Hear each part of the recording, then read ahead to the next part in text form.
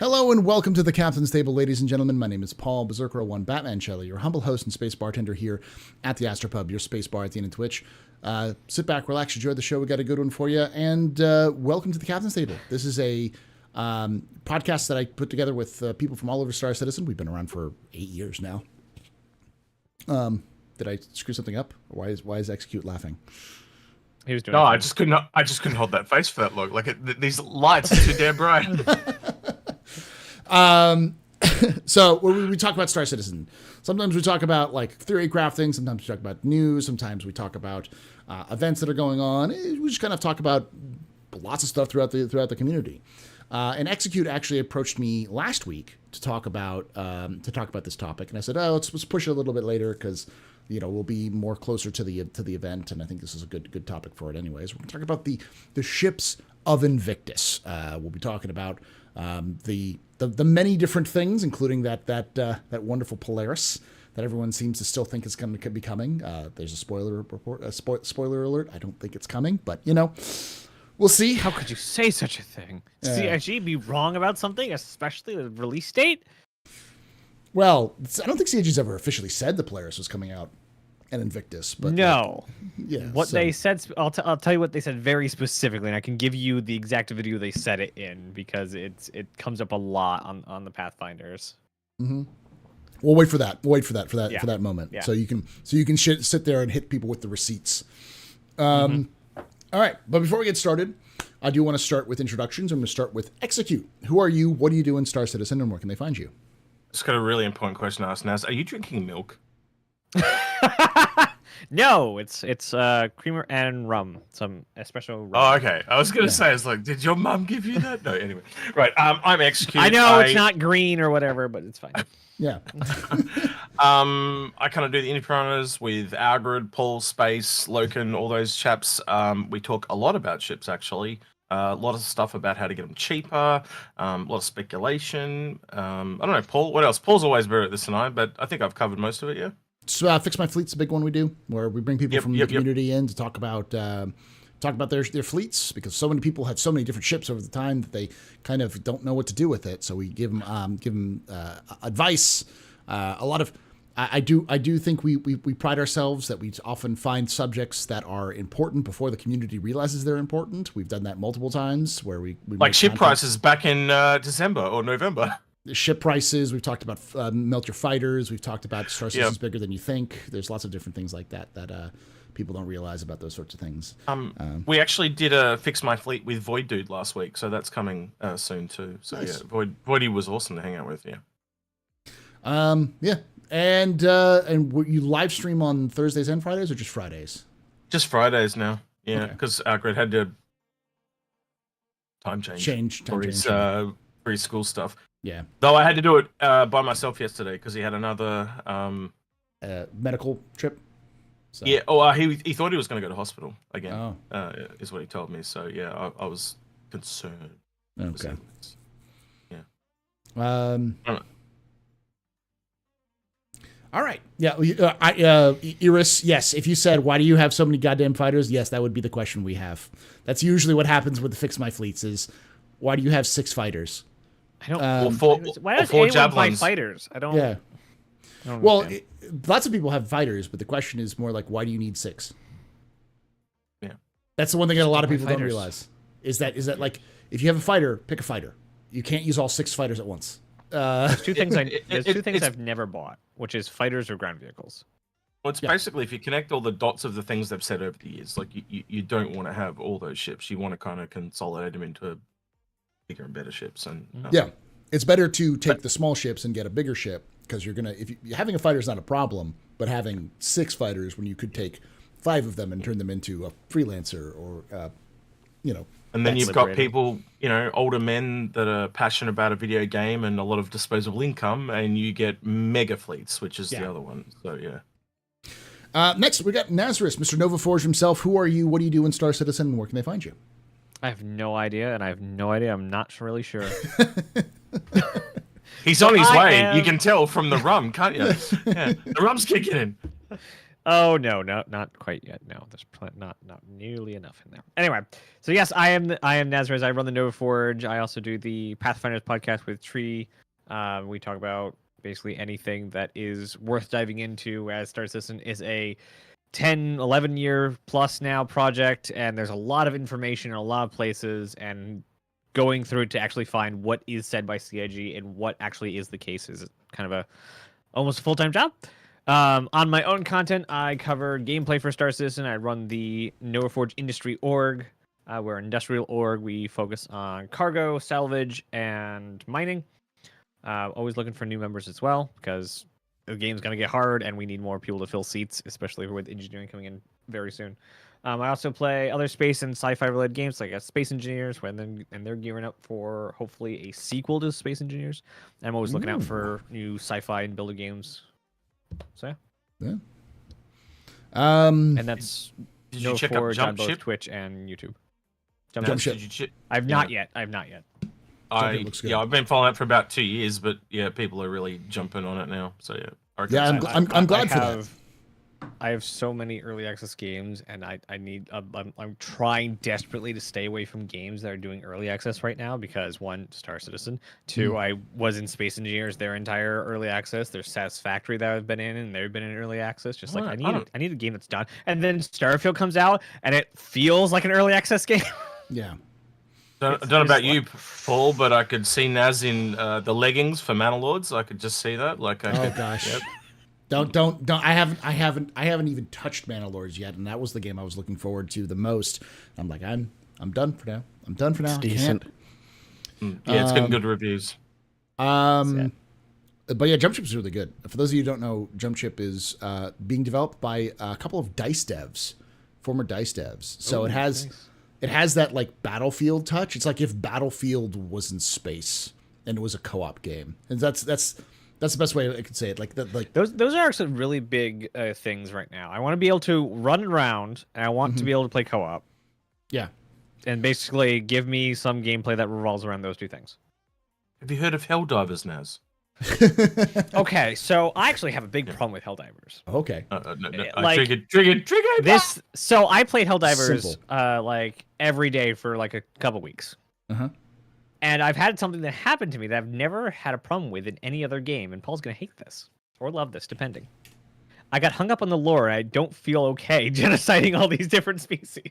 if it helps you out in terms of like your consciousness, it's more of a situation where humanity probably caused all these problems, but also all of these problems are still problems that will probably genocide humanity. So it's like yeah. So it's like It's the end game's problem. Like they're jumping the gun before the gun's been pulled. yeah. So like with Terminates, I'm fine with, because apparently the lore behind them is that they're actually seated on these planets, and we actually use the resources after we've actually killed them. Yeah. So that's fine. But like apparently the machines are actually intelligent, and we're actually just genociding them, and they're actually just trying to get home and crap. I'm just like, oh no. They're not though. They're trying to destroy Super Earth. Like they're trying to kill That's fine people. too. Who are we to stand in their way? I mean, they kill a lot of folks, a lot of innocent people. So that's always like the best. There's the innocent question though. Yeah, they're just like farmers. They kill lots of farmers. Like it's Are they farmers, or are they like They're bomb farmers. technicians? like the thing that that Helldivers does, which I really like, which is the same thing that Warhammer 40K does, is like the Imperium sucks. Like there's no metric that the Imperium is good in any way, shape, or form. But without the Imperium, everything else would have killed you. And it's kind of like how Star Citizen is with its lore too. It's like the UEE is not a good organization. It's kind of corrupt and awful, and there's some shitty people who run it. But without the UEE, the Vanduul would have absolutely steamrolled over most of humanity by now. So No, it's the that kind of Cylons thing. are a very different story. Somebody said Naz is the Cylons. So the Cylons are a very, very different story. The humans are running away. They are being hunted down, kind of But they like did also Super Earth is doing to the robots. But they also sort of started it. For sure, like I understand that, but like Cylons are actively hunting, and they have stated their goal is to make sure there are no more humans in existence anywhere. Just like one of those secret Cylons would say. Yeah. That's exactly right. All right, before we get too sidetracked, because we've just started. We're already at Cylons. Red J, who are you? What do you do in Star Citizen, and where can they find you? So I have a YouTube channel, Red J. If you type in Red J Star Citizen, I'm sure it'll come right up. And basically, I cover everything in the EPTU PTU as soon as it hits Wave 1, and I heavily cover it, kind of pioneer through a lot of the new changes, and I tend to hit on things that people are very excited about. They might not have time to get in there for, and also it kind of acts as like a time capsule to kind of see how far we've gone. That's one of the interesting things I'm starting to do, is starting to bring back some of my historical data and bringing it into each patch cycle to patch cycle. Also, I do dramatic reads of lore. So when we get some tasty lore, I go through that and have a great time with it and bat for the fences. And as you know, Paul, it's an adventure getting into lore. It is a niche of a niche. I do agree with you on that one. Yeah. But yeah, it's great stuff. Yeah, so definitely check out Red J's lore stuff. I highly recommend it. Of course, Red J in general, I recommend this stuff. But for those of you who are looking for like unfiltered, pure, straight from the tap sort of content, Red J will go through the lore write-ups of things like ships and companies and stuff like that, and put it out there so you can, especially for those people who watch me for like my monthly report reads. It's kind of like that, but for the lore. So if you don't have to read the lore, you can just listen to Red J, and they'll kind of give you the robot. I read Dandy say robot, and I immediately said robot. Give you the lore of what's going on, so you can actually listen to like the original source yourself. But with that all said, let's really compelling videos. Yeah, like compelling topics. Yeah. Let's get into the first thing. We'll just kind of overall, which I'm calling the what's to watch. What are things to watch? So when it comes to Invictus week, like what are ships we should be looking out for? So I'll start with you on this one, Red J. What are ships that people should be looking out for when it comes to Invictus? I think everybody wants us to talk about the Polaris. So regardless if it's coming out or not, I think we have to knock that out of the park real quick. We could start off with the Polaris and right away if y'all want to. Let's go over the Polaris. Is it coming out this Invictus? What do you think, Ray J? I was expecting to have a little time to go get the video, but okay. I don't think so. I think it's got a lot of work to be done, and I also think that the PDS systems have to be hammered out first before it's introduced. Okay.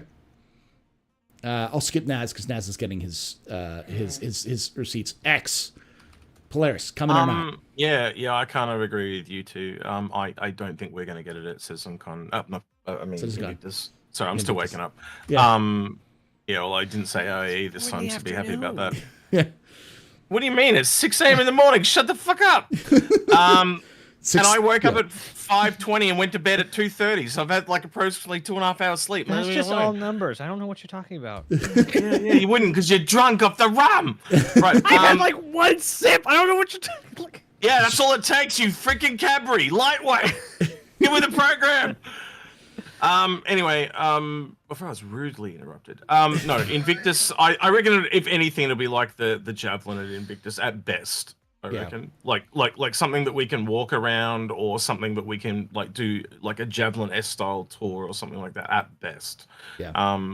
But yeah, I don't think it'll be functional. And I got asked this on our stream yesterday. It's really server meshing.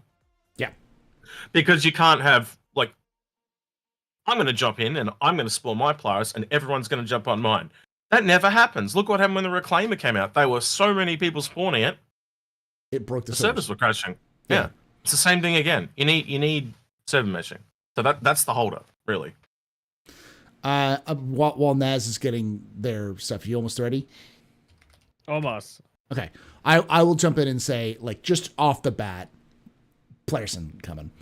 We're not going to get the Polaris. And the reason why is if you've been following the Polaris's production, it's getting close to being finished, but as of February, the exterior was in Lot 0. and the interior was still in gray box, early gray box. So the exterior probably, long shot will probably be done by Invictus, and we might see it where it's like parked in a hangar. You can go see it. You can walk around it, not inside of it, but outside it, and go ooh ah. But the Polaris needs, as you said, server meshing. It also needs engineering. It needs the resource management to make it really fun. And as Red J said, the PDS, like the defense stuff needs to be in. There's so many parts of that ship that need to be done. So that CitizenCon they said mid-year, didn't they? Yeah. So that it kind of tells you it's after mid-year at the very least, type of thing. But, yeah. But we also got to remember that CIG still thinks that 4.0 is scheduled for a summer release, and summer is a very big time. A lot of people say, "Oh, summer, so July." No, summer for CIG is like September. So looking forward to seeing that hot summer body, Paul. Well, Polaris doing a flyby in chat, that's not a bad idea, Yeah. honestly. Something like that, or like Execute said, like a walkthrough or something of some parts of it. yeah, Well, it makes that kind of makes sense too, Red J, because they have the Bengal and the Javelin do flybys, so why not add it to that fleet type of thing? yeah. The biggest issue that I think people need to remember is that it needs to have damage maps put in. It needs to have lighting paths go through it. It needs to have functional like UI attached to it. There are so many different little things that needs to get done that people don't think about. Like just having the exterior and interior done is great, but that's like hangar ready status, and we haven't had a hangar ready status ship released in 7-8 years. So they usually don't. So something like on the Invictus floor or like a flyby or something like that, I could see it. Maybe a dev in it flying around being like, "Hey, look at this," and then disappearing, that kind of stuff. But If we were to stretch it, Paul, I think the best you would get is something like, how they're putting the Idris in for Xenothread? yeah, Something like that, where they put it in as a one-off that's spawned by them, where they can control it, type of thing. But again, I don't think it's ready. But like, let's say before CitizenCon or IAE, that's where I could possibly see it, as it comes in as like an event thing. But that's a lot of work for just to show something off. Someone also pointed out in chat, asked like, "Wait, did they announce the start?" They haven't yet officially. There's been some internal releases, like in builds, where things have been kind of talked about, like images of stuff. But we also generally know when it starts, which is the last week or last 2 weeks of May. So the earliest it would start would be May 17th. The latest it would start would be May 24th. Typically, it's usually 2 weeks because that's what CIG's been doing with their events. Like IAE was 2 weeks. I think Invictus last year was 2 weeks, where they do every day is they do 2 days for each manufacturer, and then so the second day is the next manufacturer that goes 2 days, and they're going to leapfrog one another, and that's been working pretty well. So, the only consistency though is them being very inconsistent though. So prepare for it to change too, because they do that a lot too. Yeah, and just when you get comfortable, Paul, they pull the pants down. Yeah. The key to remember is I don't think any of us are trying to like poo-poo the idea that the Polaris is going to come out. It's more that I don't think any of us see the Polaris coming out as a practicality based on the last we saw. There's just too many things that are missing from what it needs to be to function.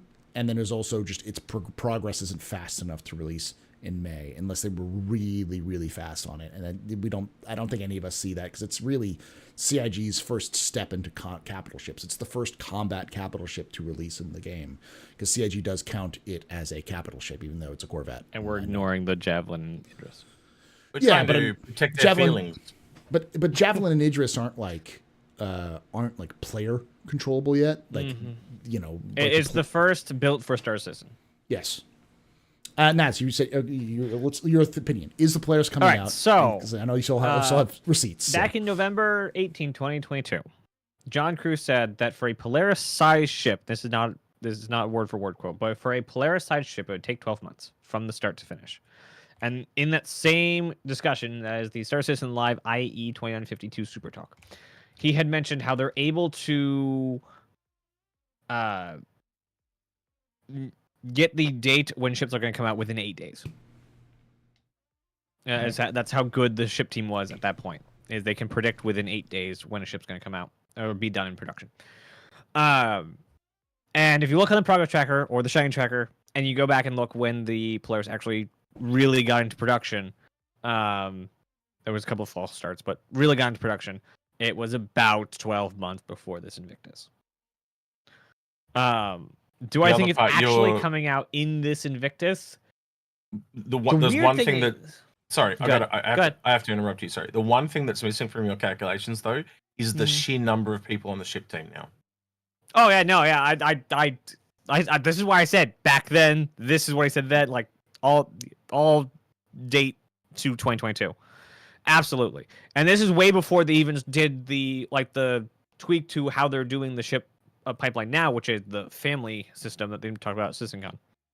So stuff changed even since this talk, even since last year and what stuff they were working on. But another thing that's strange, and I kind of want to say it's in favor of it coming out, was they talked about the Polaris. They talked about the Polaris in all these monthly reports, and the 2 last monthly reports, nothing. Yes, last 2 monthly reports. I think it was February was the last one they showed off. So it was like, well, yeah, it's the last monthly report. It was completely disappeared. Some people like. I guess it depends on specifically the topic, but a lot of times when CIG gets like really quiet on a topic, it's because they're trying to lull you into a fake sense of it's not being worked on, and then they just like, oh, by the way, here's it is. I would say it's more of their heads down on it, and they don't want to talk about it because they don't know what's going on. And CIG doesn't like to talk about stuff they don't know about. So yeah, but it's a ship team. They know every nook and cranny, every bolt that's going on to it, every phase, every. However many it has, how many check-ins, how many gates it has. So you think it is coming out for Invictus? I would stop short of saying yes. Okay. I think you're saying it's possible but unlikely. That's what I'm hearing. Yeah. So it's just because of the state that it was in, like Paul said, like where it was at gray box and white box. Like it's close. It will probably be in 4.0, but. It would be really hard for me to say yes. That's coming in 3.23. I would wholeheartedly believe it's coming in 4.0 because 4.0, in my mind, is 3 major things. It's the resource system, which means engineering. It's server meshing, and it's pyro. Those are the 3 things that matter with 4.0, and those are the only 3 things that matter for CIG. Because if you look at the reports, the resource system they are like full bore on it. Like multiple teams are working on it. They're working on aspects for it. That's why they have the engineering preview right now. Space building's not coming in this year. Stop it. Space building's not coming in this year. They're working on the beginnings of it now. Yeah, we are being able to have an ISC on design brief about base building. The stuff they showed at CitizenCon was they said, "Hey, artist, we're doing base building. Shoot." Yeah. That's all that was there. I don't think engineering is copium. I think what you're seeing with engineering this year likely is. I was actually I forget which dev said it, but the dev said it on Spectrum. Like the engineering we have in 323, which is one fixes all Crusader ships because too many doors and you're able to lock them open finally again. Yeah. Is not even what they have internally. It's just like one aspect of what they have internally, just specifically to test the items and the health of the items. Yeah. Actually, what he said on IRC was the time to kill. It's to test the time to kill. Yeah. And item degradation. Yeah. Yep. And as you said, it's only a part of it. It's only just that part they weren't really specifically They already have tested. fire working. They already have the life support stuff working. We're just not going to be able to play with that till 4.0. So like heard it here first. Naz wants to play with fire. You heard it here first, right? Oh, yes, he does. You don't? To be fair, Execute, do you not want to play with fire? I play with Agrid every and space quite frequently. What are you talking about? If I can set the tone for 3.23 for a second. I mean, go ahead, one of Jay. the biggest things that came from left field is upscaling.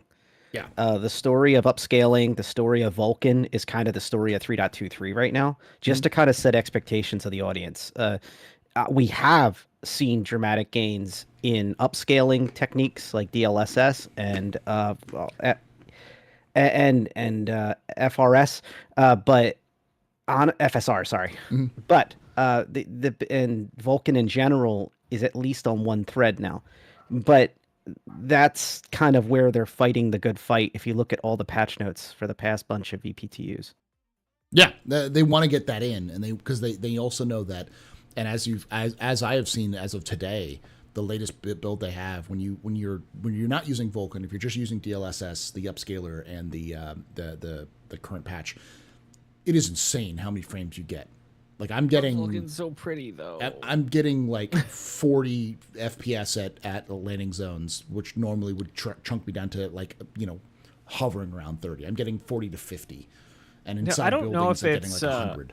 It's nuts. I don't know if it's specifically because of devs spending more time on their Vulkan implementation than traditional rendering, but I've had the same experience both in Star Citizen, which just got Vulkan, and Ghost Recon. Was it Breakpoint? Wildlands? Breakpoint, because it has Vulkan in it. And for some reason, you turn on Vulkan, you get 0 frames, but it looks way better. I've heard multiple people say that the lighting is better with Vulkan. Yeah, it's so much better though. And it's not overtly It's not better. It's not just Vulkan. Subtle. And I agree with Daj in chat as well. This whole build has better lighting. Across the board, but it just runs a bit smoother in Vulkan. Yeah. I've also played with the FSR on and CIG Zone one as well. It's just this build across has some kind of lighting pass on it. They've done it across the board. I think it's the first what is it called? Directional light, or the single source lighting thing, like the lighting coming from the sun. I think this is the first pass on that. So. Yeah. I can't wait. But there's noticeable performance increases in the last couple of patches, but performance was pretty bad early on as well. Yeah, it was just like Lawville is probably the worst. Yeah, I logged on yesterday morning, and I was shocked that I got anywhere near 30 FPS within Babbage. I'm like, wow, it's like a whole new game again. Okay, Babbage is probably running the best for me. I'm getting like 70 frames in Babbage. I also have literally everything cranked, plus Vulkan on, plus everything possible. I have clouds on photo mode and everything. But previously, like 2 days prior in Babbage, it was like 20 frames less. I haven't. Red J, have you had a chance to test ARCorp as well? Is it running similar? It's running pretty well. New Babbage is the biggest winner. Lorville is kind of mediocre. Orison is very good too. It's like New Babbage and Orison. Yeah, I was surprised how well Orison ran, even with the new cloud stuff as well. Like it was running better than Lorville. Well, I don't know what's locking Lorville down. It's the internals. The Lorville hasn't got the overpass, the pass that it has. The exterior is better, but the interior is still the old materials. So they need to go through and update the interior, which they haven't done. So I can't wait to see a new landing zone. Yeah, I still can't believe we don't have what is it? Ship interior culling. I still can't believe we don't have that. That's insane. I think a lot of the team that's been involved with that has also been involved in the Vulcan stuff and a lot of those other things, and those things have been taken priority because those are the performance bonuses. Plus, also they probably manually did it for Squadron. Yeah, that's probably good news then, that there's still a lot more performance to squeeze out of it, so to speak, out of the lemon. Yeah. So going back to ships, the topic of the conversation. So we've kind of talked about the Polaris. Is there any other ships that we can think about that are coming with Invictus? Any big ships, or any ships that we can think about that are important? Can we about 5? Can we knock out the elephant in the room first, though, which is the Mirai Pulse, because that should be with 323. That won't actually. Okay, that makes sense. That makes a lot more sense, though. Yeah. I didn't think that. What is the Pulse execute basically? Because we already know it's Mirai, but The thing keeping you alive. Well, I found out. The reason I asked you this before the show, Naz, is I found out about this in November. Okay. So that's how long I've been sitting on this thing. So but I yeah, never long heard story Pulse before today, so Yeah. So Mirai Pulse and Pulse LX. So think of it like the Fury and the Fury LX. You've got a combat variant in the Pulse, and you've got a racing variant in the LX. If you actually go back and I wish I could bring it up on screen right now, but if you go look at the yellow silhouette video, there are actually two bikes. No.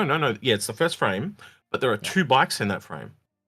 Yeah. Right? And they have very distinctive, different front ends. One of them, the one that they put up on Twitter, man, Paul, can I send them to you or no? Give me a second. I'll go into Discord and send them to Paul. Yeah. But yeah, it'll be easier this way because then we have graphics. And I don't think they'll hold it till Alien Week because it is a human manufacturer. They were just inspired and sharing trade secrets with the Xi'an. Yes. So, though we may get an update on the Rylan because the Sulin team moved on to the Rylan. Okay. So we may get a Rylan update during Alien Week. So the Pulse you think is coming 3.23? Okay. Yeah. So this is official. So this is not a leak, right? Yeah. So you're not showing anything you shouldn't be able to show. like But they they posted that on Twitter as a video, and then if you compile the entire video back to one single image, this is what you get.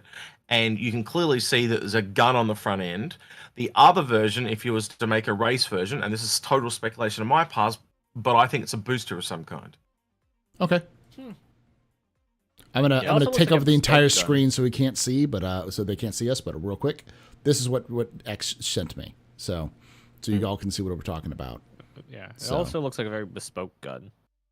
Yeah. Which means you're not putting other guns on there. And I do have a weird running theory about what this bike is if you want me to go into speculation territory, but it is all speculation on my part. But you know how you get those backpack people that wear the two propeller blades, Paul? Yeah. So imagine this bike had those either side of it, like a propeller blade, but instead of being those propeller blades, it's the Mirai or Misk ball engines. Okay.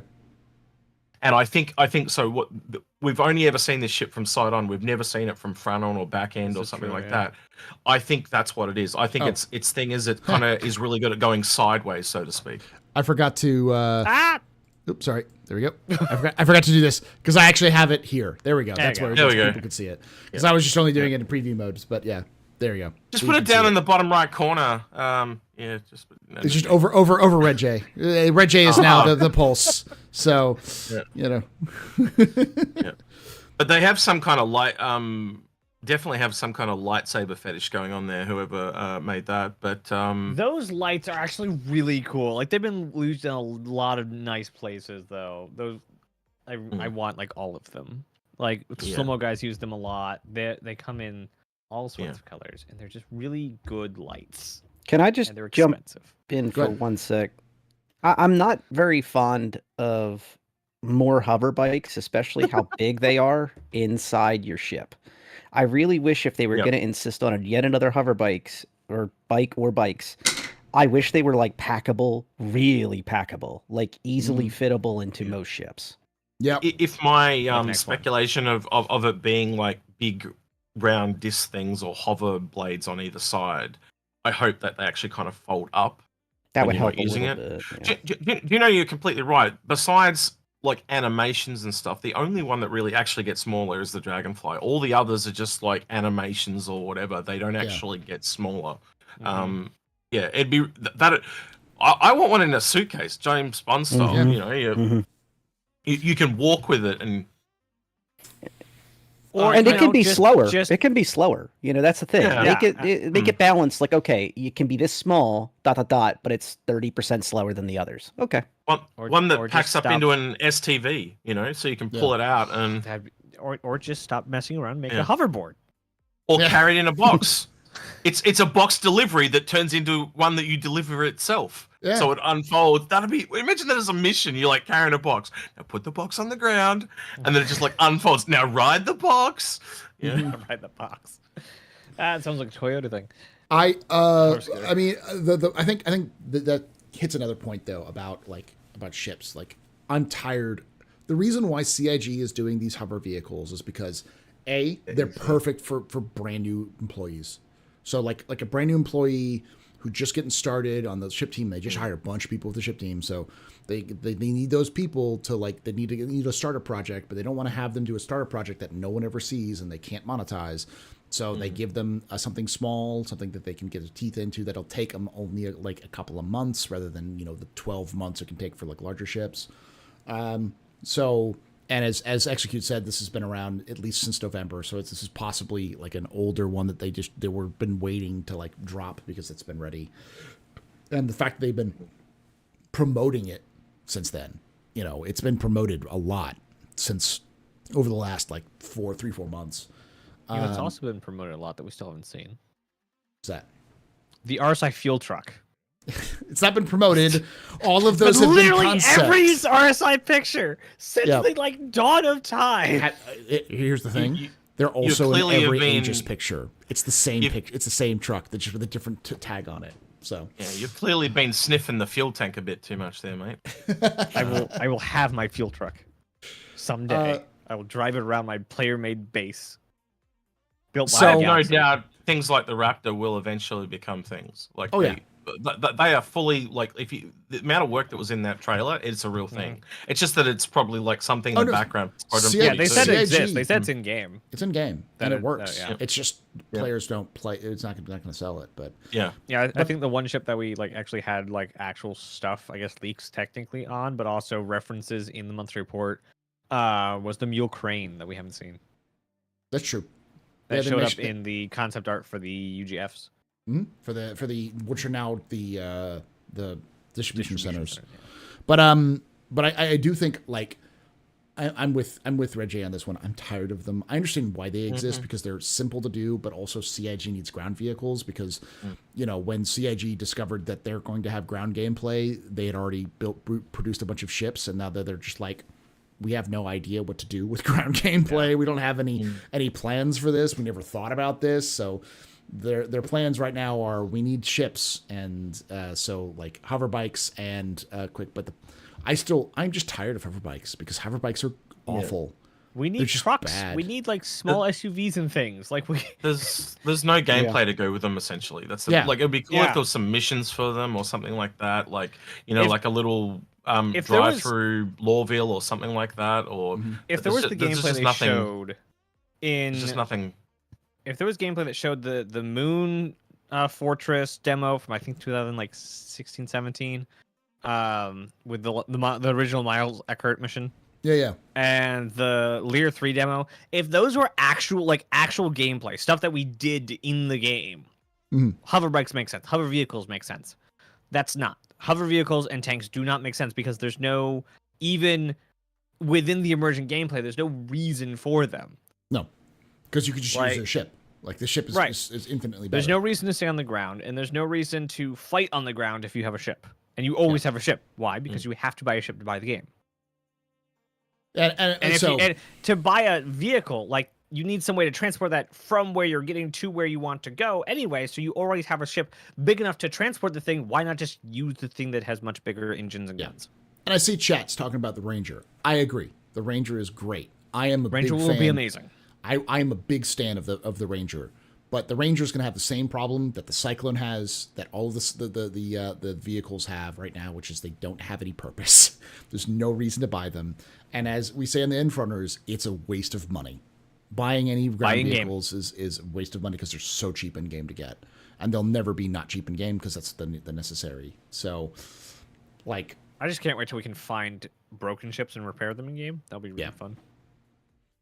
but there's just so many problems, just fundamental design problems for them. So while that's not going to be in Invictus, it is a 3.23 ship, and I think it will be the. Do you think does there any opinion that it won't be the LTI token for Invictus? Because almost certainly it'll stay on sale through Invictus, even though it's not necessarily. Can't imagine anything From that's day one. anywhere near smaller. I think at the very least there is another option What's that as well. You think there's gonna be Oh. another one? Well, if you want to move on to a different ship, yeah, we can. Yeah, Move on. we can move on to the next one. So that was 3 to 23. The only one we officially have right now that I think is going to come out is the Ursa Medivac. Okay. You and I and Paul We've been talking and about- myriad of other people have We've been talking about it for years. Yeah. When I think the first time we ever talked about it, you brought up the Cure Life as a potential kind of thing for it, and I still think that'd be a cool way to go. Like it's it's them working with Cure Life to make an Ursa Medivac. I think that's really cool. And for those of you who don't know, there's also been CIG's been effectively telling us this exists for years, and they pretty much all but said it's the next they're planning on doing it, because I think they showed it off in the silhouette. It was one of the silhouettes. It is in the silhouette. Yeah. And So they did a really the- interesting thing in the silhouettes. There were two types of silhouette frames. There was one that was blurred and one that wasn't. Yeah. If it was blurred, it means you don't know the name of this ship. If Yeah. it wasn't blurred, it says you know the name of this ship. Yeah. Or at least like the category it's in. The Ursa Yeah. obviously wasn't blurred because we know what an Ursa looks like. We know what the MPUV looks like. We know what the Retaliator looks like. So those were some of the ones that weren't blurred because we know what they are. Mm-hmm. So if we didn't know like the category or the series name, they were blurred. I think that the big telling sign that I remember us talking about too, Paul, was when the Galaxy module dropped. Yep. Like it was just That's what I was so. gonna say. What goes there? You know. They actually showed an Ursa in that middle section as it was going up, and it was like, why would you have an Ursa in a? Yeah, if you look at the some of the early concepts, they showed an Ursa in the elevator, but it was like a regular it's an Ursa. RSI ship. It's just regular Ursa, but it's like, why would you have a elevator that's specifically designed to fit exactly an Ursa in your RSI ship for a medical vac, for Medivac? Because it's only in the Medivac. That elevator's only in the Medivac. It's like, what? It's not in the concept images. I think That's a that like good you can point. see I it. didn't think that the elevator was only in the medical. Yeah, It is. Why would you? Yeah, it's that's only in the specific. medical one. Sure. Yeah. Mhm. Yep. I think it may have been in. It may have not been in the concept images that we can find, but I think it was in the concept images on the videos for it. Yep. No, it's in Yeah. the images. Yeah. Yeah, and it does say in the images that it's a medium vehicle as well. So you, Yeah.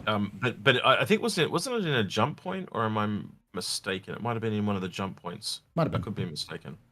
The other thing is, well, at least means it was a medium medical vehicle. But what I do want to look like, would like okay. to s- What was The it? Ursa picture from underneath is labeled cargo Yes. with the Ursa. So Yes. the cargo one also does have the lift. Okay, the cargo one also has the lift. Okay. So, right. but why is- would you need the lift with the medical version? the point still stands? to like lift patients from the ground. But you already have No. the back And the what back is end trans- entrance. You And know? what's transporting them via the ground? There's no we don't have an ambulance. You know, So, like dragging them. but why would you just use the Pisces hangar that it has, which is specifically a medical Pisces hangar? You can't don't- argue with alcoholics. You can't you argue. know what about like mass amounts of cargo? You got to like restock your medical cabinets and Go stuff back- like that when you're go like back at to- a hangar or something. Hey, your mouth is parched. Drink some of that rum. Drink some of that rum. Your mouth is parched. But seriously, like Go ahead, Jack, the go ahead. NERSA in general, the NERSA is like one of those things that's not an LTI token. It's just not. It's too invaluable. It's going to change a lot of ships that have zero medical to suddenly Yes. have a med bed that you can slap in anything that can fit an URSA. Yeah. Unfortunately, it is though. You look at the price point. A regular Ursa is like $55 for the links, I think. So this is like $60 or in that ballpark. That's the same price as a Pisces C8R. You know, vehicles are really overpriced for what they are, unfortunately. Do you think this is going to be $60? You don't think it's going to be like $50? 'Cause- Someone in chat correct me, but what was the links? I'm pretty sure the links was $60. let me look You at know, it. so we're looking at that type of pricing at the very least. And I know the Ursa's 50 off the top of my head, but you know, I'm getting old. I'm Lynx forgetting was things. 60 standalone, Warbond 55.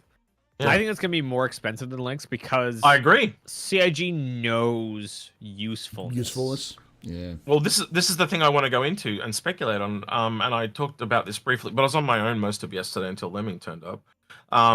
But for the live stream. But what is that link's going to not the links, the medvac going to be? And I think it's going to have 2 beds. I think it's going to have one either side, and what it gives over so because it's a ground vehicle, it can be stronger than the Pisces because the Pisces can fly.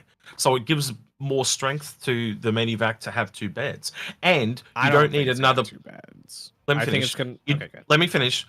You also still have the co-pilot seat to sit in, so you don't need a second seat for the nurse or whatever to sit in because they've already got a seat. The area where cargo goes can literally be the terminal, and the terminal can control both beds. I could see 2 beds. Yeah, it would be tight, but you could get 2 beds in there. Yeah. Well, you can sit. How many people can you sit in the back? Isn't it 6 from memory? 3 each side. 4. Okay. Yeah, it's 2 each side. But yeah, but I still think it's because the other thing is that there is also a big spot in the middle where I think that's supposed to be where the components are, which you might be able to pull out or change around. So, but it also doesn't it also have the components plus it has a weapons rack. Yes. So you remove one of them. So you remove the weapons rack and put a terminal there instead. I mean, if they want to completely rework it geometry-wise, they could put the components on the outside. Yeah, they could. I think most people want them to take the gun off and just have a giant woo-woo sign that goes up the side and goes woo. Or a tractor beam. That could be a tractor beam. Yeah. Or a search and rescue light, like on the Cuddy Red. Like on the Cuddy Red, or both. Yeah. Yeah, or both. Lights on a tractor beam.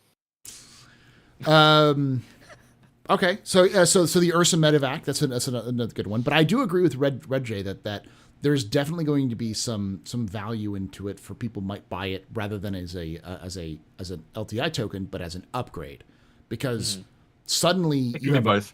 Suddenly you have a Connie. A Connie can be a medical ship. Suddenly MSR. What was that?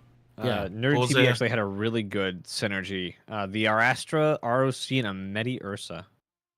That's actually a really nice team. That doesn't work. No? It's too big. You can only put 2 small ships in the Arastra. You cannot put medium. Medium? You mean small vehicles? Small vehicle. Yeah. So the Ursa is a medium, not a small. They do have pad sizes and metrics now.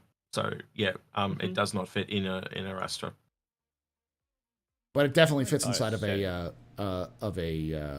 Galaxy, which is another big reason why you'd get the Galaxy, because then you could have a medical Ursa inside the Galaxy, and you could have a regular Pisces in the cargo, and a regular in the cargo if you want to, because you've got that Pisces dock in the back. Which the is auxiliary garage. It says it full ground operations, variety of terrains, designed to hold 2 ROC DSs or 2 Ursa Rover sized vehicles. 2 Ursa Rover sized vehicles? That's what it says. That's pretty big. That's big. Yeah, well, that is not what they showed though. They showed the rock in it. Yeah, the and Rock DS, which is I think a medium. I think it's the well. same Then price if as it's a medium, then you can fit 2 Ursa's in it. But that's not what I don't know what I remember saying. I remember seeing 2 rocks, but hey, I'll admit I'm wrong. I remember them saying 4 regular rocks could go in there, or 2 Rock DSs and 2 Ursas. So then it's 2 mediums. Then it's 2 mediums. Then. Did they show a shot with the hangar? I get the laugh there, Jay. Who the fuck would put in 2 Rock DSs when you could just get 4 rocks? Nintendo fans. Yeah, because just for nostalgia, because they've got a DS. Well, technically, it's very long as well. You could technically put an Atlas platform in there because the Atlas platform's thinner too if it's that big. Yeah. But it would be a fits. It sits, not a using the facilities thing. But like a medical Pisces, and for anyone who goes like, well, why don't you just use a medical Pisces? Medical Pisces doesn't necessarily fit in garages because you have to kind of like it's not designed the same way. Can't you fit an Ursa in the back of a Corsair? Yes. Yes, you can. Ooh, that's a mean combo right there. So it fits in the Corsair, the MSR, and the Connie. Any of those larger vehicles. A medical Connie, look at that. Dang. Liberator as well. Yeah. Good on the Liberator. It'd be in the what do you call it? The Hercules series will fit in there as well. And I'm sure there's more coming down the pipe. We'll see eventually. Well, you can fit a Pisces R easily in the Hercules. Mhm. Yeah. You can, and the thing is that like that's an example. Is like I don't think you can easily fit. I might be wrong on this one. I don't think you can easily fit a Pisces in the Valkyrie. I don't think you can fit the Valkyrie. Fit it in the Valkyrie. I've seen a Pisces fit inside of a medical Pisces fit inside of a Starfighter. Can you see Corsair? But I haven't. It's really difficult. It doesn't fit properly. It kind of like the back end opens up weirdly. Like it just barely fits. Whereas an Ursa fits. So it's like an Ursa is slightly smaller than a Pisces in terms of it's fully extended out. So. Can you see why I'm really interested now whether it's got 2 beds or not, though? Because it does land in a lot of places the Pisces can go. Yes, you're giving up flight, but a lot of people are just using it for a medical bed. So if it all of a sudden's got 2 medical beds, that changes, as Red J said, so many different ships. It can also because be, you can. You could also screw it up and say it's a size 2 medical bed instead of a size 3. Oh, see, you could go that way as well. Yeah, that would really stuff. Or make a it lot of people modular. around. Yeah, or make it modular. Be nice. But yeah, I think I get what you're saying. Execute is that you have to have an argument to use the Ursa rover versus the Pisces, and there has to be a reason for it. Yeah, why do I want to use it over the Pisces? Yeah, and when it's the same price, that's the only thing that makes sense. You're losing the ability of flight, but you gain an additional bed. That sounds fair to me. Mm-hmm. I think the argument for size itself, because like you can easily fit it in smaller ships. Yeah, but not that much. It's fine enough. You could fit most of the stuff because the Valkyrie slightly or the Pisces opens up slightly more when you try to like the ramp and like it's kind of bips and bobs on the sides. It's a little bulkier than the Ursa, but it's not that much. The Ursa it just kind of clears a little bit more things. But I'd argue they're pretty much on point size wise.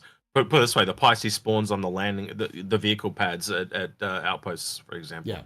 So, all right, size 2 med bed Ursa would utterly obsolete the Cuddy Red. No, because the size 2 Ursa still requires a ship to fly around. Yeah, one flies and one does not. This is my point. Yeah, so it's either 2 beds or a bigger medical bed. They are 2 reasons. That's the only 2 reasons I've hit here today that justifies why you would take it over a Pisces C8R. And I hadn't thought of the bigger bed, but that's actually very, very valid. Mm-hmm. Yeah, it would you would just make it so I would say you wouldn't allow you to respawn in it. It'd be a size 2 that you couldn't respawn in, but it would be give you a better. Well, eventually it won't matter because you can only respawn in a size 1, so yeah, it's only temporary. I don't know. I can still see the argument. It'd be a great way for them to sell a lot temporarily, though, Paul. Think about what happened with the Cuddy Red and all that, because people wanted them to respawn at bunkers and stuff. So that's a great way to sell stuff temporarily. It would still obsolete the Cuddy Red. People would simply take a different ship. Yeah, but then now you're talking about like the difference between a ship that can hold an Ursa and a ship and the Cuddy Red is the Cuddy Red is like what $120, $130. It's more expensive than a Cuddy, but it's not that expensive. $135 USD. 135. If you're buying something that's bigger than a Cuddy that can hold an Ursa, I think the smallest ship that can do that is a Corsair. Yeah. So you got the cheapest would be a Corsair. Yeah. Yeah, the cheapest would be a Corsair, and then you also have to buy the Ursa on top of it. So the Corsair is like almost $200 or over $200, and you'd be looking at 320 minimum, roughly. So like, or buy it in game, which is true. Yeah. But it's still like you're looking to buy it in game and the Ursa versus the Cuddy Red, which is alone is just going to be cheaper. So the Freelancer Max can fit it into it, but the Freelancer Max is still $150 plus $60. It's $200. Yeah, so he's technically correct. Yeah. So what's that? 145 off the top of my head. So you'd be looking at 205 type thing. Yeah. So you're looking at, but so even with the Max, you're still looking at, you still have to buy the Ursa. Even if you buy it in game, you still have to buy it. And so there's the kind of the balance there, which is like, yeah, you can have a size 2 bed, but you still can't fly that thing unless you get a bigger ship. So, but it would give more flexibility for larger ships because now that would be, and I think that would make Red J's point even more. It's like if it's a size 2 bed, it would absolutely dominate. It would be an essential for anyone using, like, you want to go out with a Hercules, get it. You need, like with FPS missions, you need an Ursa medical to come with you because it's so much better. So here's one ship we've never talked about, and I often talk about this when we speculate on modules for this ship, and that's the Carrack. So you know the normal Ursa comes with it, but you look at the other features on that ship. You've got repair, you've got medical, and you've got the cartography room. So taking the Ursa medevac and chucking that in just adds to those Star Trek-like missions of humanitarian aid.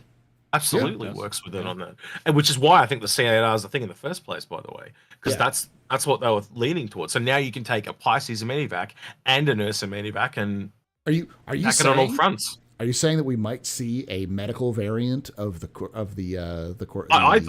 Carrack? No, I'm saying that I think the modules are going to be expansions of what that ship already does. So you'll kind of see a repair one with possible drones. You'll see some kind of medical one that's some kind of medical little bunker base or extra medical supplies akin to science and stuff, and then something along the lines to the scanners and cartography, because that's what that ship already does. It's just expanding what it does, and the default is cargo. So what you're doing is giving up cargo to go into a more customized mission. It's right. All right, we're going to Celis 3. They've got a plague outbreak. Let's just pack the ship through a medical shit.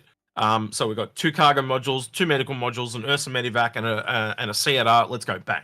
And it's let's smaller, go to the mission. It's smaller than a it's more versatile than smaller ambulance ships, and it's smaller than that'd be a really cool fleet to see, like a medical Carrack plus a Hope class. That'd be a really cool fleet. But I mean, like a Hope class is huge. Like let's be honest here. You have your field ops with the Carrack, then you have your hospital with the Hope class, and then you have like the C8R and the cab for the specific missions you need to go on, and you have the hangar. So you have the Cutlass Reds as well. But that Carrack will be a little bit like the Cuddy Red, where it's the response vehicle. It's just getting there, prepping people. Again, it's only got the tier 2 bed. It doesn't have the tier 3, so it can't do what the Apollo does. But if it's got to make a jump across the black, it's the first ship that can get there, and it can support people until the medical people go the long way around. Yeah, until you absolutely, I see a place for that. Until you can get your Apollo to come in and do more set with stuff. The cargo pods, at least the original design, having both sides come down, it could be very easily converted into a hospital. field hospital. That's what I was implying before, and it'd be the same. And again, like you look into the other features, like the repair drones and stuff like that. It's the same thing. So what happens when something goes wrong? So say there's a disaster like a cyclone. What do you need? You need medical. You need repair. You need to be able to find people. The cartography. Cyclone. I'm thinking the Jeep, the car. Salvage may come into that as well. So a bit of salvaging, a bit of repair. But I can see that as these little mini bases that essentially drop off and they deploy stuff. And one of them could just literally be a cargo. The cargo modules can carry like an Atlas platform type thing. So you can also see that is a part of it. So that's why it falls under the military doctrine, because you can have military vehicles in it. You can repair, you can medical. It's almost certainly, and then you also people bring up the Galaxy, where like you could use that also increases with the Galaxy, because now it turns the Galaxy. But the Galaxy has a lot less ground contact. The Carrack sits on the ground, has a ramp into the garage, and has the cargo pods on the ground. The Galaxy barely touches the ground. Yeah, but listen to what he's going to talk about, because he's right. It's like a clinic. When you have an Ursa rover like medical, if it has like even a size 2 bed, because now that turns your Galaxy into a flying clinic, which allows you to do, like, because it has a size 1, 2 size 2s, and 3 size 3s in it already. Plus, it's going to have a place for a Pisces medical rescue, and then also an Ursa rescue. That means that you are able to modularly drop off and like basically get a ship that's modular. They can go instantly into like a search and rescue situation, and set up like sort of field hospitals as it was. So, but absolutely, So I could see Yeah. both ways working through that, that sort of thing. But you got to start putting all those medical ships into search and rescue things, and it changes how they all operate. You can actually see the chain, much like you can see the chain with exploration or mining. You can see that with medical, because eventually, you mentioned an Endeavour Hope, that thing is going to turn up. It might take a while, but it'll get there, and that is when the real relief is going to come, right? Yeah. It's in stages, because if you can't get there to keep them alive till something else gets there, they're going to die. Yeah. It's all about and they've even talked about it every time you, even when they talked about level 3 beds, they said it wouldn't heal you, but it would extend your life. Mm-hmm. So when you hear that, you just go, right, well, if we can get enough level 3 beds there, that's great until the Endeavour Hope turns up and it's got 45 or however many beds it's going to have, just making a number, 45 tier 1 beds, then it can repair everyone. That's what it's all about. It's that medical response that we hear about, and that, what do you call it, triage system that they talk about. Yeah, so that's all it is. So for people who are talking about the tiers, the way that they do it, we're talking sizes and tiers and so, but basically medical has 3 different stages. You have tier 3, tier 2, and tier 1. Tier 3 is lowest, tier 2 is medium, and tier 1 is severe. And it's based off of actual medical terminology about like the severity of injuries. So like the they stuffed it up and did it backwards. From what I understand, it's like it's not. Tier 3 is supposed to be maybe just US or maybe it's UK. Well, I don't know. They came out and said they stuffed it up and did it backwards. But we'll see what happens. Yeah. Okay, I could be wrong, but that's just what I remember hearing at the time. all right. So let's. I'll work on it. Don't worry. I'm gonna go with Red J again to talk about this because this is the next one. I'm gonna step away for a few moments. Red J, Retaliator. Are we gonna see? Do you think we're gonna see the Retaliator at Invictus? And what would you expect? Do you expect? What do you expect for the Retaliator? Because we all know that when Retaliator comes in, we're going to see modularity. So do you also expect modularity? Do you expect price changes? Go for it. Okay, well, I think that we do have a good chance of seeing the Tally with its modularity. Maybe not all the modules, but we have seen some teases of some of the modules already. One of the ones that really interests me the most is the front dropship module, which is actually a true dropship idea. When they first sold it years ago, basically the bomb bay doors open and there's actual like little chest harnesses that drop you onto the ground, and it can still pack 2 torps in the back, so you can like soften up a target or defend itself while it's trying to go in for its hit. It's an interesting ship. Another cargo module that really catches my ear is cargo. So being able to haul with a Tally like high speed, low drag type like drugs or other high value stuff, people might not attack you instantly. Like they're like, oh, I don't know if that Tally has weaponry or not, and you might be able to do once again mix and match. But I'm gonna let these guys talk as well because I'm sure they have some ideas on this too. You're on point.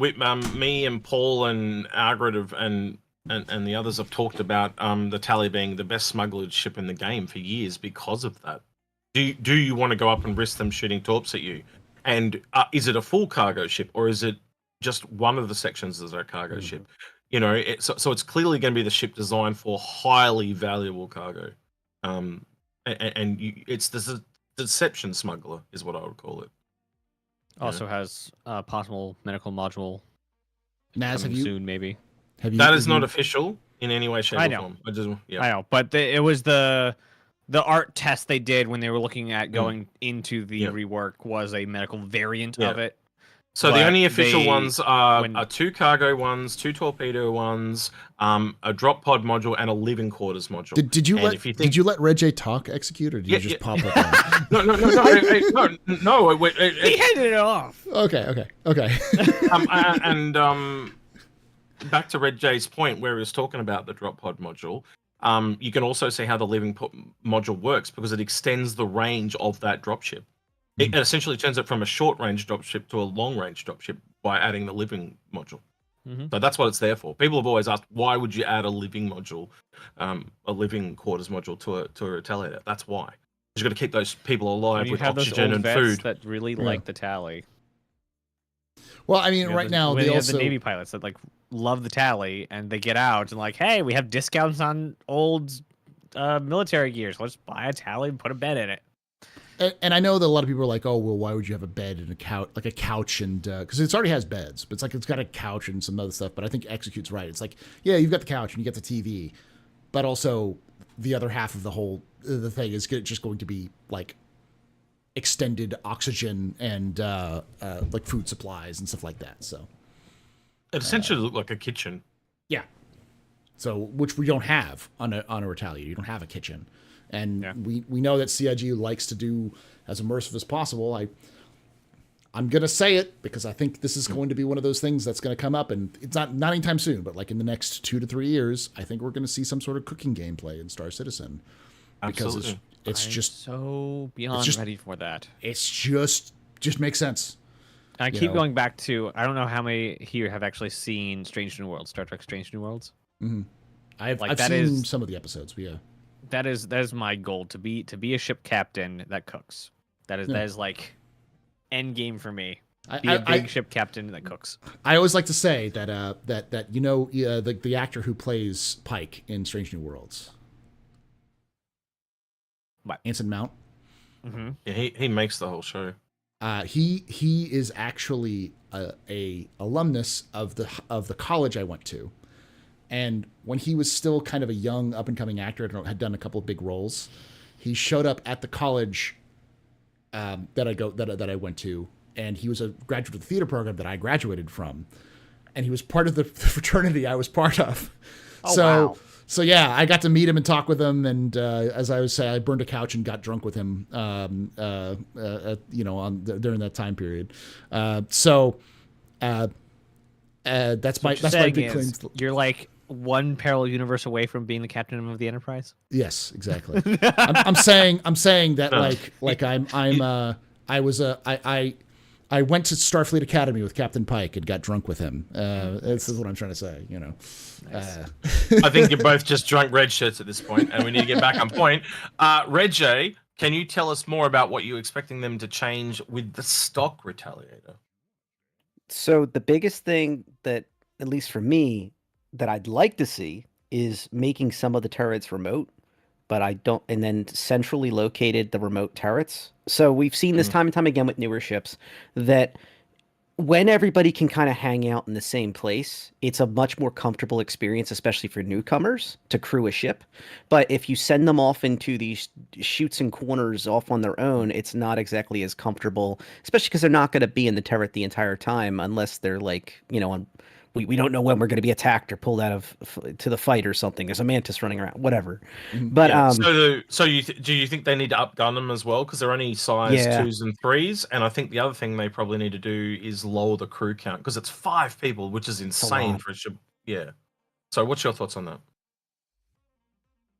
I think we need to see more remote turrets, because then you could have less crew kind of skeleton crewing it, jumping from turret to turret. Additionally, it would be nice to see them update the crew quarters on that second floor, because it's kind of squished in there. I wouldn't be shocked if it's a little wider, because that's probably not up to AI metrics once they finally have AI crew. Yeah. If they lowered it back down, they could essentially just chop that whole second floor off almost. Almost.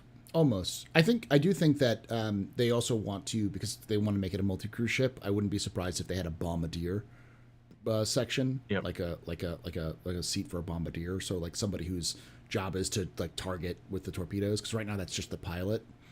I'm thinking 3 people. So you got a bombardier, an engineer, a pilot, and the engineer and the bombardier, also the turret gunners. Yeah, I could also see maybe like a turret gunner or 2 turret gunners, because that would like 2 turret gunners to control all of the guns, kind of like the reclaimer, where like they can like aim and then all like different sets of guns will aim where you aim it.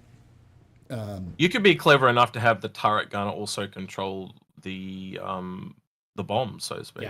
Yeah. Like sure. if you had a bottom turret, why can't you drop bombs off the bottom turret, so to speak? Yeah. Oh yeah. But it's like right now it's a crew of like 5. It's more than that. It's like Is it? Yeah, it's like if you look at the number of it's Does like 4 the beds on each So there's 4 side. beds up. No, there's 4 beds up on each top. side. Oh, okay. I remember it being They're 4 up bunk top beds. and the captain's down the bottom. So that's how I remember 5. Yeah, because if I remember correctly, they're bunk beds on the top. So there's 4 bunk beds on either side. So that's a total of 8 plus the captain. So that's 9 people for Retaliate. I only remember 4 bunk beds. So 4 beds total up top, 2 sets of 2. But if you're saying 3, there's 3, 1. 8 up there, that means there's 9 people. Are you serious? Worse than I thought, if that's the it's, case. It's 3-3-1. So I think there's two bunk beds on either side, and then there's one bed. Yeah, if I remember correctly, if I'm thinking about it now, it's like there are 2 bunk beds on either side, and then there's a single bed behind those. So there's a total of 6 beds in the top, plus the captain's quarters, so it's 7. So there's 7. You're still saying, 7. Wow. Okay, it's worse than I thought.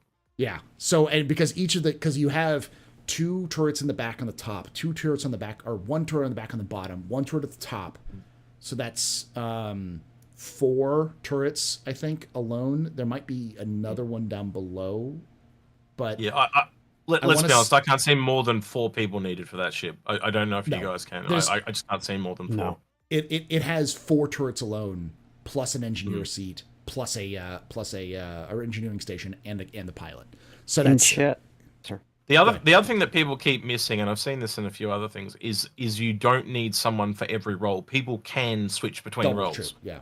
Yeah, and that's one of the things that I see a lot of people when they get their speculation wrong. It says you need someone for this, you need someone for this. No, you don't. They switch roles and they move around.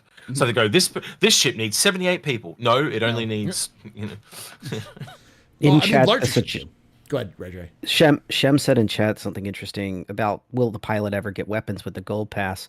That may be an easy way to handle getting rid of one crewman. Just give the slave the chin turret top, to the pilot. Yeah, the top and bottom. So chin. Oh, right. There's that chin like turret that's there too, and I think there's a top. And you get rid of that. Do you remember how clunky you used to be trying to walk across that thing in some of the patches? You'd fall through, and so it'd just remove that whole clunkiness of that area. If it was just a remote chin turret, that would fix everything. We've moved away from the design language that started the Retaliator in the first place. And it was the first large ship that ever went in the game. It is the oldest large ship we have. Starfare is the next one, and look how messy. Essentially, all these ships that we're talking about, Paul, are all the "Can we fix it" episodes because they were all broken. Man, I can't wait for the rework Starfare. So Misk has become now my favorite manufacturer, and my perfect ship in my head, because it doesn't exist yet in the real world, is a Reliant with the midsection, with the back of the Tana plus the cargo bay of the core. He's describing his sex dungeon-based van. If anyone else is hearing this, that's what I'm hearing. The Reliant creepy sex dungeon van. That's what I'm hearing. Oh, sorry, go ahead. Sex. So I don't know what sex dungeon you've been in that has aerospace grade fuel. But it's the old Volkswagen. You know the old Volkswagen, the old Volkswagen. It was with the mattresses in the back and all. That's what I was hearing. And JP, what is it? What is the jet fuel? JP like 12 jet fuel in the back too. What? I don't know. That is some crazy shit in Australia. You're getting down to if you're using jet fuel with your sex dungeons. But hey, I'm okay with that. Hey, give some more thrust. Give some more thrust. That's what it's all about. Oh boy. Go ahead now. But yeah, I want a Misk ship with cargo and a ramp. And the interior of the hull A, perfect. The interior of the Freelancer, hot garbage. Like, it's horrible. That's getting a rework too, isn't it? I sent a picture. I don't know if it was in the AstroPub or in Tree's Discord. But the neck of the Freelancer is bigger than the whole hull A. And there's twice as much space in the interior of the hull A. Yeah.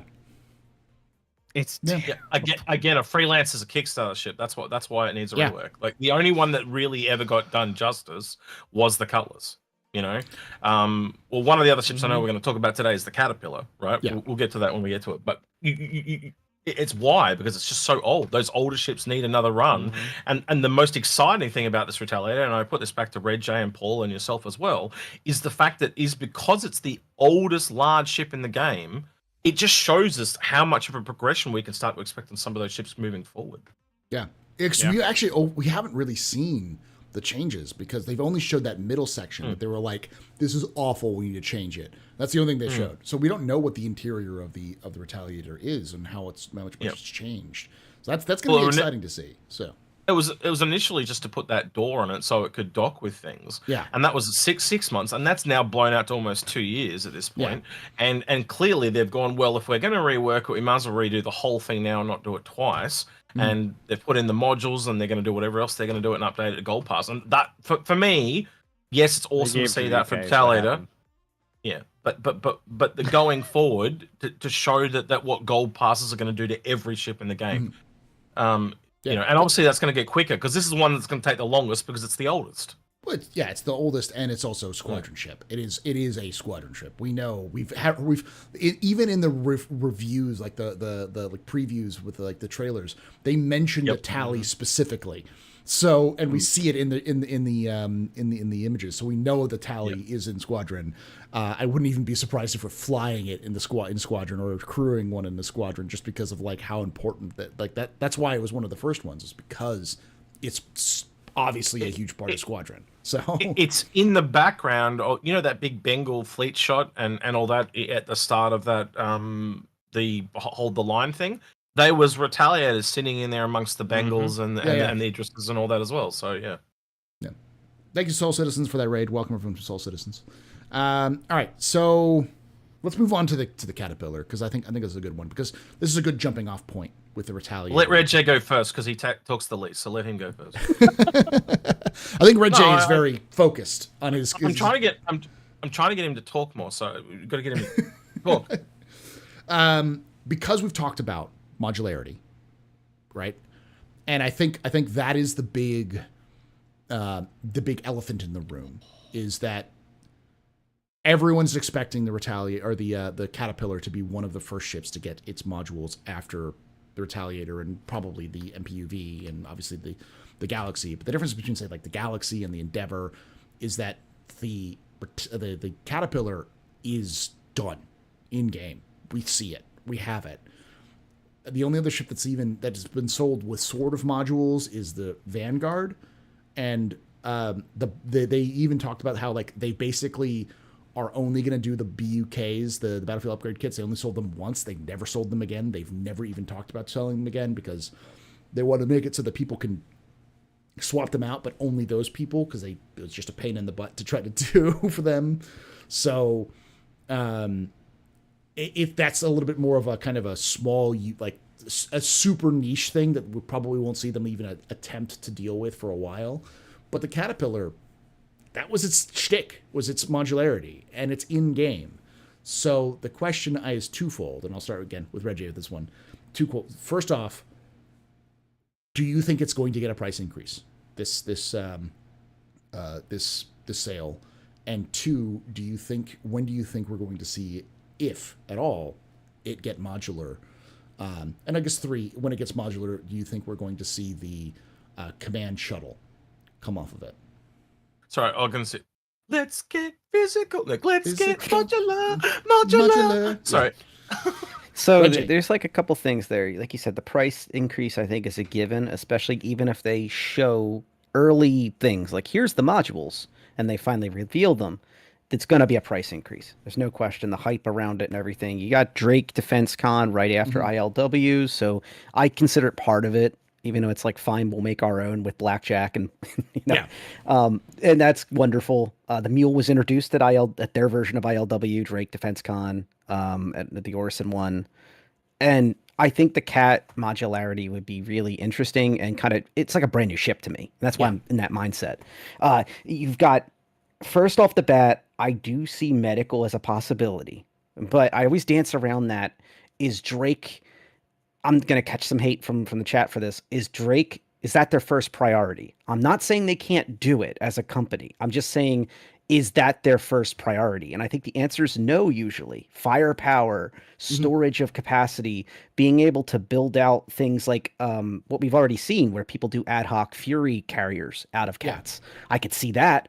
Like, actually fully physicalized docking systems for the Fury that are dead easy to use, and a whole group of your friends can go roll around with you and have a great time and launch all of them, like Vipers off a BSG or something, and have a blast with it. The other one I could definitely see is with it in general, the Cat really should be defensive as like the core of a pirate fleet. So maybe, dare I say it, the PDSs, the point defense systems, being able to mount like a turret or two, so it deploys the sides out, and all of a sudden it has a PDS on both sides of it to defend it from torps. It would be really fascinating to see that inner gameplay. And I think this is my final thought on the cat. I think that they're not going to let you stack up the modules, especially if they're considered like very powerful modules. There'll be like a power cost or some compute cost or something to each module. So it's like, oh, you can't stack like 4 PDSs on modules or something like that. Do you think there's going to be some sort of like limitation to what we see? It won't Yeah. just be an infinite power up for for Drake owners. Yeah, and for example, the Fury one, I think that'll balance itself in a slightly different way. Where the Furies, yes, you can mount a full rack of the modules for the Fury deployers, and I truly believe if they do it, I think it'll have refuel capacity and rearm capacity, maybe at least just. But the thing is, the CAD only has so much fuel on board. When you start siphoning off fuel for these things, it's gonna Before you go in there, I just want to ask one question to Red. One question. Wouldn't it be more likely to be a Dragonfly Bay than a Fury, though? They already have a Dragonfly Bay on the front. Yeah, that's already could be more. Could be more. That's supposed to be the Dragonfly Bay is the front. Yeah, because I also have a theory. I don't think they're going to have the 4 modules in the nose anymore. I think those rooms are too small for one module. Yeah. I think look at the Galaxy. Look how large that large singular room is.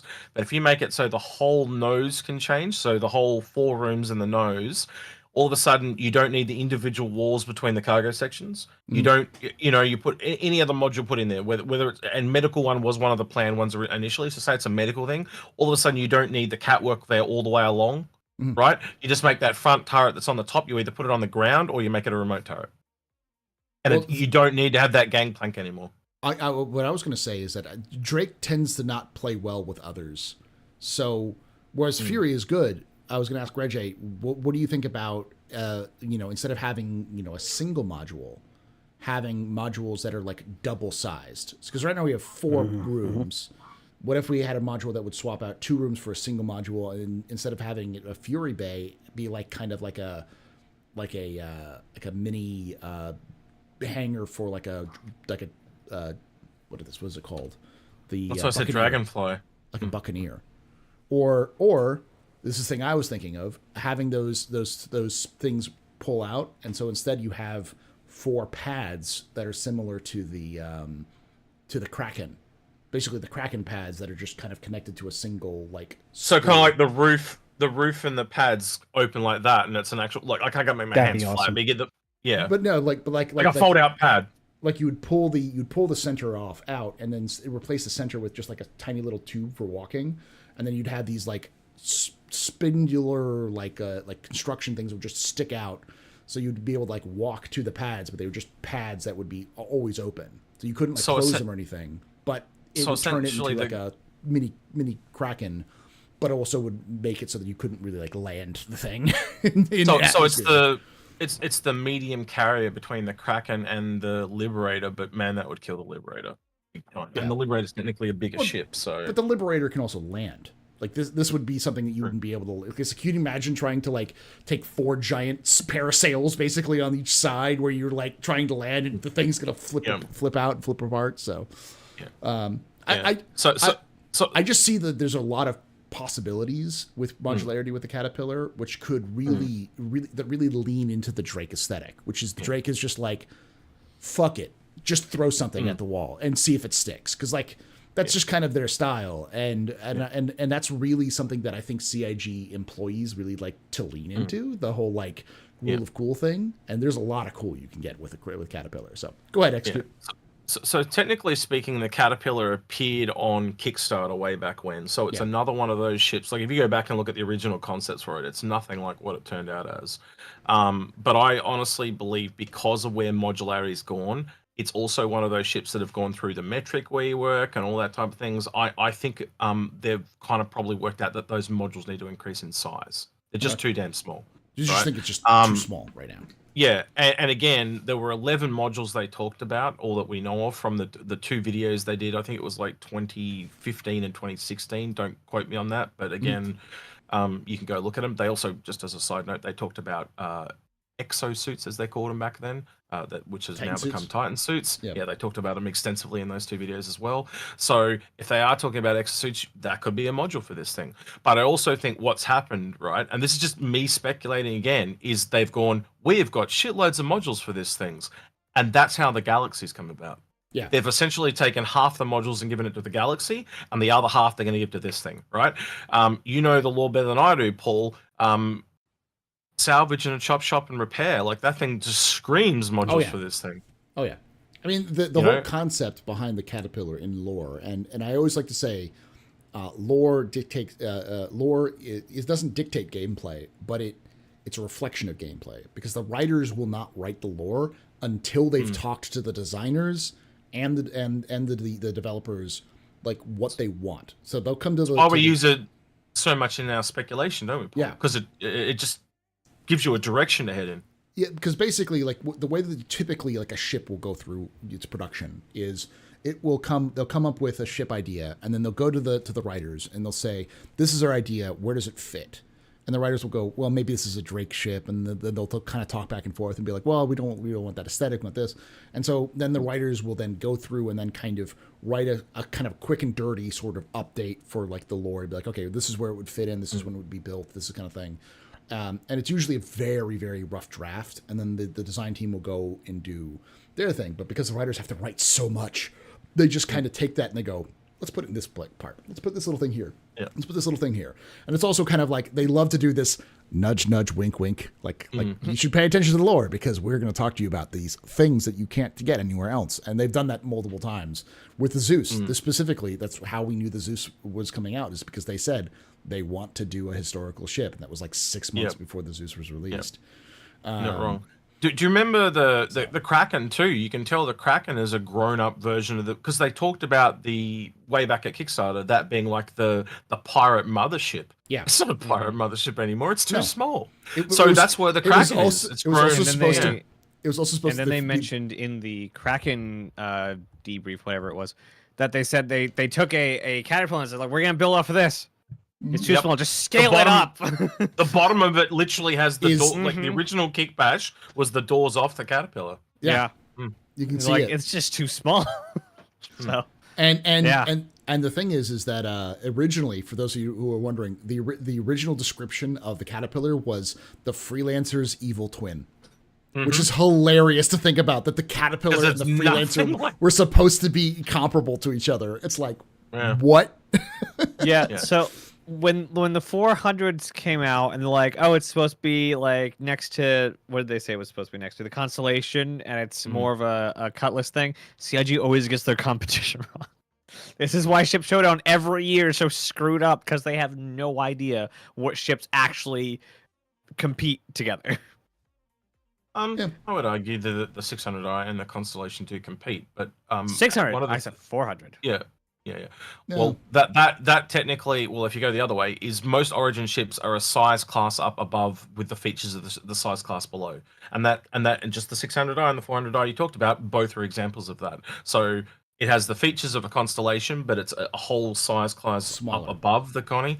No. The 600i is a size class above, and the 400i are the features of those medium ships, but it's literally in the same size class as the Connie. As a larger one, Yeah, that's what you're paying for with Origin. The drawback is a bigger ship, but you're getting all those luxuries and highly defensible. They're flying safe. I mean, depending on how you see size, bigger might be your plan. Yeah, that's what they tell me about you, mate. Remember, he can just grow at will. I'm short. What do you mean? Don't tell the ladies that, man. We were glowing you up all episode and just ruin it in one go. He has the ability to change. Small, nerdy, white. Listen, Naz. Don't listen to Naz. Naz was growing and shrinking the before the stream. I could see his camera was just going big and small. He can. It must be cold whip there. Around. It's cold. It's just cold, man. It's just cold. I wish, man. It's gonna be 80 all this week. Oh gosh, what is? Don't worry. You get to mine and Paul's ages. You need the pills, man. Don't worry. You'll be fine. Execute's like 10 years older than me too, which is the weird part. I'm not. I'm only I think I've got like 5 or 6 years in, and that's about it. That's true. Yeah, you're not that old. Yeah. But the oh gosh, what was I going to say? I do think, and I do want to hear your thoughts on this for everybody. Do you think that one of the things we'll see for sale at Invictus is Caterpillar modules? No, because Drake's not allowed at Invictus. But they do have DefenseCon. DefenseCon. But I mean, you know what I mean. The same. This event, this double bill event that we have. Do you think? No, I don't. No. Nope. I don't think they've even like gotten the direction to start working on the Caterpillar yet. I'm not saying like it will actually be live. I'm talking about a concept for this. You know, kind of like how we have the Endeavor and then the Endeavor modules. I'm thinking like they'll sell the concept modules for the Caterpillar. I think they're if gonna they stay were on gonna, the side now. Okay. I'll just put this out there, and you guys can correct me if you're wrong. If I was ever going to talk about modules again and selling them, it is probably one of the most hand grenade like ships to talk about. It is like the last one I'd want to talk about. You think so? Because it's got so many, like we've heard them talk about it over the years, the elevators, the command module, the doors, the nose, the actual, like it's got so many moving parts. Or you can take another ship like Paul's favorite, the Redeemer, and just swap out the room. Right? And I'm just using that as an example, right? But again, look at the Galaxy. Look how simple that thing is. It is a room swap. Yeah. Right? Look at the M50. It is an engine swap. Right? So you can go back and look at all the ships that they possibly want to talk about. That is the last one I'd want to talk about. And I think the whole thing with that ship is they know at some point they've got to make drastic changes to it. Mm. So it's on a shelf. Okay. Yeah. And it's been on a shelf. They worked on that thing for 2 years and then they put it on a shelf because they realized it was a hand grenade. And it was just like, if we change this the way we have to change it, people are going to lose their goddamn mind. Like, how many people are going to lose their mind when they, like I'm saying, the simplest fix is to make that whole nose thing one module that you swap off and on, right? And so think instead about of having how people 4 separate modules, it's just one. Well, it's module. 5, 10. It's technically it's 5 because you've got the nose and 4, right? So, but as soon as you do that, it makes it more functionally like the Galaxy, right? But look at all the people that are going to play. No, I want my 5 independent little modules. And honestly, from a gameplay perspective, no, you don't, because the Galaxy is just going to be stronger and better in that case. Yeah. Okay. You got 5 low tier modules or 1 high tier. Yeah, higher tier. Not even, and that's got like a medium and a high, so it's like way better. Anyway, sorry, Reggie, do you think we're going to see at Invictus this year, technically at DefenseCon, that they start to sell, like, say, concept of the modules for the Caterpillar? I think they'll show it off. I don't know if they'll actually sell the modules, but they have sold the modules in the past. Retaliator Retaliator modules were sold. I actually gave a few of them to a close friend of mine. It's a workmate, because he loves his tallies so much. He has 2 of them, and they're still sitting on a shelf, but they're there. And I do think it's not going to be too long of a wait. I would dare I say it. I would say ILW is like your concept, and then IAE is your launch of those. Maybe that's a hard maybe. Didn't they say that the Retaliator modules were sitting there ready to go, like in an ISC, like over 6 months ago? Yeah, so they're all just sitting there. So it's all like, I reckon when the Retaliator comes, you're getting all the modules for sale. Well, they specifically said in that ISC, I believe, that they had some that were ready, but they were not going to release all the ones that they had. They're going to release the 3, I think they said they had. They have 2. Yep. 2. It's the torpedo and the cargo. Those are the 2 ones they have. Okay. And that is what they're doing. Shelving it till we get modularity settled. Yes. Yeah, that makes sense. Like, because the other thing is if, let's think about this real quick. Like, as X's idea that the habitation module for the Retaliator comes out, it is designed to work with resource system, not to design to with anything else. So what's the point of doing the Retaliator hab module when there's no resource system in? So that's an easy pickup for a thing you drop in 4.0. By the way, and now the Retaliator hab module is out. It's an easy, like, that's a dunk. It's a layup. That goes in line with what they've said about only releasing things with their gameplay. Yeah. So that's 100% correct. Yeah. And the other thing would be the dropship module, which should be, because we already have dropships, but they also have been going through and apparently retooling dropships because they just retooled the Cutlass Steel to be a little bit better, which drove Lockheed into a catatonic state when they announced that. So I put this back to Reggie then. I got a question for you then, based on what you've just both said there.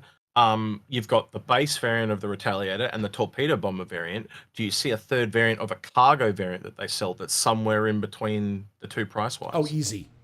Yeah, yeah, because exactly. I think it's easy as well, an easy sale for them. And remember, it's just the modules. So it's Yeah. like, look, you can put these modules on the other variants, but yeah. And that what would that have put it about around? And I'm just going to guess here around 250 to 2. What's the modular? What's the cargo module cost? So from memory, it was like $50-$60. So if you got 150 for the base plus 2 lots of 50, that puts it to 250. That's my rough math anyway. And that would put it in similar line to the MSR and the Corsair and the Connie. It would make it cheaper than the Corsair though, technically, by $10. Also, and I the mean, MSR. mixing and matching. If I was going to run the tally with a high value run, I would have the cargo in the front and I'd have the 2 Torps rock in the back. So that way, if I do run into a problem, give them something to worry about while I'm switching modes to go run away. You can do both, actually. That's the best thing. Like you can have two torps in the back or 4 in the front, right? So that's obviously going to imply more cargo in the front or less cargo in the back. So again, mix and match. So the torpedo version comes with both torpedoes, both torpedo bays, and I'm guessing you couldn't buy the front and rear modules. I think when the cargo, I think you just bought the cargo module, and it was $50 for both of them, right?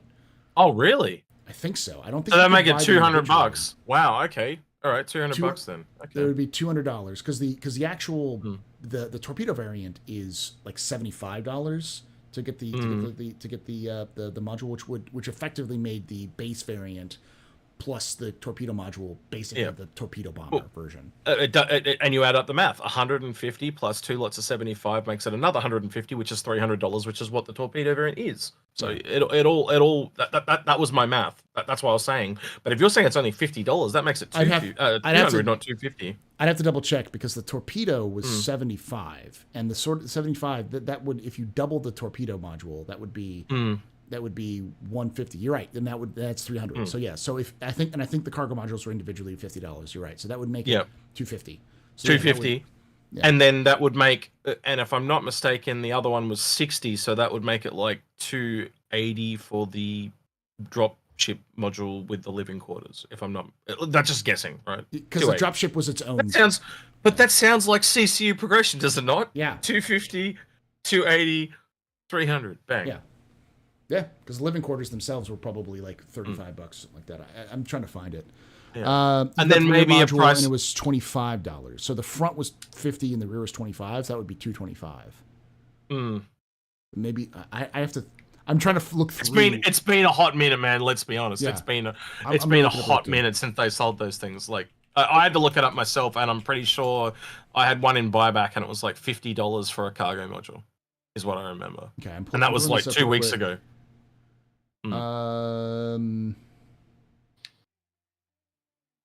So the Retaliator is one of those ships that I've never really got into for the modularity. Like it was always like if I wanted something that size, I'd go Constellation till I started hating the Constellation because I as gunned up as this game is, I'm very anti-gun in this game. Well, you're not looking at it in the full perspective then, because Paul will also tell you, we've talked about it ages on the Infrunners, it's probably one of the best smuggling vehicles in the entire game, as Red J was kind of hinting at as well. It is gonna change the game smuggling wise, and people look at us when we say smuggling, Paul, and they thought we had like 45 heads or something, like because it just, what are you talking about? Who the heck is going to tell you think you're smuggling something in a bomber, and on top of that, a bomber which is fast and armored and heavily gunned.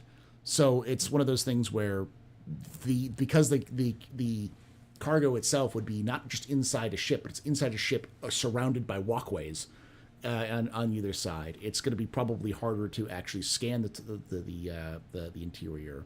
So and it can have stealth capabilities. So there's a lot of options when we actually get the cargo containers with the spoofing or armor on them. The spoofing, So Simple Solutions in chat is literally saying he reckons that the Retaliator will go by $50. I could potentially see that, but technically it's also already released. But then also technically every ship does go up in price. So yeah, I totally see it.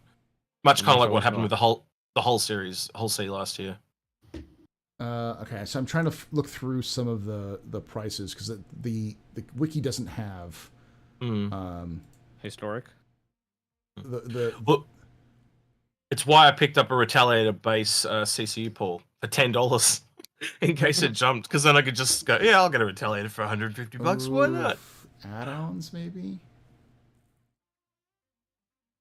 No, it's not add-ons.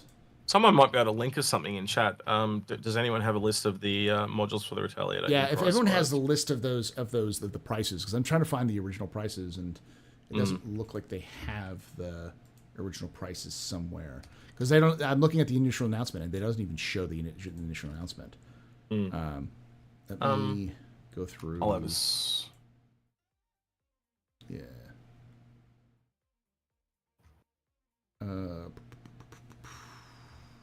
Base page maybe. Comlink. Yeah, because back when they removed the sales off the I pages. I found the original modules page. Mm-hmm. With a Google search, it was really easy. But it just tells you what they are. It just says cargo it doesn't tell you the module, price. living module, torpedo, or dropship module. Yeah. So. That's not helpful, as they always are. Yeah, you'd have to. Somebody who has them could tell us what the prices were, but if you don't have them, I don't think you can. Yeah, the only one I had was the cargo one, and it was $50. So you can find it there, but it doesn't tell you the actual. The wiki doesn't actually tell you the prices of each one. It just tells you which ones were there.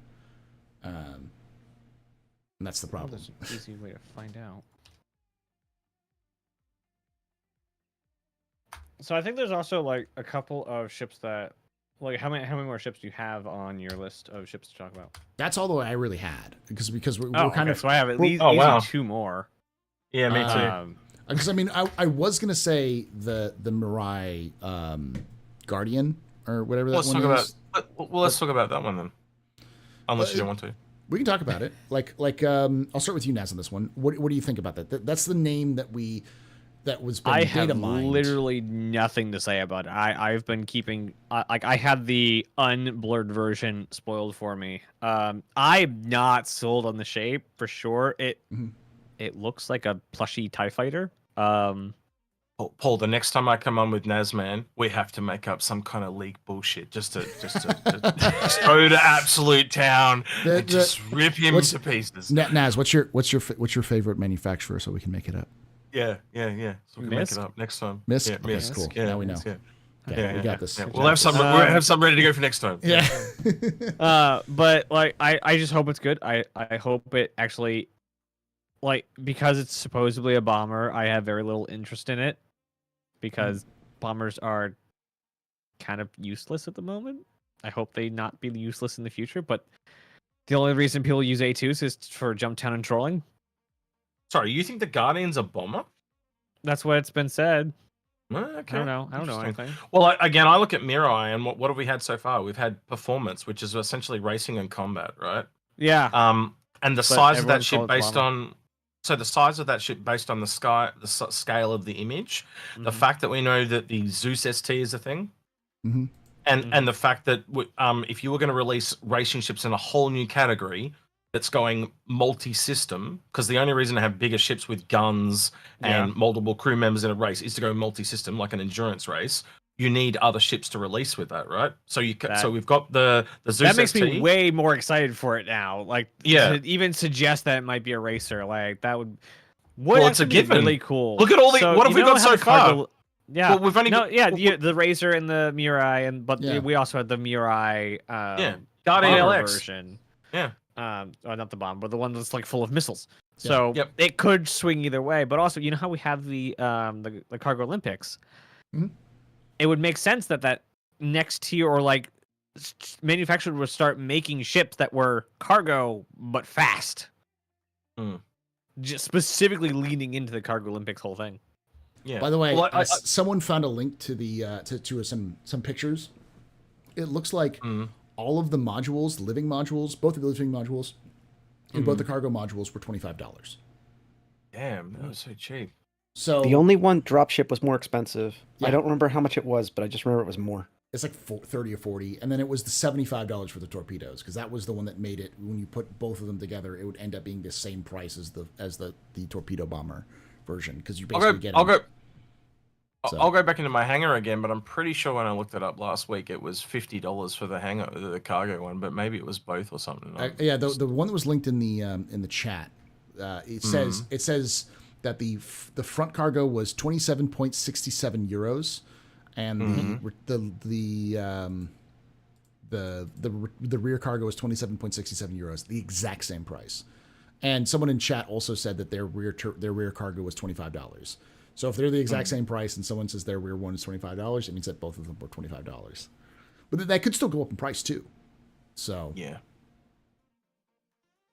What would it be under? It would be under Retaliator, wouldn't it? Yeah. Okay, so add-ons, Retaliator dropship module. I've got one here. Yeah. So let's have a look at this in buyback.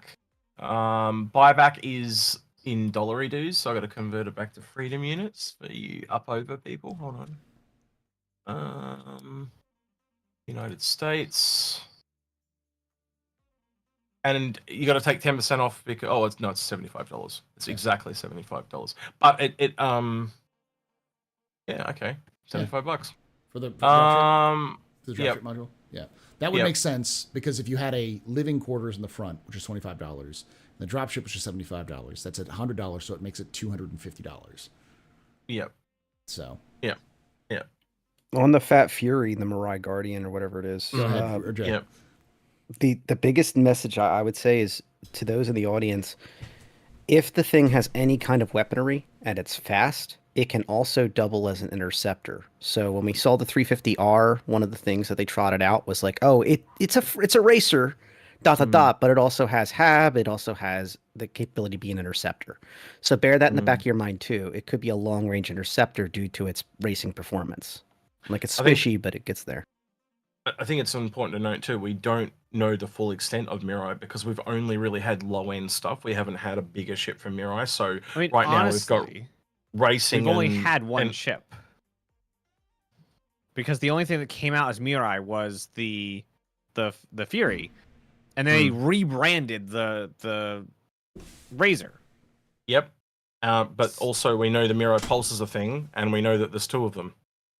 So we do have other. So what I'm trying to say is we've only got low end stuff. We've got a vehicle, we've got a Razor, and we've got that. My point being is we really don't have a big ship. The point still stands, right? It also. And until we have that big ship come out and we see something that goes off racing or combat, because that's all we've seen so far is racing or combat. Yeah. What is a bigger ship from Mirai? That's my question. And because of that, we also know that there is a Mirai team. Because we know that they've said many times they have devs trained up in specific looks. So we know that they now have together a very good RSI team, and they will work through every single RSI ship in the thing. That's learning styles. Hang on. You're not exactly right because the guy that worked on the Fury also worked on the Sulin. Right. Yes, but he requested to work on the Sulin. Yeah. So they work on multiple schools though. They've talked about that. He also talked about learning Drake as a style. He talked about a few others. So you're not talking about actual teams. You're just talking about them learning different style guides. Essentially, is what you're really talking about. Experts. And when they put teams together, so they did say, I don't remember where it was. So I'm sorry, I don't have the actual when they said it. But they did say that some of the people that worked on the Sulin are going on to Ryland next. Some of the people doing the RSI are going to be going through Polaris going through the Galaxy next, then the Perseus, and so on and so forth as they work out that entire family. And the people who did the Defender moved on to the BMM. When you say Ryland, do you mean Raelian? The Ryland? Yeah. You keep calling it Ryland. Is it Raelian? The Gotek Ryland? Did you mean Raelian? The big. You're saying Ryland like it's spelled. No. I'm seriously asking because he's pronouncing it Rylian. I thought it was Raelian.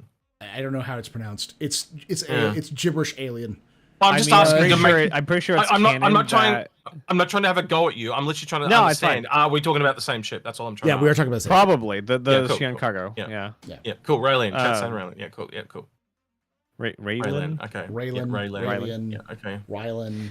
I believe somebody said. I believe it was what Dave Haddock that said it's canon that Mm. any way you pronounce anything in Star Citizen is correct. Yeah. Yeah. So they did That's why we have say they were Gladi. going in.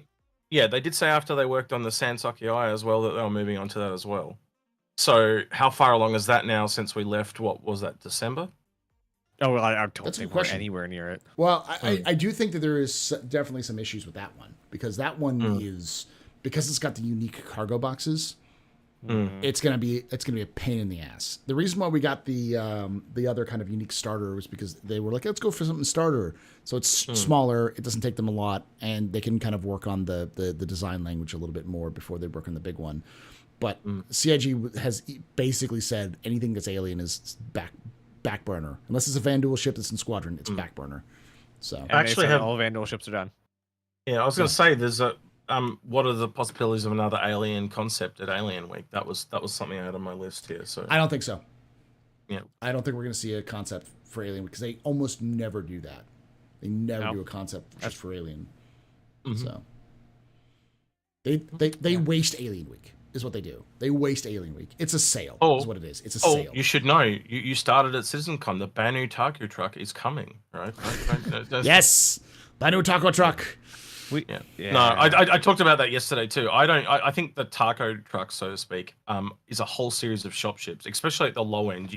Now knowing that tech levels is a different thing, you can't just have a Drake taco or a Jake shop ship and not have like an Origin one. And even if you even look at the top end that we've got right now, you've got a privateer, which is the low end Drake or low tech Drake, but you've also got a high end Banu merchantman. So they're going to repeat the same thing down at the low end. So you're going to have a high tech and a low tech ship.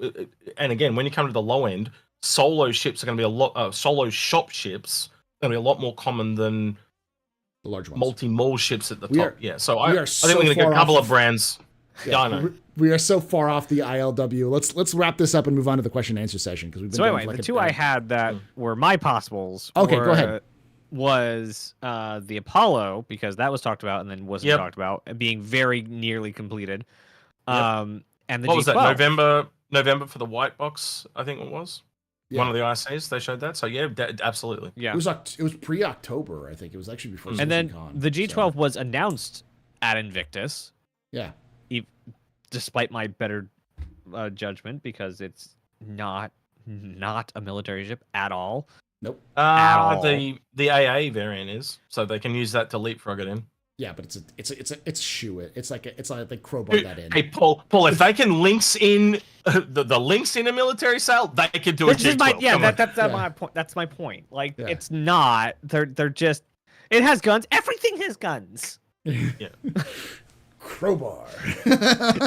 Yeah. So like Justification. Did they? I feel like they did say they were working on it at one point, and I don't know if it was that same. Facts don't care about your 2022 feelings, mate. thing. No, I forget where I saw it, but I saw it being worked on somewhere. But yeah, those were my two that I looked at. That I would expect to see soon. Red J, what's your take on the G12 shenanigans and the Apollo? I think the Apollo's definitely a chance, but only in one version. So if you remember, the tier beds are modular right now. Oh, true. Yep. I think if we do see it, it'll be like, okay, this is the beds we got for now on both variants, and just that's it for now. Just enjoy your ship. You don't think they'd add that with the modules? So you got No. 2 ships coming with modules? We already Just know that. putting it out there. CIG's already said that there's only one ship that's coming with modules, and it's a Retaliator, and it's only Roger. with small modules. So usually, if CIG makes that hard and firm, like step down, you say yes, that they almost never change it. So I agree with Ray J on that one. I don't, and as a result, I don't think we're going to see the Apollo because of that. Yeah, Fishy called you on your bullshit, by the way, too, Naz. He's right. The SRV doesn't have guns. That's true. I love the SRV. It's my little grasshopper.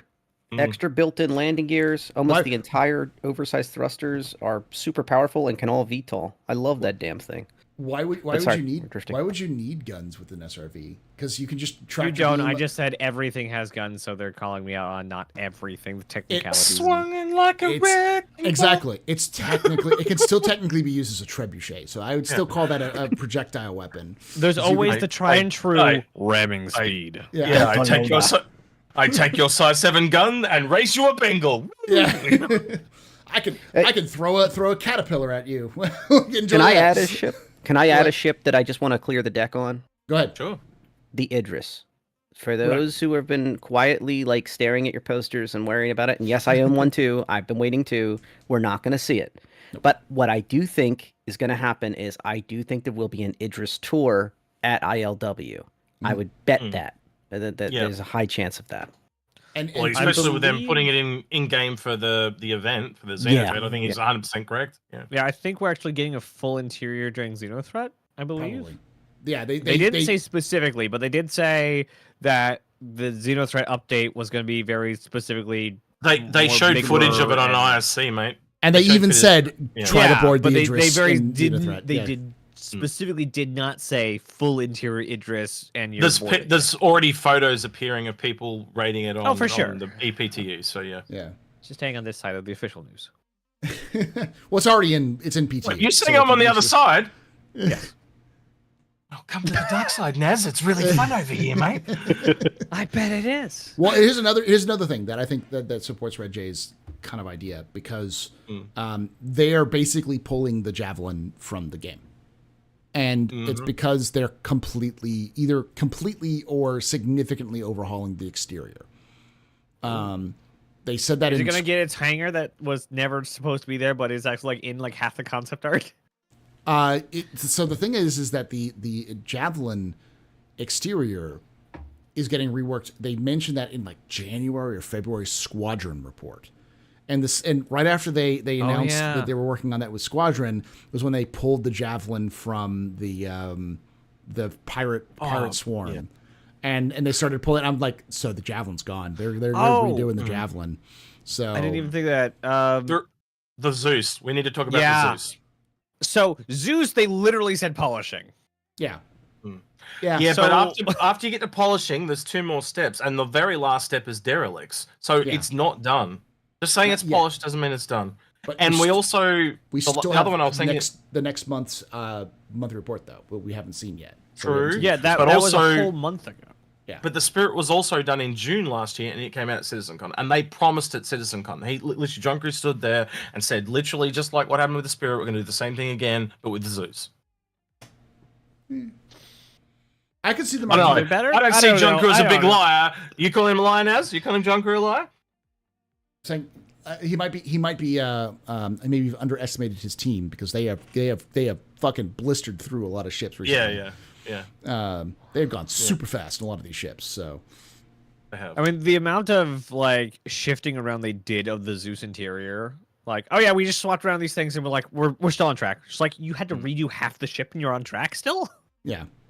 And to clarify, because people are like, the Apollo's not getting modules, it has swappable beds. Swappable beds is modules. Mm-hmm. That's from a developer standpoint, it is, yes. Yeah, it's the same thing. There are 3 tiers of modularity. Wow, 4 tiers of modularity. Can place your furniture where you want them, basically items. Can place items of rooms, aka the beds of the Apollo. Swapping rooms and swapping components. So the thing is that the it's not like you can get a tier 1, a tier 2, and a tier 3 all right next to each other on the Apollo. It's a room with 3 tier 3s, a room with 2 tier 2s, or a room with 1 tier 1. And you can get 2 of those room swaps. It's basically a room swap is what we have. So it's like having 2 modules which can be swapped in with specific versions. So that's the way it's going to be treated, like with CIG. So I tell you one thing that will really speak to that a lot, Paul, and you probably noticed this too during the week, because you were looking at engineering gameplay recently, yeah?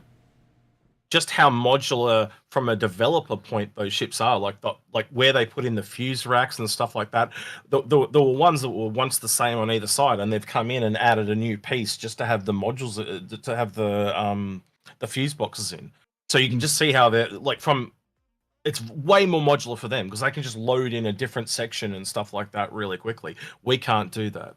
But Which is one of the, from there, which was one of those things where when people were saying like engineering is going to take forever, it's like it's not really. It really isn't. It's them cutting out a section of the wall and putting in a fuse. And it shows you the growth of those style guides too. How you can take so you can mock up a ship really quickly. You can go, right, I'm just going to use all the pieces off the Polaris. Let's build out the Galaxy. Now let's go back and just change all those panels so they're different panels.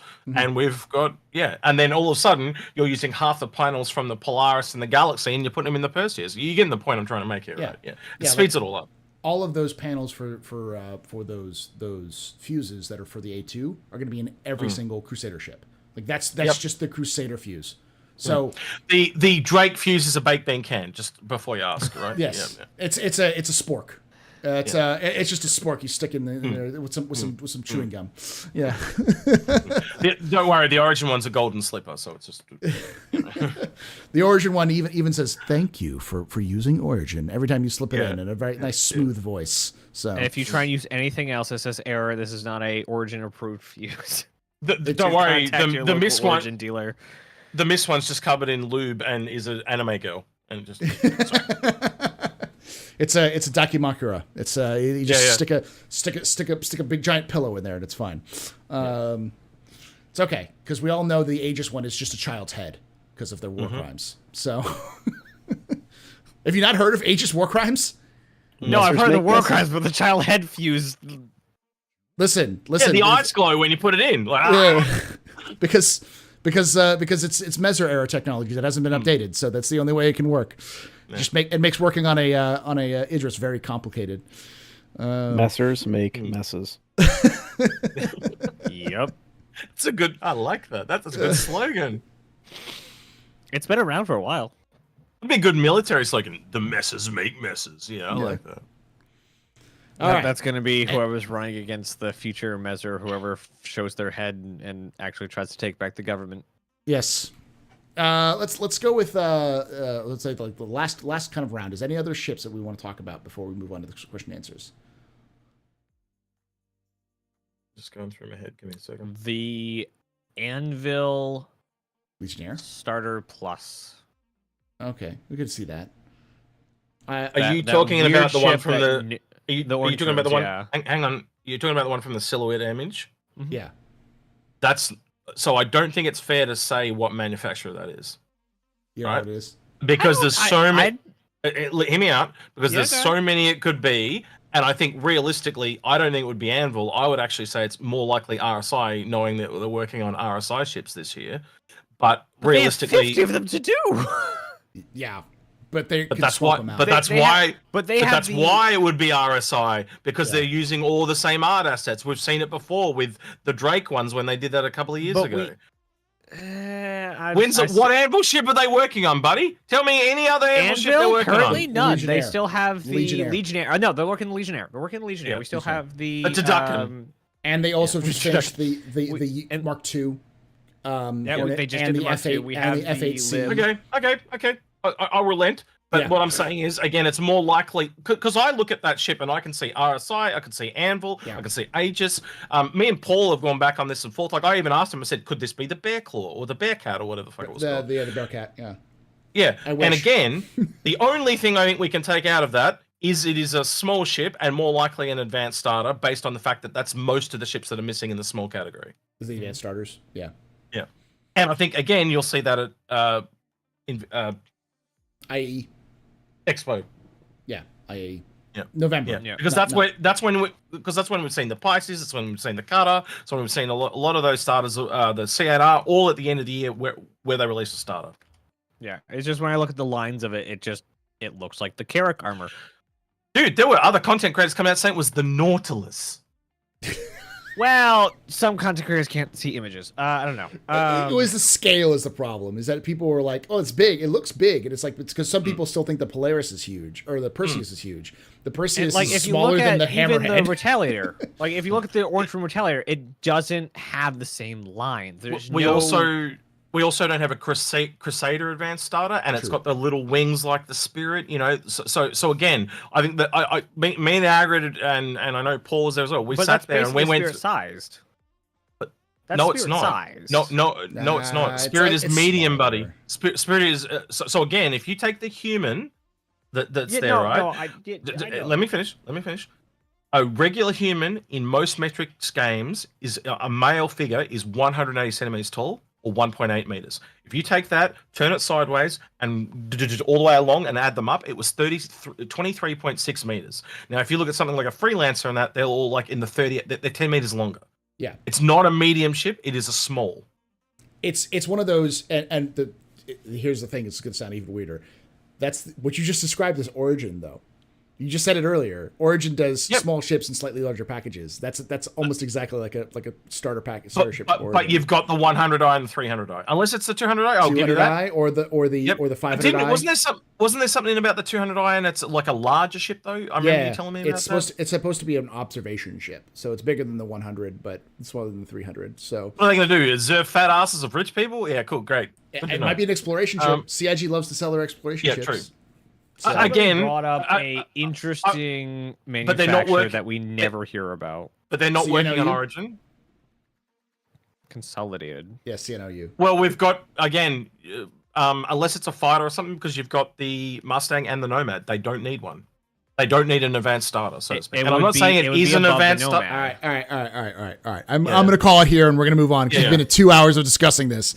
Thank you for joining us so far. We're going to take a quick break, and I got to get some food in me and stuff like that, and we'll be right back. We're taking your question and answer session from you. Definitely the most interesting ship of the Silhouette video anyway, Paul. It is. It's the one we've had the most discussion on. So, because it's the one that's the most kind of obvious. But I think we're all in agreement with that one. I don't think it's coming until IAE, whatever that is, because it doesn't fit with the Invictus. I think they could announce it at ILW. They could. Yeah. Concept. Yeah, absolutely. They could do a concept. I'll give you that. Yeah. Okay. All right. With that, we're going to be right back. Don't go anywhere. And for those of you listening to us on the podcast version, hopefully the audio is a little bit better this time. We will. I'll be just cutting off this middle section out, so you won't have to listen to any of that kind of stuff. And we're going to meet in between. So leave us a comment. Let us know if the audio is better. Yeah, that's true. And I do want to shout out Red J. Thank you so much, Red J. Make sure you go to, it's mostly YouTube, right, Red J? It's youtube.com/Red J.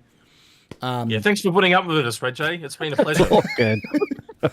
And you can check out Nazareth at the Nova Forge. It's the Nova Forge, or is it Nova Forge? Yep. The Nova Forge, like the AstroPub. Yep. And then of course you can check out Execute complete and inspiration. This Execute and myself sometimes on the Inforunners. YouTube. So you forgot Agrid's name. YouTube.com/Inforunners and Twitch.tv/Inforunners. It's Inforunners, not the Inforunners. So it's YouTube.com Inforunners, and check those out. I think the only not as pretentious. The only is when we're on Twitter, because I didn't make that one. And make sure if you enjoyed this, hit that like button, subscribe for more content, follow us here on Twitch as well. And we do this live at 3 p.m. Central, so 4 p.m. Eastern, 1 p.m. Pacific. We'd love to have you come on live, twitch.tv/TheAstroPub, youtube.com/TheAstroPubLive, to kind of ask your own questions and hang out and talk and kind of be here. And currently we have 13 questions, so we're going to take a quick break and we'll be right back.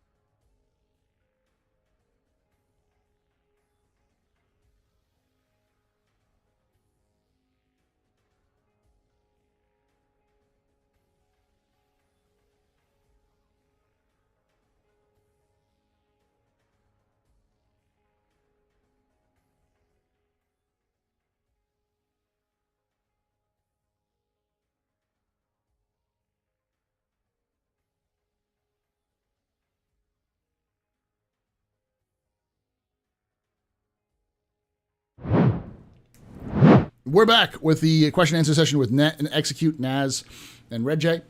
We've got questions, but again, as always, thank you for hanging out with us so far. And people have asked about this number up here. For the audio podcast, this won't make any sense. But That's until dies.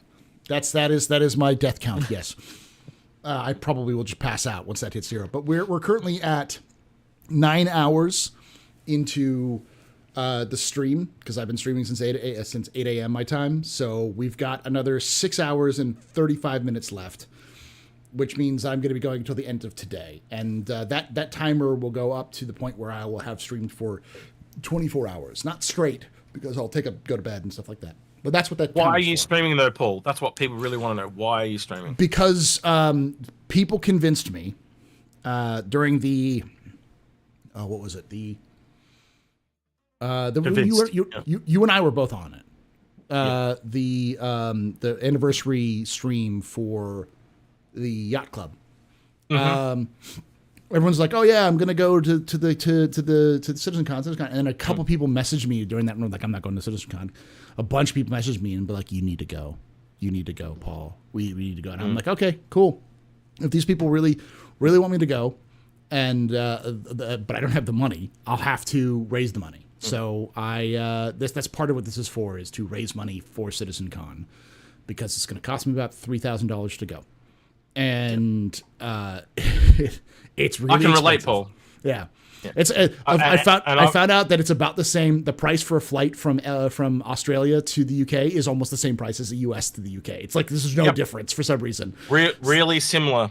Yeah. And it's crazy. And my flight time is 29 hours from Tassie to Manchester. It's bananas. Yeah. It's over 20. It's over a day. It's just bananas. It's between 13 and 25 hours for me. So, like the I now want to know. is Put 14, this. so. I want to know how much of our back of dollars has been going to flights. Yeah. But John Crew, how many Krakens does it take you to get to Manchester? Yeah. So it's pretty expensive. So the idea of this is that I'm trying to raise enough money so that I can use the money to pay for the flight, because that's the most expensive part. Once I get that done, then everything else is a little bit cheaper, because it's in the realm of like $600, $700. So yeah, that's the reason why people have asked about this before. So that's one of the reasons why. So so you're lucky you've got almost an exact exchange rate. So a hamburger there will cost you roughly the same as it costs at home. For us, it's double. yeah, So if I go into Macca's and I buy a Big Mac, I'll go, oh, it looks the same. It's in pounds. But then when I convert it, it's like, oh, hang on, that's like $55 for a hamburger. yeah. So Anyway. It's probably worse too. And people asking what the sub count is so far. It hasn't changed much, because we tend to not get a lot of subscribers on Twitch during the captain's table, because people don't tend to want to jump it in unless I'm doing the little dancing stuff. So we're currently at 565 subscribers, and I have a goal for about 600 subscribers. If I can get that before the end of this month, that should be the kind of amount of money I need, just about with everything else that's going around, to kind of make that work. So, yeah. All right. Eventually, when this game takes off and we're all, that CIG helps us out get there somehow, even if they like help us with cheaper accommodation or something. Eventually, like if we're going to CitizenCon every year type of thing, if that's what they want, that would be amazing. The other thing I do want to talk to them about real quick too is like last year I know Morph got them to provide an area, but like they actually need a proper area to do interviews and stuff. So like without sound would be great. Like a separate room. Yeah. Like those little booths that people use nowadays for teleconferencing and stuff would be good. Yeah. Again, they're learning. Scream. Yeah. Well, apparently nobody used. Well, Paul, you were there. You told you guys told me that apparently there's just so much damn noise. It was a waste of time. Noise. It was like I did one interview and it was barely readable. And Arrakis MD just donated just sub. As I said, that did 20 sub bomb. So thank you for that. So now we're at about 15 till that much. Did you want that by the end of whatever month we're in, or the end of May? End of April. because like April. because the thing is that the sooner you get the flight, the cheaper it is. There's a range where it's like if you go too soon, it's too expensive. If you go too late, it's too expensive. So you want to go right in the middle. You got a certain time. So I would say, Paul, you really want to get your accommodation first, to be honest with you, because they are selling thick and fast. Especially around, like, I can help you out if you want. Well, I can. Well, thank you. Someone just dropped 15. Thank you, Wom. you did it. Look at that. The thing is that I can also, with like an accommodation, like I've got a credit card that I can spend, like I can put $600 on a credit card, and I've got a credit card that delays the interest rate for like 15 months for anything that's over $150. Oh, okay, so you can do it every time. Okay, I can cool. do that, and then I can raise money for it, but it's the flight doesn't. It's like I don't have $1,000 on a credit card that I could do, but. You're better at adulting than me. I don't use credit cards. I don't have one. I've just learned that they're too, waste of my time. I never used them. Yeah, but I mean, it's complicated, but basically I have all the means to do so. It's just a matter of, like gathering the resources necessary and that kind of stuff. So. There's an inherent cost to going too, because if you're not covering it, you actually kind of lose the money there too. That's the weird thing. So it might look like $3,000, but like, and the other thing I'll tell you is, and Paul, I don't know if you did any coverage of it. Did you do any coverage of it last year or not? No, you were there, weren't you? Yeah. Right. So for us on the Inforunners, those 2 days were the most profitable days of the entire year. Mm-hmm. Right. So I actually made more money on those 2 days than the entirety of Invictus. Not AIE. And AIE took me 10 days. Or 13 days. To give people context, the ad revenue alone from something like that, because it's in the middle of the high ad season, I'm probably sacrificing by going there for those days. I'm probably sacrificing about $500 to $600 in ad revenue alone, let alone any other kind of sub or other things, and that's just ad revenue from Twitch. Like, and that's from us, and we're kind of smaller than some of the other guys, so I can only imagine what it's costing like Morph and Board to go there, because like they make a lot more than I think you can actually. Well, you can actually go on Twitch and you can actually look at what people make. For example, there's a website. Expat always links it to me, and Salty Mike is up to making about 5,000 a month now. Yeah, that's about right. And it's not always accurate, but it's close. No, but it's close. Yeah. So again, if he's making that much a month, you can live off that. Yeah. I will say, sorry, finishing up my food. Thank you for everybody who's done that, because we've now reached our sub goal, but I'm still going to be here for a while. So, but thank you for that. Let's move on to the question and answer session. But hopefully this means that you'll be able to see me at the end of the at CitizenCon this year. So hopefully everything will work out. That's what I was going to say. Economics teacher here. That's what X is called a opportunity cost, where you have to make two decisions, and if you make a decision that costs you not just time, but money, because you only have so much time to spare. So when you choose to not work and go to an event, you're losing the money that you get from the event and the money you have to spend on the money you could have been working and the money you spent on the event. So yeah, I think from my perspective, the whole reason me and Algrid are doing that though is we also want to try and.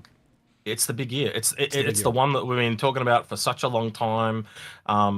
Like the gala, I think, speaks to that as well. Yeah. And I always wanted to be there when the devs could actually open their mouth. Yeah. And actually talk about this shit. So they're actually going to be able to go right. And from what we've heard about the gala is cameras are going to be encouraged. If they're encouraging cameras, they're encouraging people to talk. That tells me everything I need to know. I need to be there for that. You know, I used to do all the interviews back in the day until certain people got the interviews taken away, but I want to do that again. And I know I'm not the only one. Batgirl wants to get back into it. I've talked to her extensively about it, and I'm sure there's other new people out there as well. Is also, for those of you who don't know, this is kind of connected to this whole thing. There's a reason why they haven't shown off much of the UK studio, and that's because built into the UK studio is spoilers for Squadron 42. Yeah. I'm not even joking. I have seen it. Part of the shuttle tour is part of the gala, isn't it? Yeah. So there are there are legitimately spoilers. So if they're showing off, they're saying you can have cameras for the gala and the interview with interviews and all that kind of stuff. It's like they're basically telling you Squadron 42 is going to be announced. So where's that personal tracker on Cavill? You see Cavill's personal plane kind of stuff, like, yeah. So don't worry, we'll warn Cavill ahead of time that you're coming, Naz. yeah, Him this year. He's already got enough stalkers, man. He doesn't need enough more. All right, let's go into the questions. No, I'd much rather see him behind his screen than at an event. See behind the scenes. Well, that's a bit awkward. No, but behind the screen, he just built his first PC. I'd rather see him like in a game. In the game, next you're gonna be saying he's a breath of fresh ass and all that shit. Oh boy. Steve the Dancer asks, when do each of you think instance hangars and cargo elevators are coming? I'll start with you, X. After Invictus. Yeah, .x is kind of what they've said, isn't it? Yeah, it's a .x patch. Yeah. How about time specifically? About this long. Date. I'm telling you to give me a date. I'm giving you a when question. Oh, a date? I don't have any dates. I've got some sultanas. Do you want some sultanas?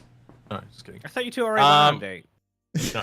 Yeah. We go on dates all the time, man. Virtual dates all the time. Yeah, see, that's how you're going to do it. You're going to take the word and give them something that they're not thinking they're going to get. That's exactly how comedy works. Okay, so Steve the Dancer is specifically what month?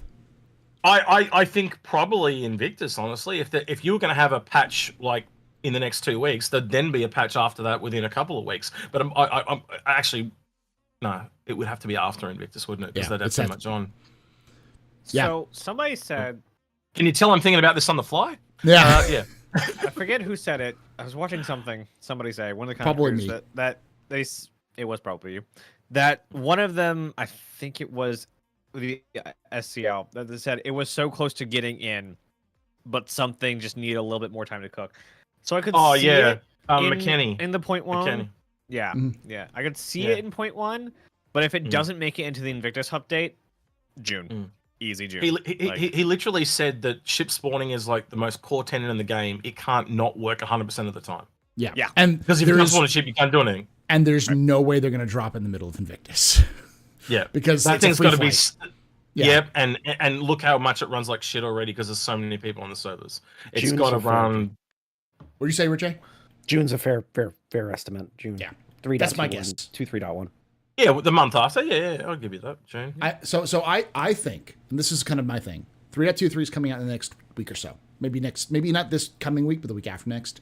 And then they'll go, 3.21 is going to be, or 3.23.1 is going to be just Invictus updates and fixes and modularity and the Retaliator gold, and then the other ships that they're coming with, Invictus.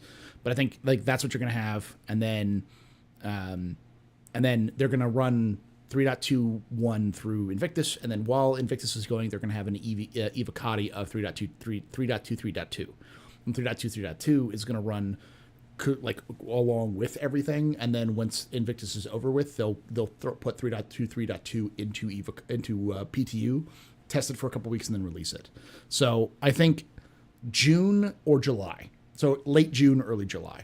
And how do you think the Xenothreat's going to end at the Invictus update? Yes, I think they'll run Invictus, the Xenothreat, the weekend before Invictus. The weekend before Invictus. Didn't they literally say that the overdrive runs all the way to Invictus? I'm pretty much sure it runs to Xenothreat, and then Xenothreat's gonna run probably right before up to that. Well, so I mean, from a practical perspective, it wouldn't make any sense that the entire fleet is going through the system, launching fireworks off.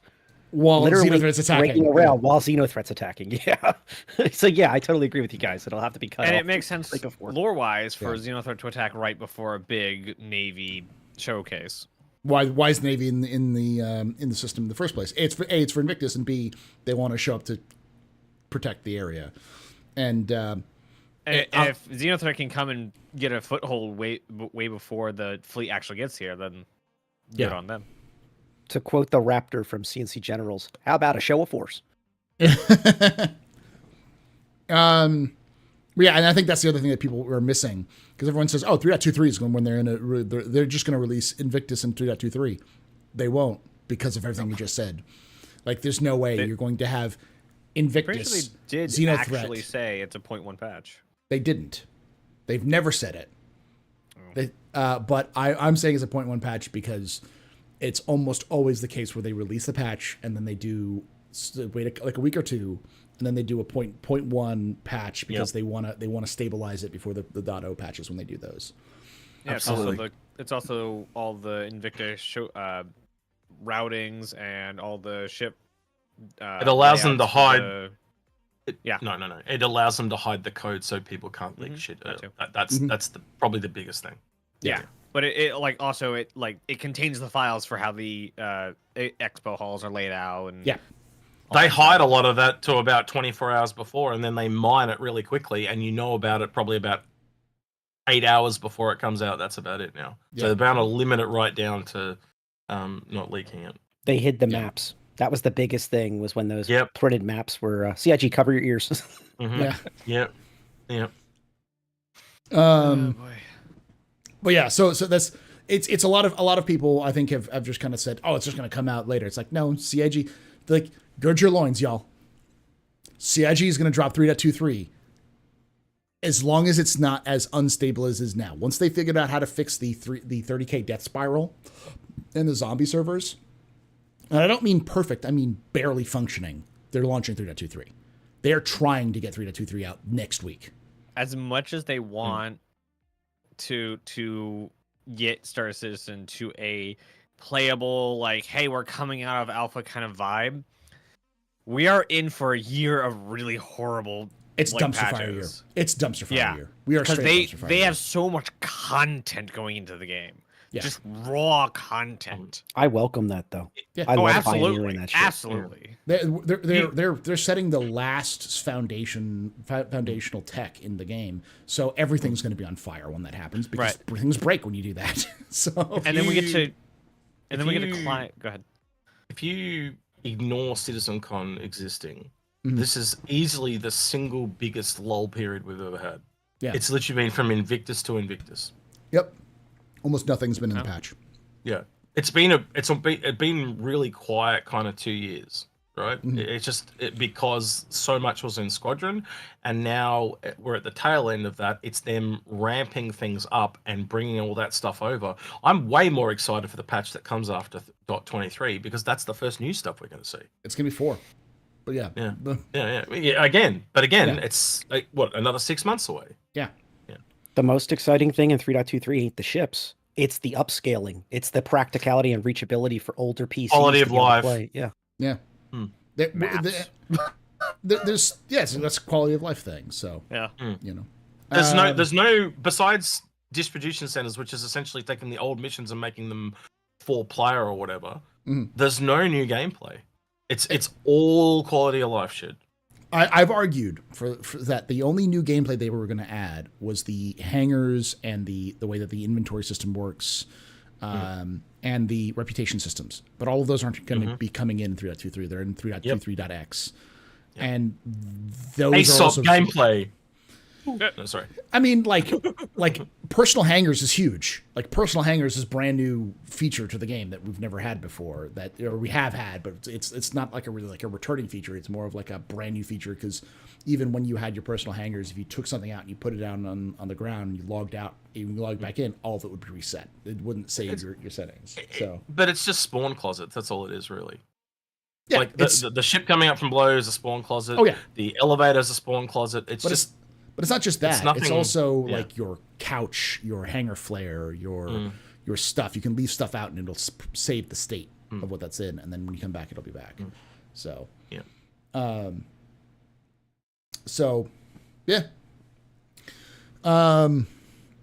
Let's move on. Alien dog murder missions. I guess I can give you the missions with the dogs. That is something. But how different is that from just killing NPCs? Well, you're not shooting humans; you're shooting dogs. So it's got crouch gameplay. You know? Yeah, like, you gotta shoot. You gotta aim lower. Yeah. Here's a good question from YouTube. Full wipe with 3.23. I'm gonna say Everyone keeps saying yes, but like they've not said anything. Normally Nope. they're like, hey, you know, we've done a lot of stuff to the economy. We want to tell you all that this is a thing. Normally they actually like talk about it to kind of soften the blow a lot. Reggie, I don't know about you, but for me, it's whatever the game needs. Yeah. Yeah, and I would say 3.2, 3.1 probably be the wipe. Yeah. Yeah. Or 3.2, 3.2. I think, Yeah, something. Some once they get the full features in and everything like that. But I think CIG's gun shy with wipes. So I don't think we're gonna see a wipe until 4.0, which is when they really will need a wipe. So Yeah. but this is an interesting story. M. Walker says, watch Burks, who just rated in before we started streaming. Thank you again, Burks. Doing an FPS mission at a distribution center. It looked fun. Amazingly, 2 NPCs walked out 700 meters to his ship, hidden behind a hill, and shot it till they destroyed it. That server FPS must have been super high. That is. And when you find out it was really CIG employees, not so impressive. It's still very fun. Yeah. But I mean, CIG has talked about it like for years now that they've been working on their NPCs for Squadron 42, and the Squadron 42 NPCs sound scary. So I believe it, because I think they've added it to 3.23. It's been like those NPCs behaviors have been slowly being added in since 3.22. So to 3.22. So Again, server meshing, Paul, is a big factor. Like I like so many things. Like that whole breaking the dam thing we always talk about is so inherently linked to server meshing. And then, this is the real question I have, right? You know how I was talking about like the patches beyond 23 is like how long? So we didn't even know server meshing was going to work until CitizenCon, right? And they reckon it'll have that static server meshing working by mid-year. What's the next step? How long is the step from static to dynamic? Is that 6 months? It's 3 months. Is it 3 years?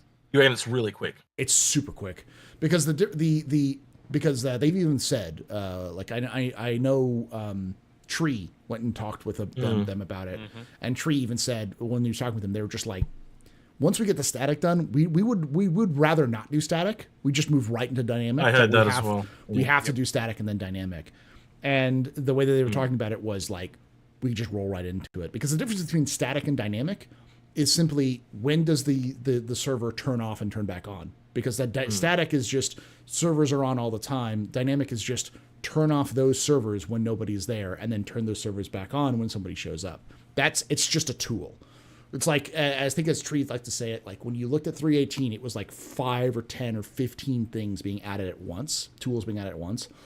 With 4.0, it's 3. And then with dynamic meshing, it would be 1. And so like it becomes, it seems like it's crazy, but it's like this was huge, this is smaller, and this is tiny. Like it's just a tool rather than being the entire system. So I've been thinking a lot about how, so you know how when you're on the EPTU at the moment and you get this crash where it crashes and goes to one server and then it crashes again and goes to another, it just gets in that loop. And I'm trying to think how they're going to do. Yeah, the only thing I can think of is that it refreshes everything when it restarts the server, almost like restarts it, but then respawns them in the position they were. 1 second, real quickly. Jin, what you're talking about is Dynamic 2. Jin was talking about, that's not what the case. It's going to be dynamically subdividing servers based off of population. That's Dynamic 2. There are 2 different versions of Dynamic now. It's Dynamic 1 and Dynamic 2. So just wanted to correct that because I just wanted to make sure, because that's what it's talking about. I'm talking about Dynamic 1. So that was the big thing they left out, like the big puzzle piece they left out of CitizenCon is they didn't really mention object to container streaming specifically. They should have, because when you combine those 2 together, that's really what server meshing is. It needed both parts of it to. They need to PES, to see the vision, object container streaming, and decoupling the kind of stuff. So. Yeah. Sorry. They'll get there. It's static meshing, then dynamic. Never heard of 2. They talked about it. Was it this last CitizenCon? Is when they mentioned dynamic 2 for the first time. Dynamic 2 was first mentioned in a letter for the chairman, I believe, 2-3 years ago. Oh yeah, it was. You're right. But yeah, it was where mentioned. They defined what they are. Hasn't been mentioned often though. No, but it's been something that there was a big change when it happened, but it was a while ago, and not everyone caught on to it. Is that they broke up dynamic into 2 separate stages rather than just one. Isn't that just Star Citizen the whole? Isn't that just CIG? Yeah. Take something big and break it up into multiple chunks. Yeah, that's just what they do.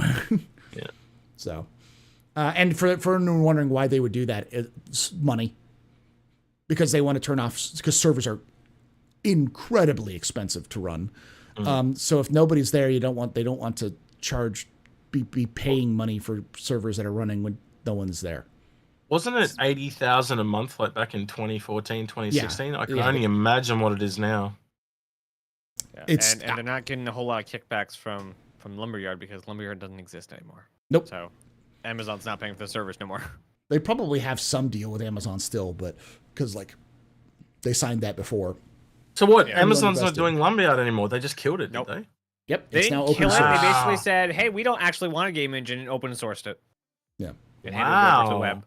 Yeah, I think a lot of its success and use was tied to New World, and I mean they just let New World wither on the vine. They didn't make changes needed, but it's gotten better, but it's still problematic. So. It just didn't have enough content updates. That's why it died. Well, I mean, to be honest, the reason why New World died is an entire different discussion. But the basic idea was they wanted to make Rust an MMO, and that then they found out that's not fun and nobody would play it, and so they desperately turned it from a PvP MMO to a PvE with PvP MMO, and even then that didn't capture people's interests. So, and it's amazing what they were able to do. It ended up being just another medieval MMO. Mm-hmm. And thank goodness Star Citizen's able to stand on its own 2 feet to a much larger extent, because without that flag banner carrier that New World is, I don't think, we would have been in such a strong position for a Star Citizen on the multiplayer side, the PU that matters. Oh yeah. I almost certainly believe that a lot of why Amazon was so interested in working with CIG is because they had their own MMO plan with New World, and they were bringing CIG in to kind of steal some of their tech that they were developing for themselves. Didn't they? They did the audio stuff, and so as a result, the CIG got a good sweetheart deal with Amazon, and like CIG manages to always land on its feet. I don't know how they do it. It's insane. Like CIG has 9 lives. Every time they do a deal with someone, the company they do a deal with implodes, and CIG gets to make out like a bandit with all of those situations. It happened with Faceware. It happened with Cytec. It happened with Amazon.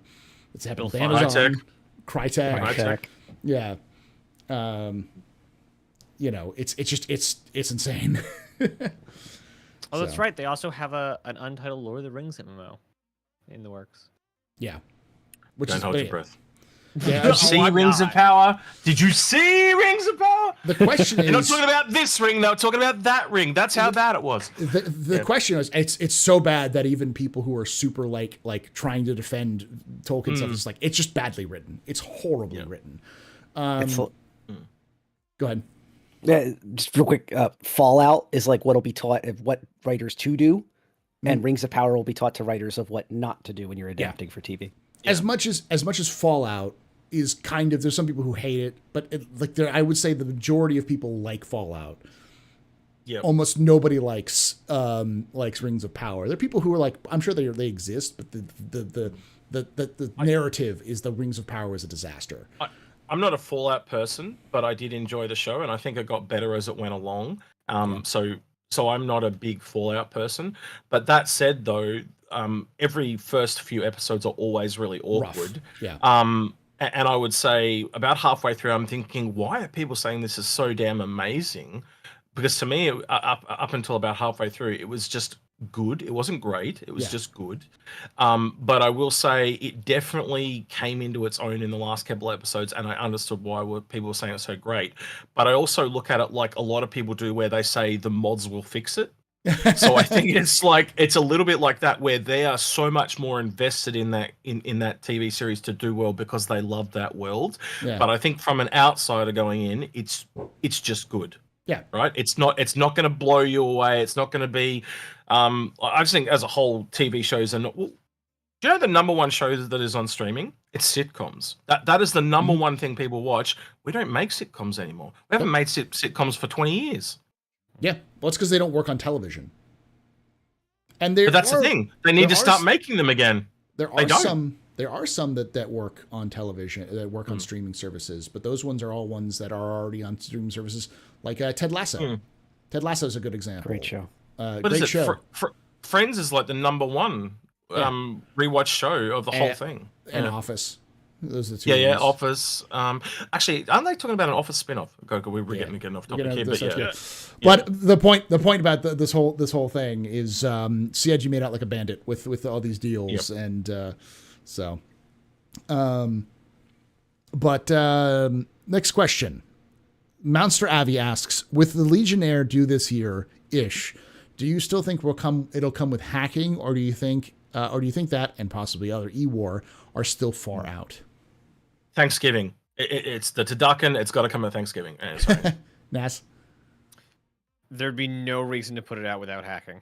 it's literally it's good gameplay. If you put it out without hacking, you've again went back on your word, not shocked. You've only got boarding, there's don't you? no reason. Yeah. Like, what are you gonna do? Could you please unlock your ship so I could board you? Yeah. And the other thing is to blow it up. Like, I also think that I don't think the Legionnaire is actually going to make it this year. I think see it's- Daz at the bar talking to some girl. Can you please date me? Can you Yeah. unlock your pants? No, sorry, just the way you said that. There is one thing that don't forget. It does have breaching charges storage on the bottom part too. Yeah. It's possible that they could turn around and say, okay, yes, hacking is supposed to be the main way to go, but there is the plan B of it. The And docking. But here's the yeah, question. talking. Here's the And you got to question. worry about defensive too. Like that walkway badly needs an air shield that also stops incoming fire. So the attackers have a chance of at least getting down the walkway. That might be a new kind of tech. You and every military person I've ever talked to has said exactly the It's same. a death funnel. It's a yeah. death Yes. funnel. Yeah. Because it also there's no cover all the way into the ship. So Yeah. even if you didn't get out of your seat, you could be shot.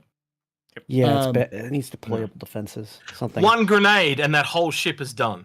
like Yeah. a shield. Didn't they say or they have a something. riot shield? They do have. They have been working on one. But again, one grenade, you just go, Yeah, and I mean- all the guys are dead. What else are you gonna do? Like, what's the alternative? Actually, you do have deployable shields too, don't you? I just remembered from But- the Also, way yeah, back but that's- when. tractor beam. But that's not in yet. The other thing to think about is, even though yes, there is a Legionnaire does have breaching charges. Do you think CIG is going to put in a Legionnaire with breaching charges before they have Maelstrom in, which is basically the same idea where you can blow holes into the ships? Fair.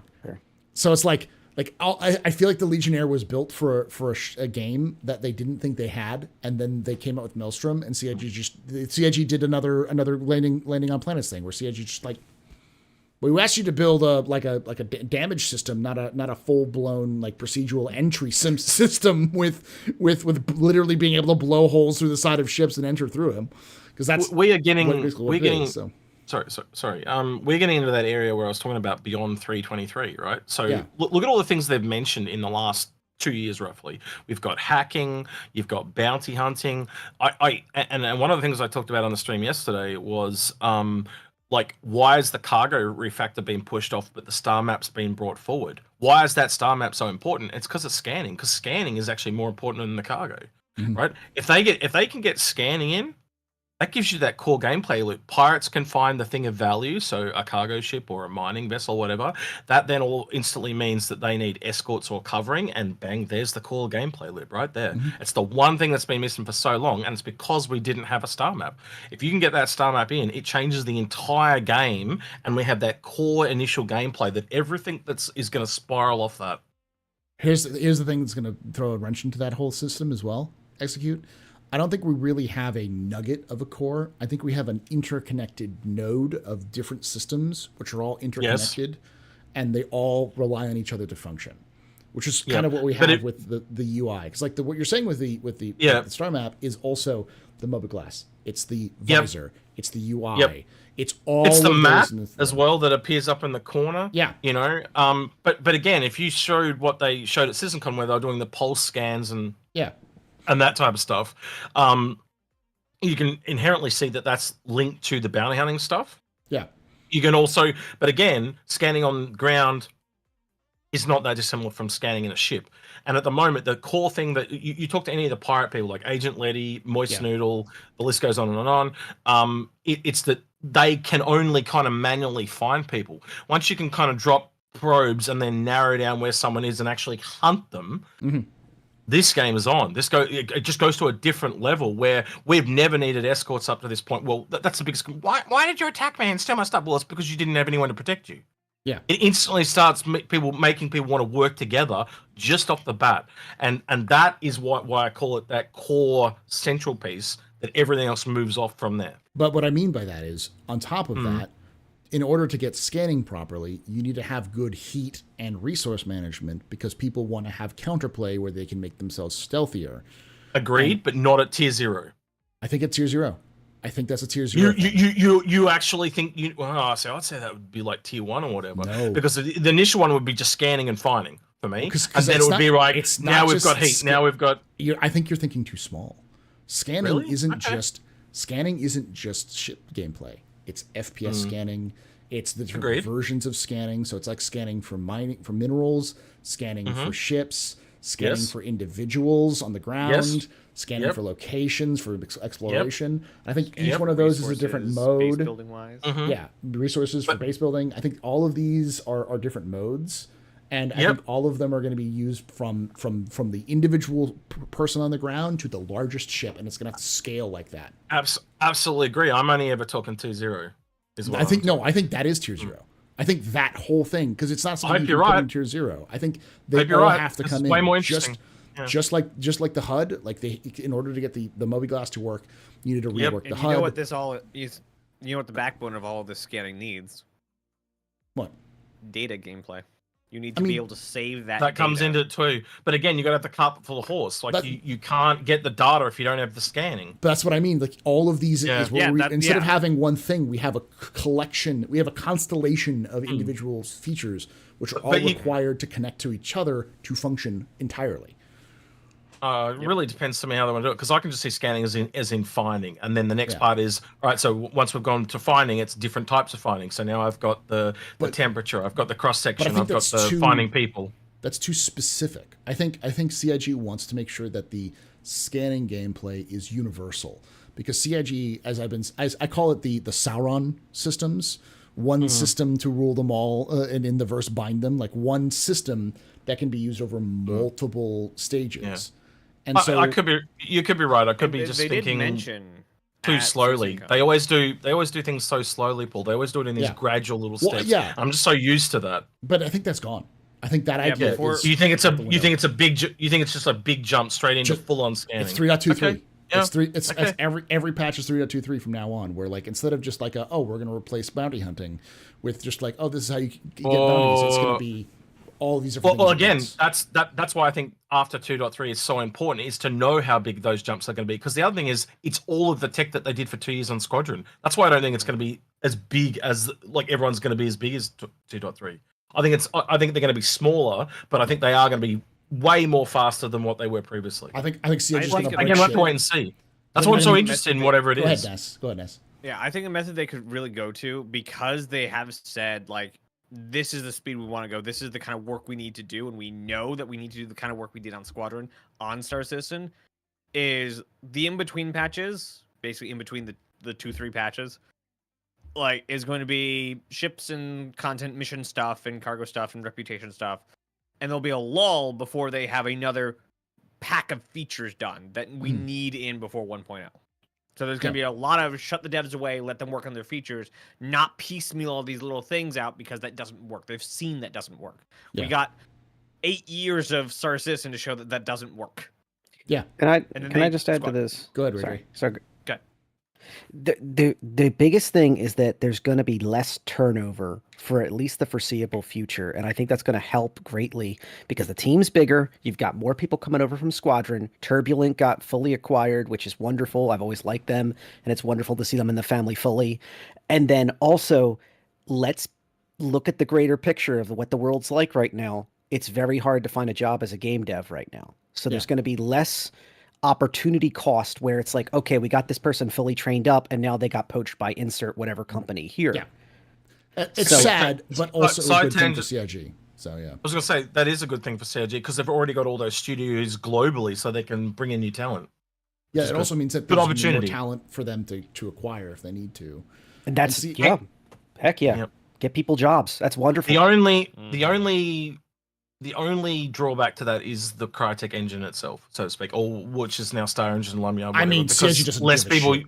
Yeah, It's just because less people use it. But if you're an artist, you're making art. What I'm saying is, like, from a, it is one of the reasons why they've had trouble getting devs in the past. Because if Yes. you, experts. like, let's be honest, the main engine of the day at the moment is Unreal Engine, and if you've got to move from Unreal to Star Engine or Lumia, God, how many names the thing has at this point?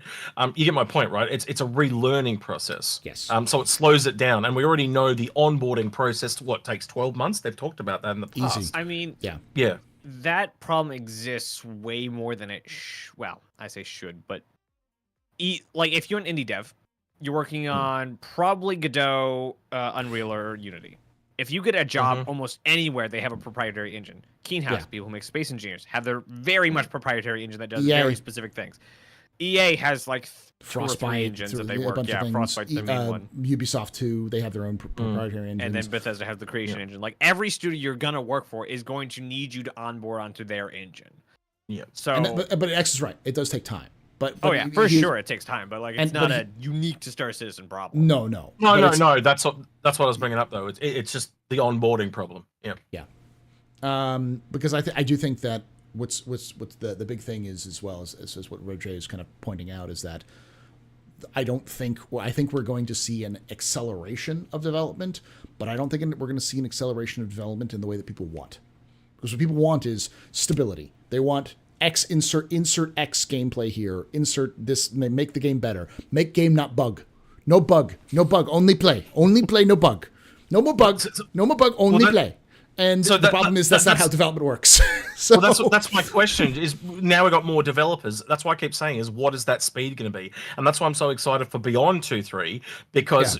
Like you're saying that it's just as fast as 2.3. Awesome. If it's that fast, that's amazing. I think it's going to be somewhere between what we've had up until now and 3.23. But if it is constantly like 23, that's amazing. But I think I'm going to temper my expectations and go.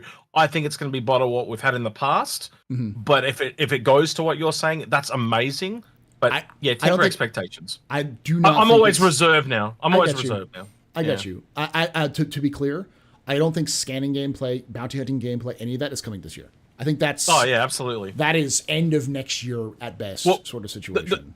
Me, Space, and Algra did an episode at the start of the year, and it was really clear after that brainstorming discussion that by rolling over what Squadron 42 is into Star Citizen, you know how they kind of set all the foundational groundwork and then built up.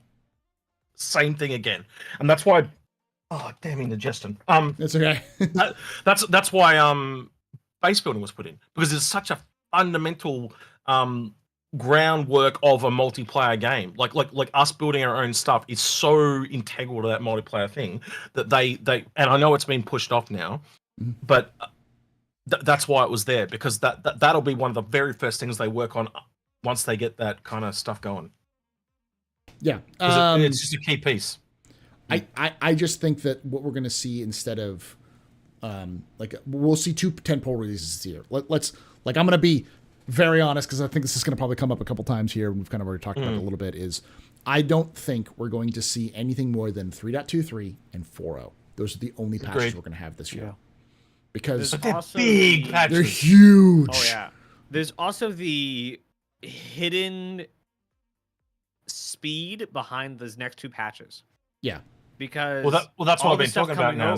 All this stuff coming over, and Squadron. Like we've seen all these features, but like the teams that were working in Star Citizen are still there. They're still like doing stuff. Like we now have this like explosion of devs that have the ability to work on stuff, and we're just working on the backlog of features that were already done. So there's still like stuff going on in the background, and then 4.0 is again a lot of stuff they already had done. It's just getting the little ends and bits done. And so we look at stuff that they're starting to work on, stuff like hacking. They mentioned scanning specifically. Hey, the map's not ready yet, but we want to release the new cutter with scanning and all this other stuff. And obviously they said, hey, base building starting this year. We're finally going to make it a feature. And they said building interiors is also being worked on after we kick UGFs out the door. So and then now they're talking about Planetech V5. Yeah. And they've they were talking about it in prototype in CitizenCon, and they've been working on it since January. So I think really what we're going to see is a lot of those foundational tech that's going to burn the whole. I think what we said is like as the dumpster fire year that this year is going to be because of so many new techs coming in. I wouldn't be shocked if it was 2 years. I do. You've got to have that foundational stuff though before you can roll it out across the top. And we've all been here that long enough to know that when they do the tools correctly, it speeds it up dramatically, like in the long run. But I also don't think like people like the mission features team, the mission team, they're not just sitting on their hands. Agreed. So what we're going to Can you imagine how many missions they would have ready to go in the back end? Like, they have heaps. And I think what we're seeing with something like the Overdrive Initiative is their prototype for how to do chain missions in the future. And I think by the end of this year, what's going to happen is that the mission team is going to go, they're going to outstretch their resource. They're going to outrun their resources. We're like, they will have more missions coded and ready to go. They just don't have the writers to write the mission dialogue. They don't have the actors to do the voice acting and like that kind of stuff. And I think those sorts of the teams are going to start, and like the ship team, the Planet Tech team, the sandbox teams, they're going to start to outpace what's available, because that's always what happens with CIG. I wonder if they build the foundation and then they just race to the breaking point, and then they have to stop and wait for the rest of the foundation to get ahead of them, and then they race to the breaking point and they constantly they rework the entire thing and be able to work at that speed, then they do it again. And I wonder if someone like Elliot would be able to answer that question. Like if they'd be able to tell us, yes, we've been working on missions for once the whole proper mission system we know that. Because, like, think about this. There was a mining mission that was supposed to be exactly the same as the salvage mission, but mining, it's disappeared. There was also supposed to be a repair mission. Yeah, which disappeared. These are missions that are done in the background. They're just waiting for some new tech or like just server meshing. Yeah, something they've outstretched. They have cargo missions ready to go. Yeah, they've outrun, and there's actually 3 different variants of the cargo missions that they've been working on, and they're only going to be like 2 that we're going to get. So, not to mention the detective missions, like the investigation missions, which are super lore heavy and like super narrative heavy storytelling and characters. They also, I believe it was the mission team that also said they really also want to do ground battle missions. Yeah, so like almost certainly. And those teams are really good at developing what they call their modules. So like each mission that they introduce a new mission of, it's actually just a module that they plug into a mission, and they can plug in multiple modules into the mission because it's plug and play. So that way they can just take those modules and reverse them and flip them around and kind of, so it's a lot faster to take a module that spits something out and go, what counts can this thing spit out?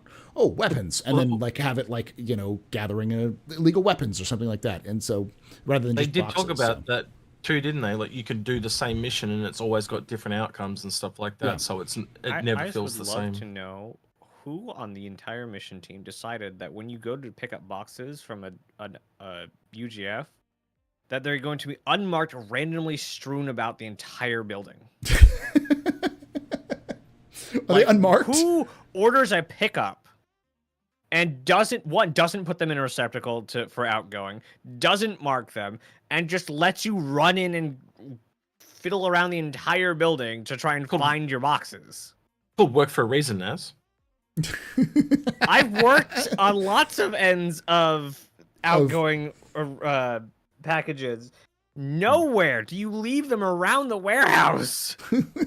Yeah, people are paying, Naz. Didn't you know this? These are life lessons, man. Come on. What actually he's trying to say is that people are idiots, and CIG thinks that Amazon and other groups like that are morons, and will just leave shit around. But everywhere. They still require you to put it somewhere to pick up. Heck, Amazon and UPS require you to bring it to a specific building. And I think you got a new nickname, Naz. Person. It's Bubble Boy. That's your new nickname, Bubble Boy.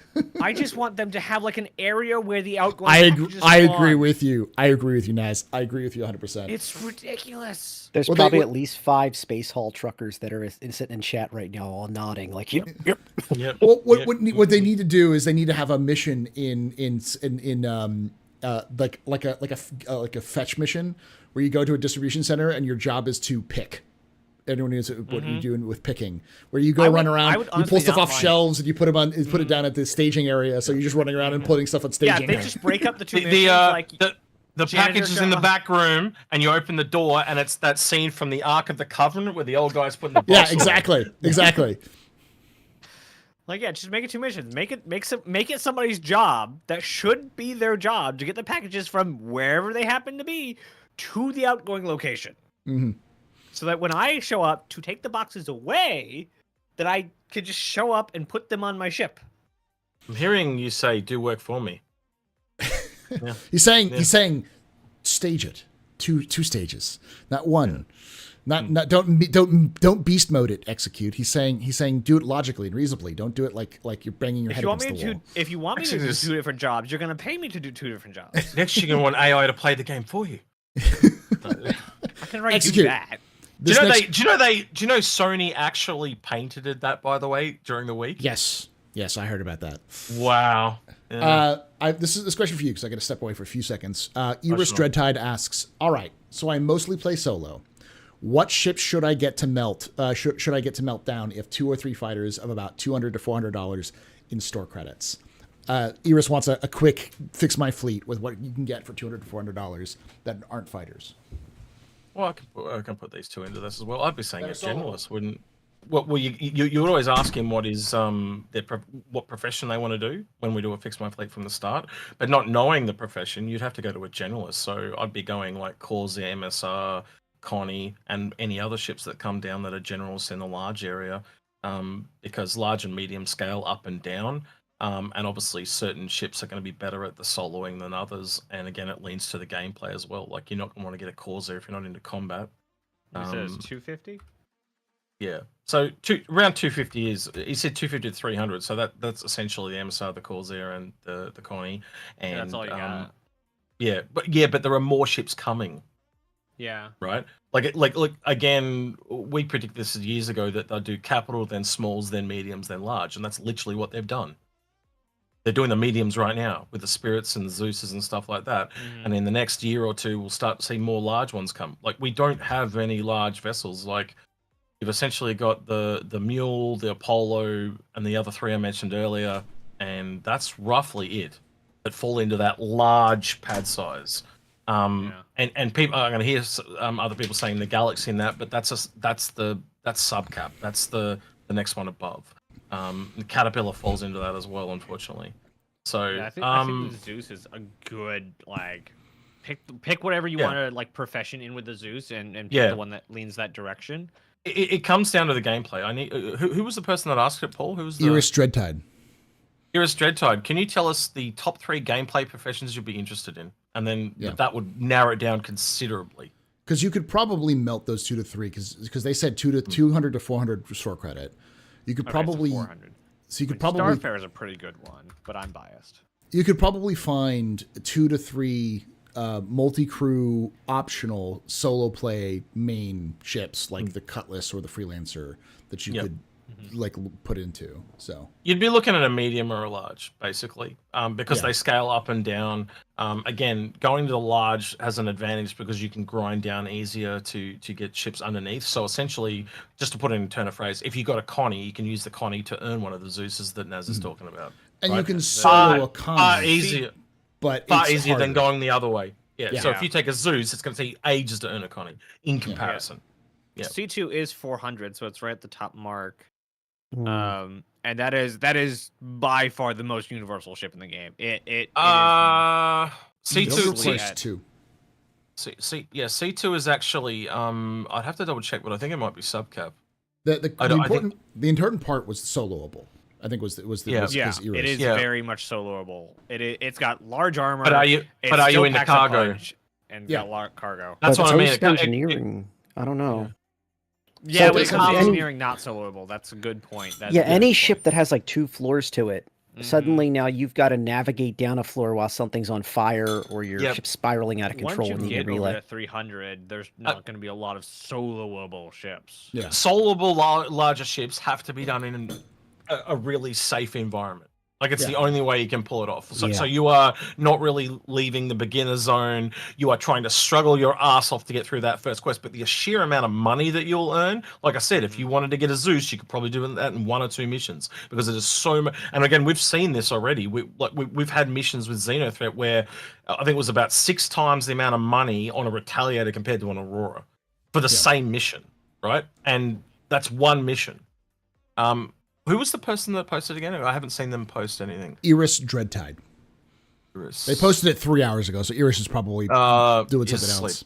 Yeah. So, oh, the Endeavor's 350. There you go. Perfect. Done. someone asked a quick question you can answer because I think we already kind of answered it, which is, do we think the Retaliator base is going to double in price when it releases? No. Not double, no, but it'll definitely go up, I reckon. I think it'll probably go up by $50 because if you look at all the, if you look at the either it will go up or the modules will go up because the modules are $25 for a lot of them.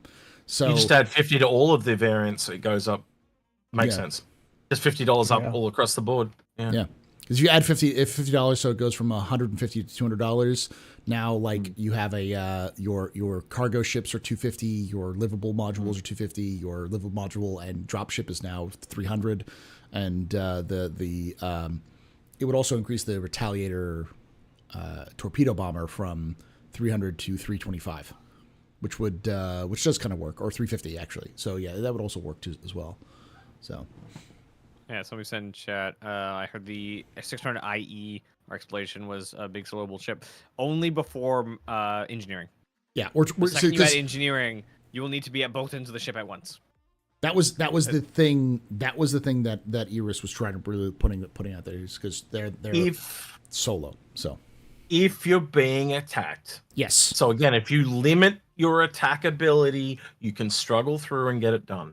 So I think a lot of you're going to be extremely cautious to get it done, but you can get it done, and that's the thing.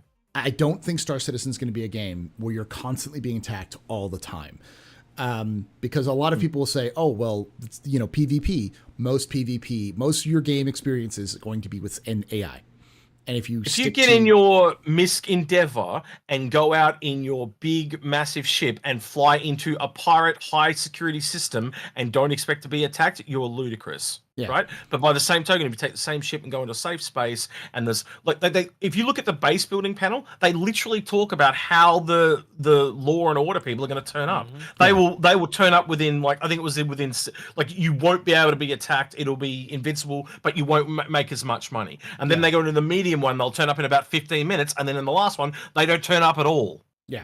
Right. Yeah. So that's how you stagger your earning potential. You basically, if you go into the low, the high security space, you're just not making as much money, but it will make more money than doing it in a smaller ship. Yeah. It's that simple. Yeah. And I think that's the big thing to remember, is that engineering matters only really when you're in conflict. Otherwise, you can do engineering outside of conflict and like maintenance and repair and that kind of stuff. So. Same thing with single seat fighters. You've got to be out of combat to fix them. Yeah, because single seat fighters are going to with the same wear and tear. So, so it boils down to two kind of things. We don't really know how engineering is going to actually boil down for bigger ships. Yeah, we need to actually see how it actually fits in with all of its parts. What we have now is that's not true. You just don't get attacked, and it removes that problem. If you're putting yourself in harm's way, you are going to get destroyed. You are going to have all those problems of getting stuff done alone. But if you're out alone and you're not getting attacked, you can just transfer, like the mole right now, where you transfer between the seats. It's the same as that. You just got to remove that ability to be attacked, or lessen it to the lowest extent you possibly can. So what he's saying, you don't need you don't need engineering at all if you're flying through Terra. But the likelihood of you being attacked is very low. Yeah. And if you do get attacked, you're going to have police 5 minutes away. Like you can call an SOS and AI NPCs will show up and defend you.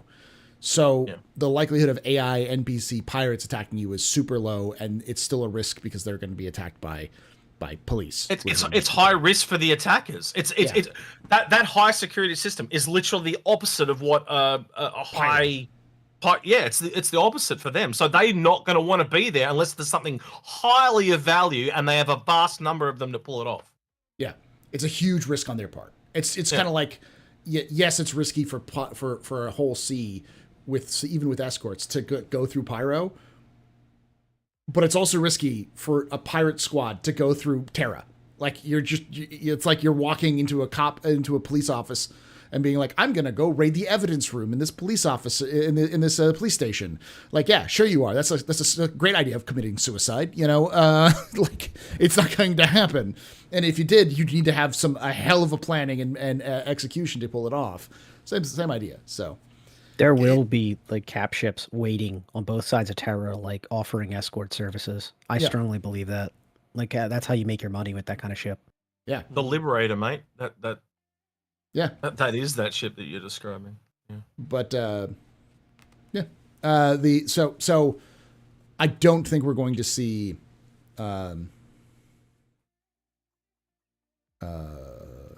okay. So anyways, I don't remember what we were talking about that, but we're moving on.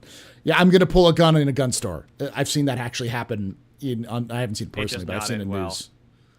I have seen the news on it. They don't end well. That never ends well when you pull a gun on somebody in a gun store. It usually ends in a hail of bullets and most people missing and a couple people dead. And usually the person who pulled the gun is the person who dies. Yep. Did you see the footage last week with the bank robber as the cop walks in while he's in the middle of a bank robbery? Yeah. And he didn't have a gun, and the cop literally didn't even pull out the gun. He just pulls out the handcuffs and just starts putting them on him. Yeah. Nice. There was a time back when I lived in Colorado where this guy decides that in front of like 5 different cruisers, he's gonna try and shoot at the cops. He was Swissed. Yeah. Like they didn't miss. It's probably what he wanted. Hey, Atmo Esports, I didn't see you all come in. Welcome. We came in at a weird time when we were talking about stuff, but yeah. I think you might have been gone at the time. Okay. So Gin and Tonic asks, how does one get their fleet fixed? Not that I think there's anything wrong with my fleet, so it'd probably end up with roast my fleet. This is what Gin and Tonic asks. Take it to the ship vet known as the Inforunners channel. Discord. And they go in, they say, hey, it's gonna be okay. And it's fine. Just jump on the Discord and there's a Fix My Fleet channel. You start there and go from there, and you can just @ me or Agrid and we'll go from there. Or Paul if you want to bring him in on it, but he doesn't really do many of them these days. It's just me and Agrid. Yeah, but if you want a Pacific in front of a look at it, just @ them on the Discord. Listen, chat. I know it's hard for me to manage Naz because Naz has two modes. Naz has as incredibly quiet or screaming into the microphone. So like I can't manage at Naz and everybody else. And for anybody who's complaining about the audio quality on the podcast format, this is the reason why it's hard for me to balance things, because people don't have the same mic, and it's not like I'm not a professional podcaster, so like it's a lot harder for me to do these sorts of things. So what you're saying is you just need to fund all of your tablese mics and audio setups so they can all have the same setup. Exact same setup, yeah. Yep. Yeah. I try to do my best beforehand, but things changed midway through streams as well. So it's not just Naz. The point is like it's like multiple. This always happens. I've had situations where someone's setup literally doesn't change in the middle of a podcast, and their volume goes from nothing to insane, and then back to nothing. Was it tomato? It might have been tomato, but like it's the range is crazy at times. It can happen where because of a software issue, because of a hardware issue on their hand, it like nothing changes and it just swaps, and it takes hours to run an issue like that down, and it's impossible to get it. So like I understand people passionate and be like, I really want to help out, I really want to make sure, I really want to be good, but like this isn't a podcast. If you're here to listen to like the Joe Rogan podcast or some other professional podcast, this isn't that. That is a radio show on the internet. This is a live stream that's turned into an audio format, is what it is. So just keep that in mind. But I was going to say that there's an idea that for you execute roast my fleet. I don't think that would be productive. I'm going to be honest. But if people would have to volunteer. People would have to volunteer for it. We already have a bad rep with, because you know how people hear like a snippet of something, or they don't put all the parts we talk about together, and they come to this conclusion that we're crazy lunatics. I think there's enough of that out there that I wouldn't want to perpetuate that. Okay. It'd make it worse. I just think it would be a fun little like a. All right, we'll do yours first then. Yes. But I think it could be fun if someone wanted to have like a fun banter with it. But just need to find someone that has only Origin ships. Looking at you, Griff and Stim and Joe Run. Nerdy TB asks, what are your thoughts on the RSI Arastra? I'm kind of turned off by the Prospector and Mole since they don't have a cargo bay that can fit a rock. Not only can you can the Arastra fit 2 rocks or Ursas, but also has refining on board, which is very exciting. I think you've come to the right question for that because X and I disagree on this one.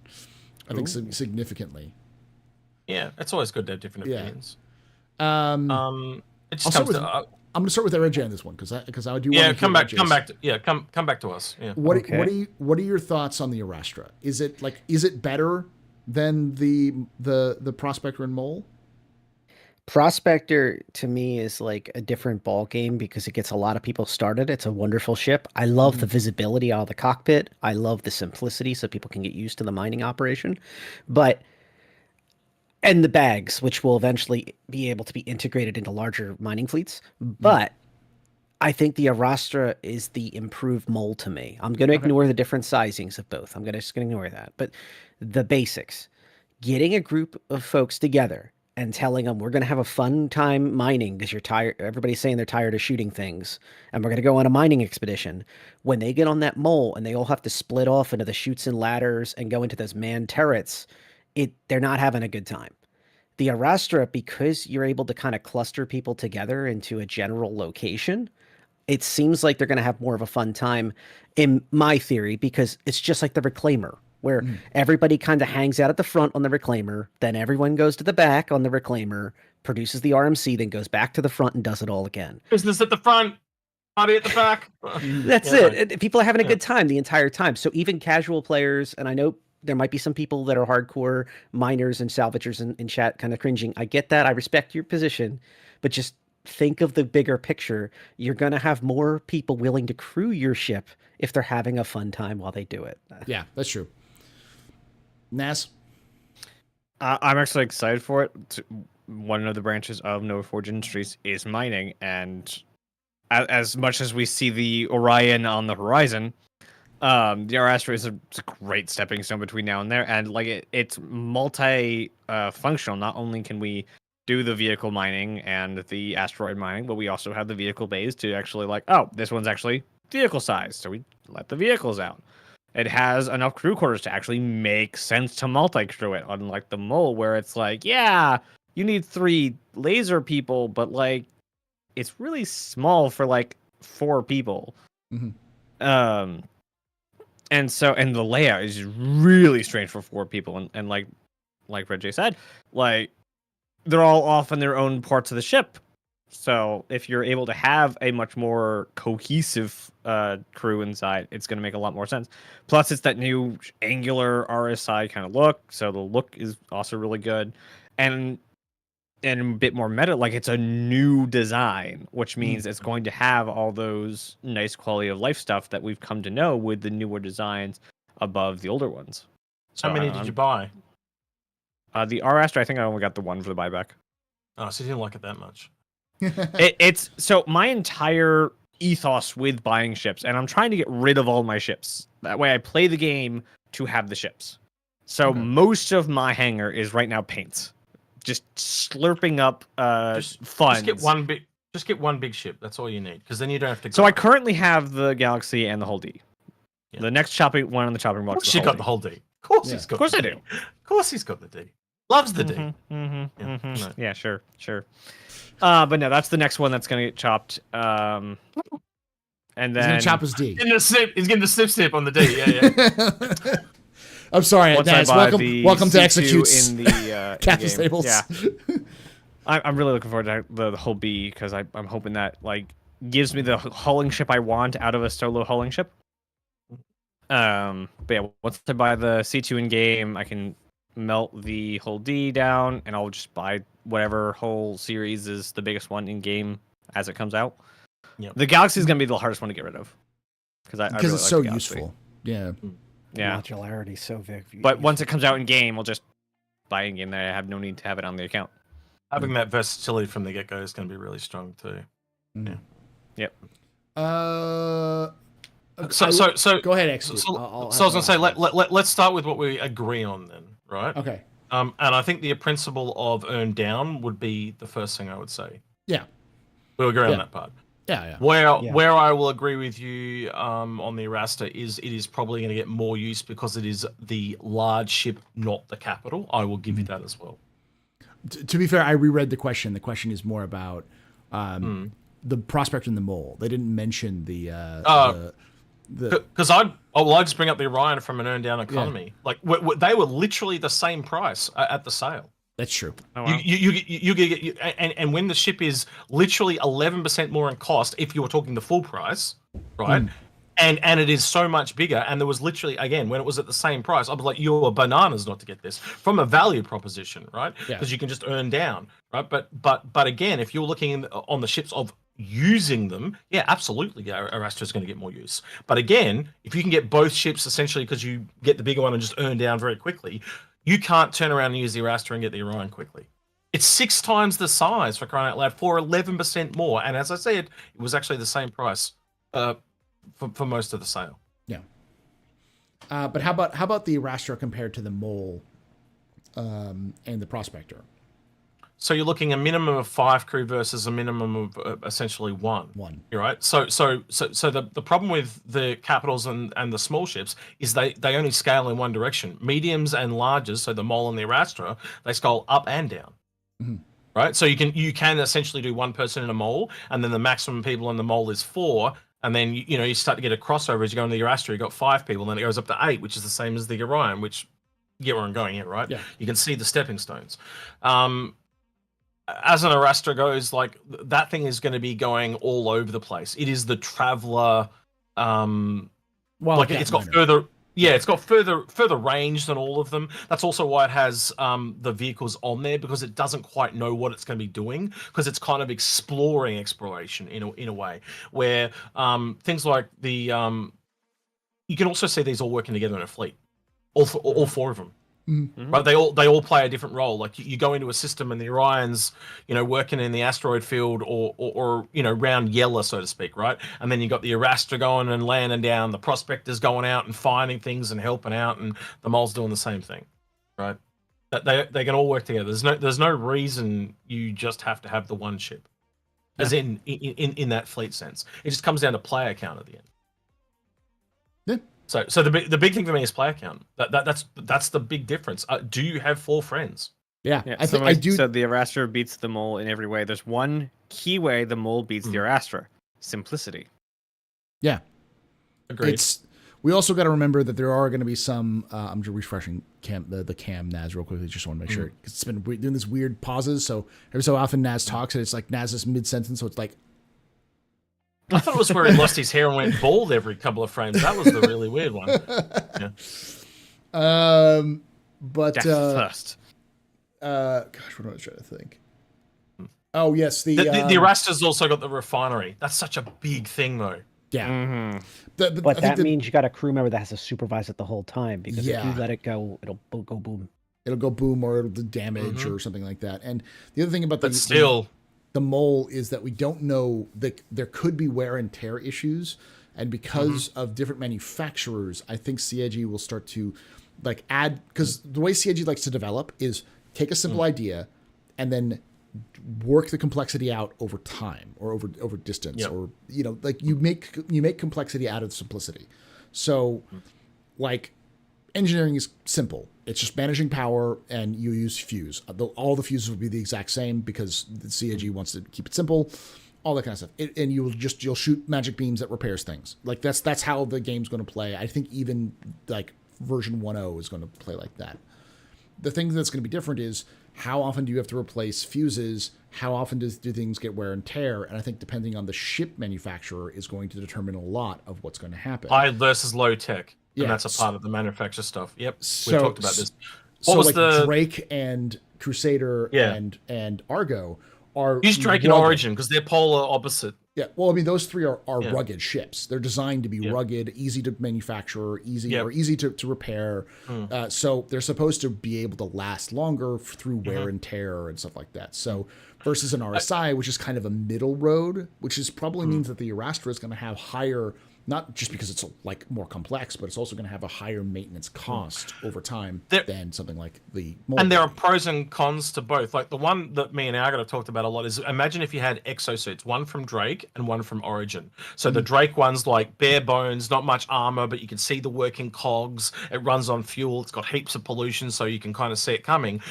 Versus the Origin one, where it probably runs on batteries, it's highly efficient, and it, a smaller signature. But if I set off a EMP, the Origin one doesn't work. The Drake one does because it's analog. So there's pros and cons to both. Straight off the bat, you can start to see cheap, nasty, breaks down all the time, but it just works, versus highly efficient, hidden and all that, but there are ways to completely disable it. Yeah, there's going And to it's be the same thing in chips. I'm just putting it Yeah. down to a more manageable level. Yeah. It's one of those things where it's just going to, there are going to be different aspects we don't know about.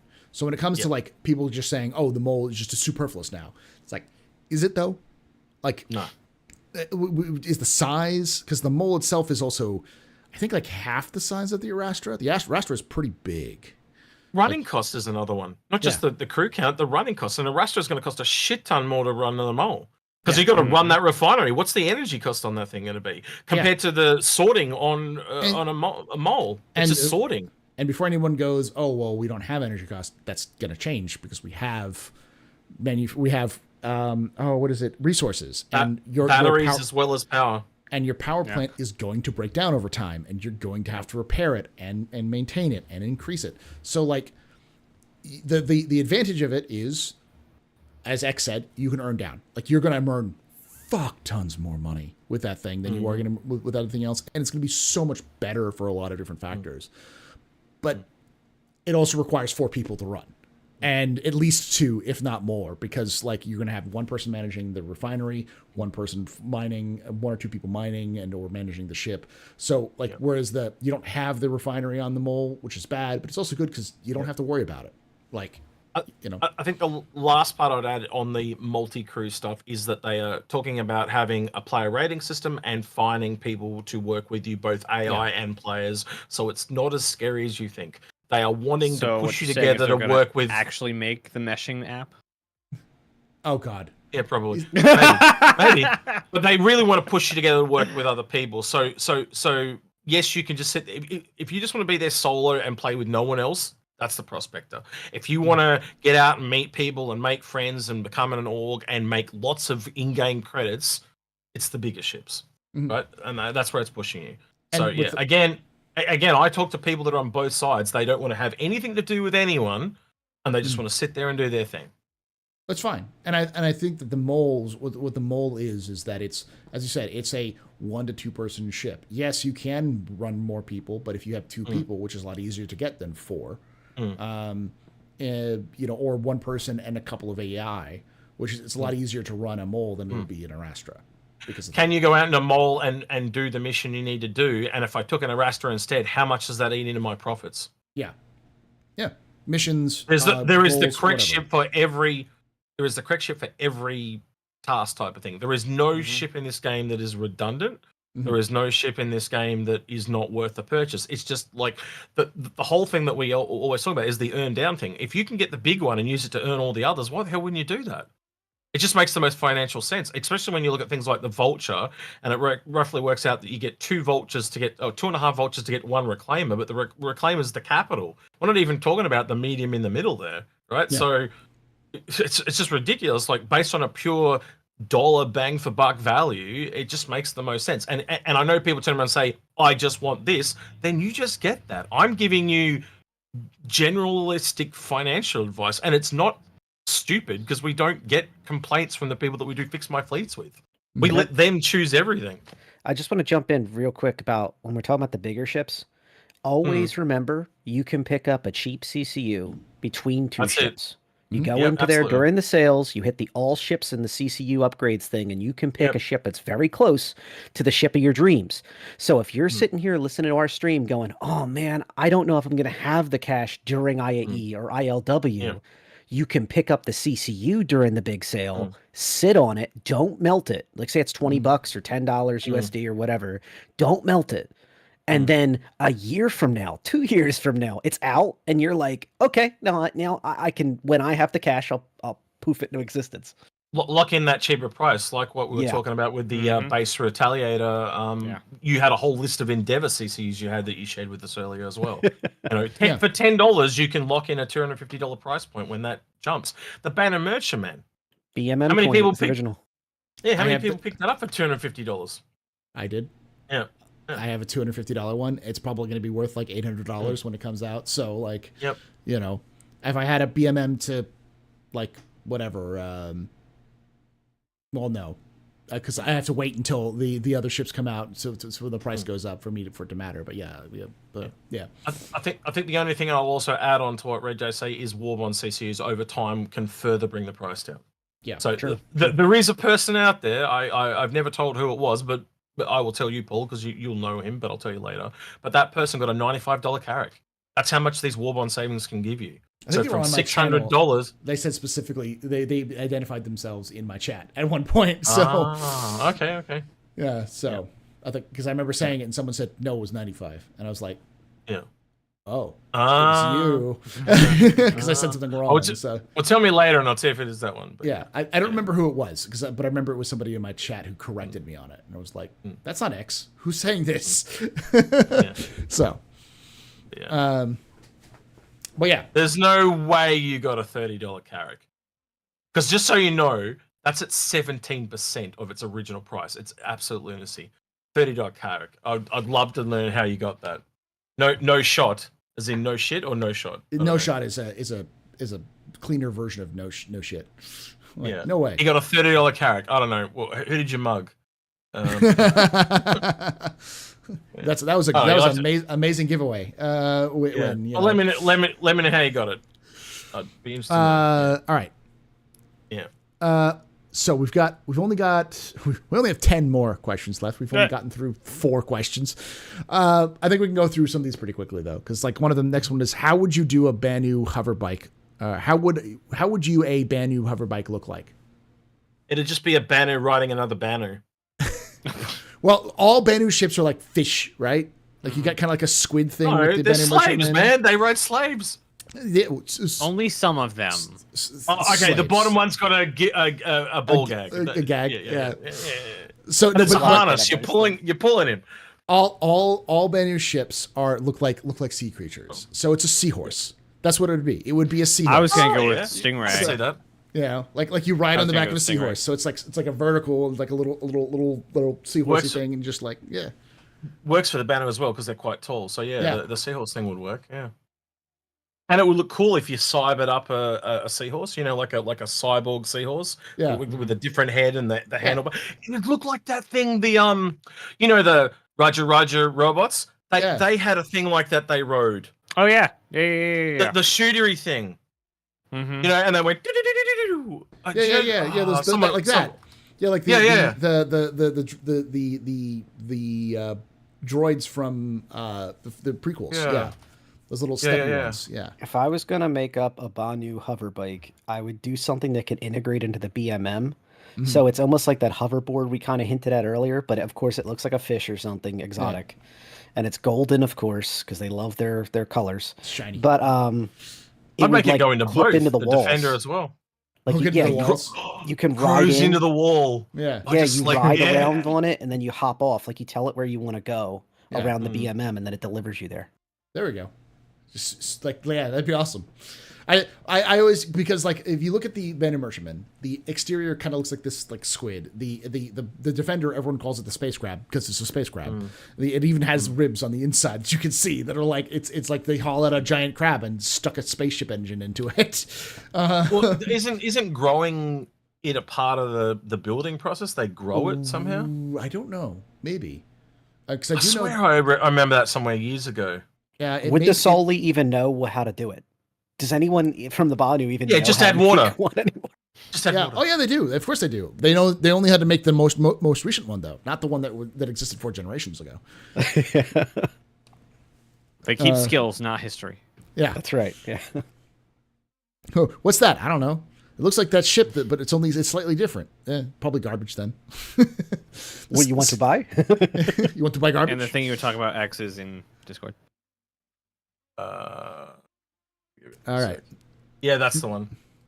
You guys can see the picture he's talking about. That is. Yeah, exactly I know what he's talking about. Yeah. It's their hover bike was a standing up, like it almost looked like a pogo stick, but it had like Yeah. 2 guns on the front. Yeah, I know. What It's you're got talking 2 about. little eyes on it, and basically just like a flat platform to stand on here. Mm-hmm. Let's see. Shimpasta asks, with CIG refocusing on modular ships, do you think we'll get a hot tub module for ships, starting with the Retaliator? You're living in a dream world, Shampasta.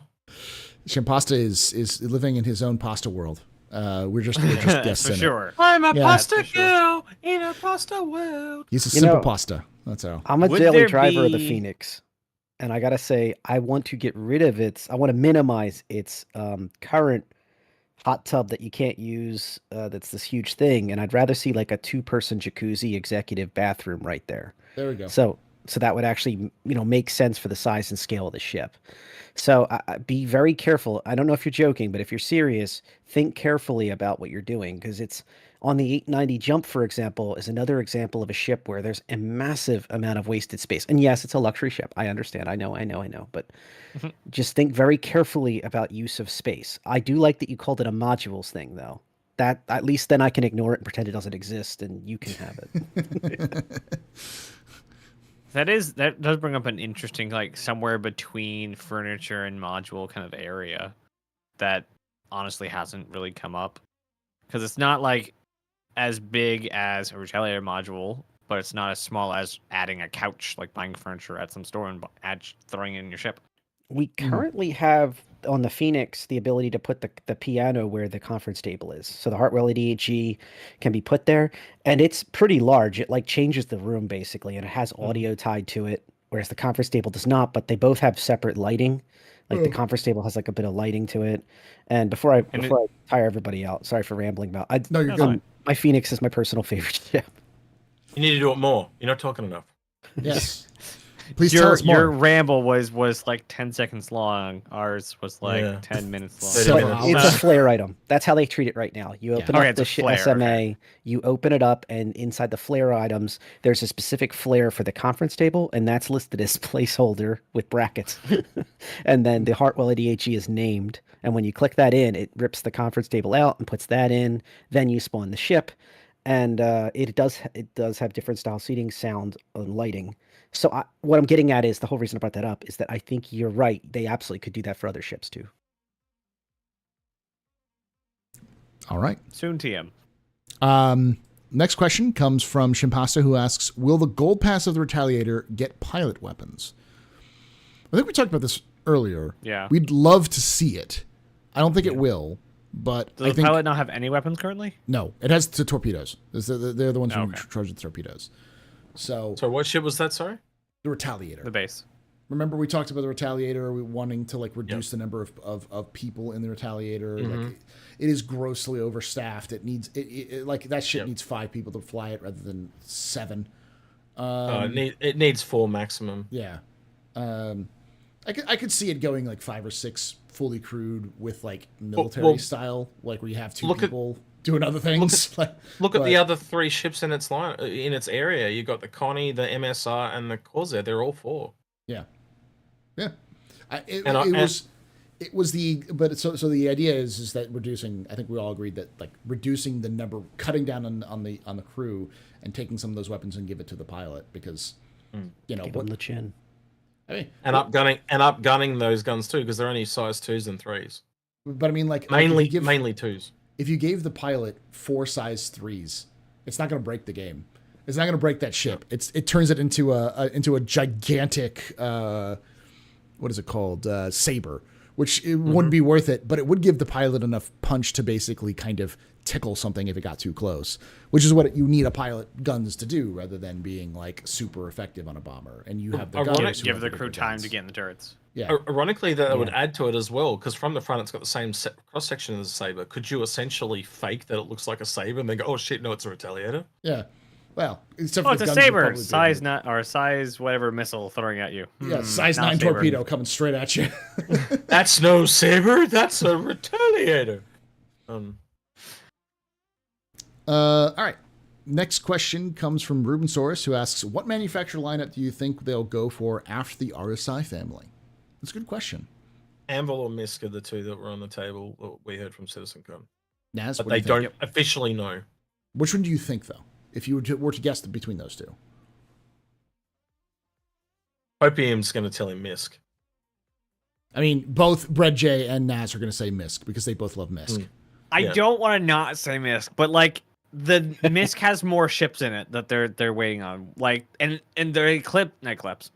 the Expanse is a base need for the game. Yeah. They've been talking about how much they really want and really need to get ship-based refining in the game, and that's in the Misk lineup. So if they want to go in on the Expanse, they're gonna go in on the other ones, the whole B, DE, and then unfortunately, not being the last ship in the lineup, the Endeavor and the Odyssey. Yeah, so there's ones that they've got to leave to later because of their gameplay. But I And mean, the like, Endeavors. does anyone here think that their RSI that they're going to be finished with all of the RSI lineup this year?